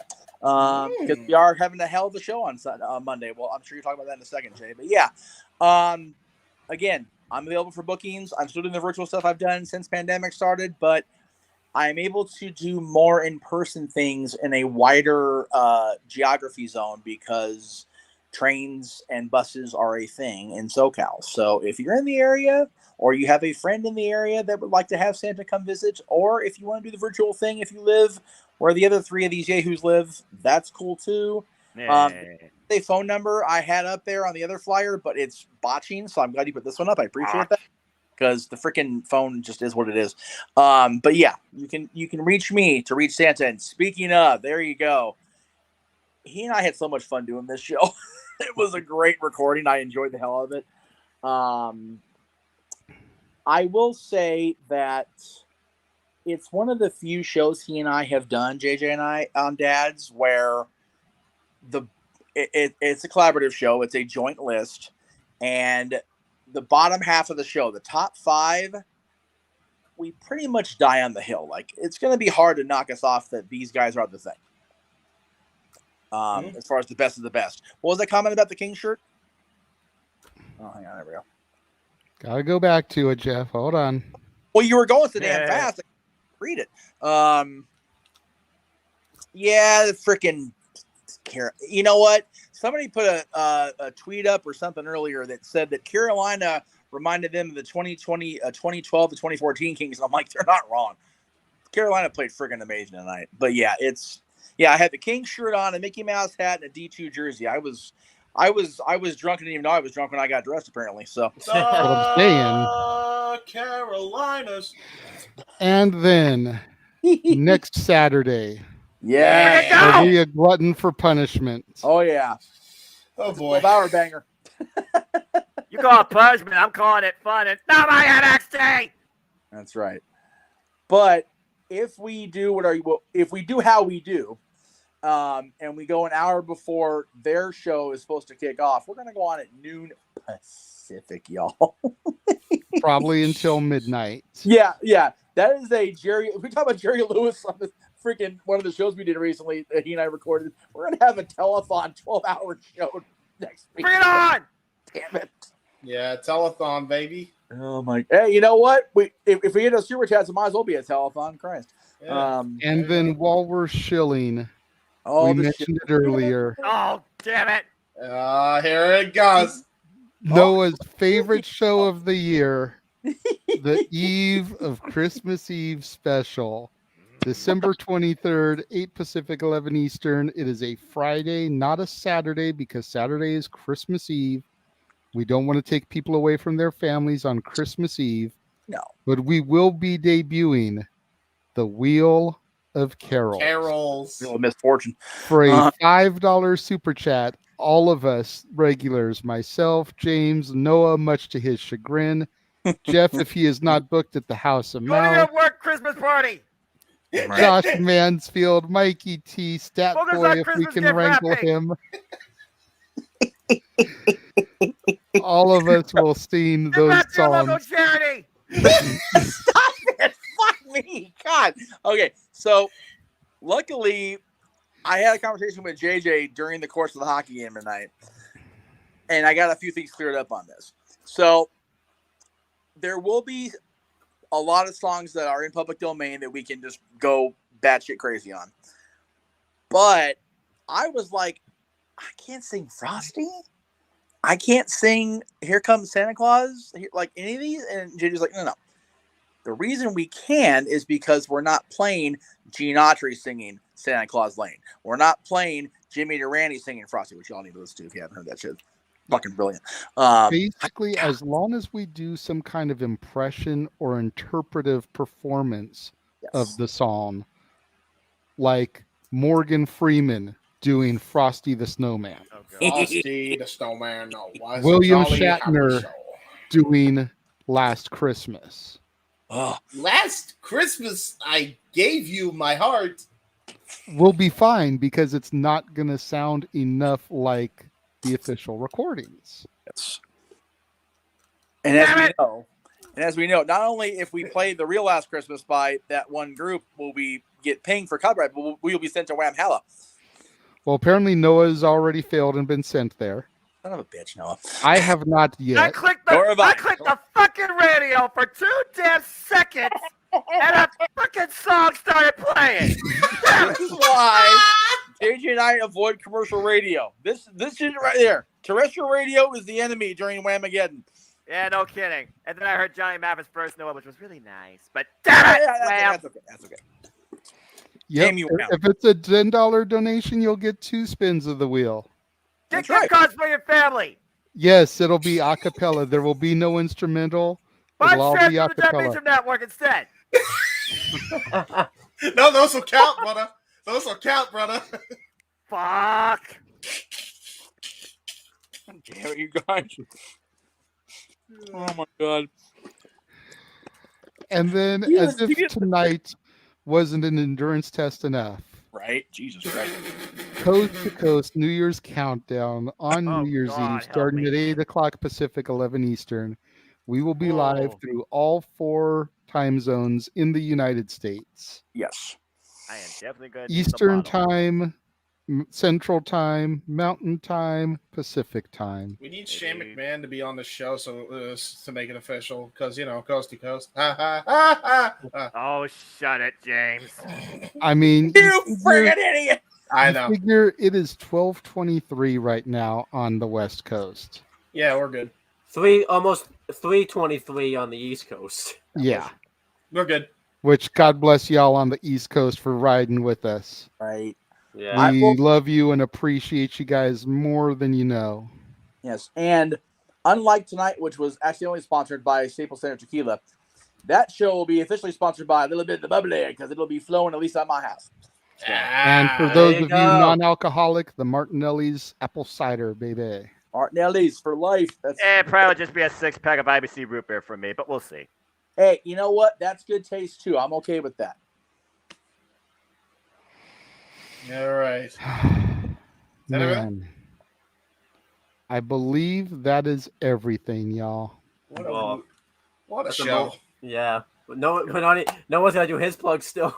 No, Noah's quick. I was going to say, the beautiful part about Noah is that he doesn't really have like images or share screens or nothing to do. He is all verbal.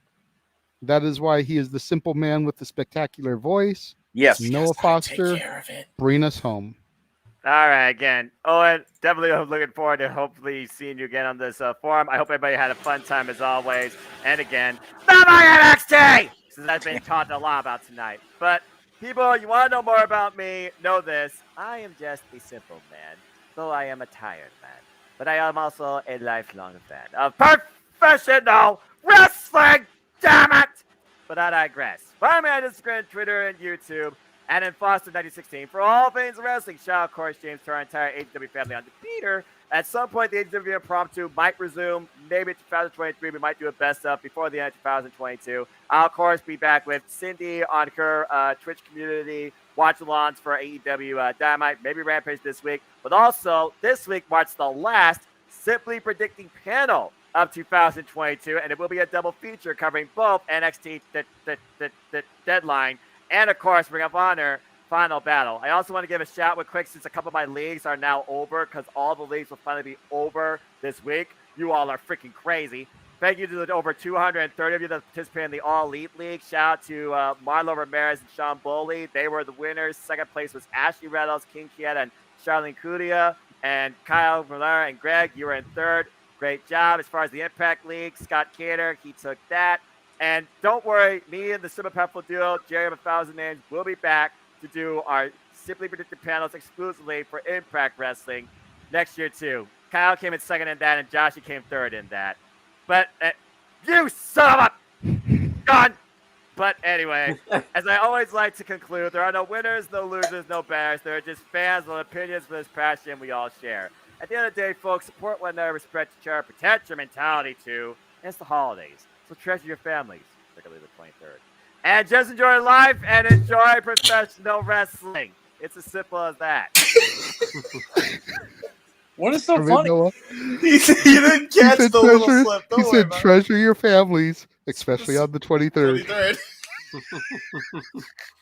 He really does. Trying to make sure people don't tune in on that day. Owen, since you're new to this, he really doesn't want to do karaoke. Got it.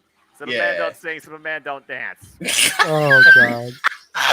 I may watch that live just to see Noah do the karaoke then. Hey, save your money, super chat, and force him. Yes. Focus on taking care of your driver when it's covered in snow. Once again, everybody, thank you so much for riding with us, especially you guys on the East Coast where it is almost 3:30 in the morning. Amen. Thank you all so much. For our special guest, Owen, who joined us today. Owen the Birdman, Finch. For Josh Mansfield and Mikey T, who had to bow out a little bit earlier. For James Hebert, Noah Foster, the man whose name is on the marquee, Jeff motherfucking Meacham. That's me. I am the Renegade JJ Williams. Noah, please don't be a Grinch. Thank you all for watching, everybody, this evening, and we will see you guys next week. Go ride something.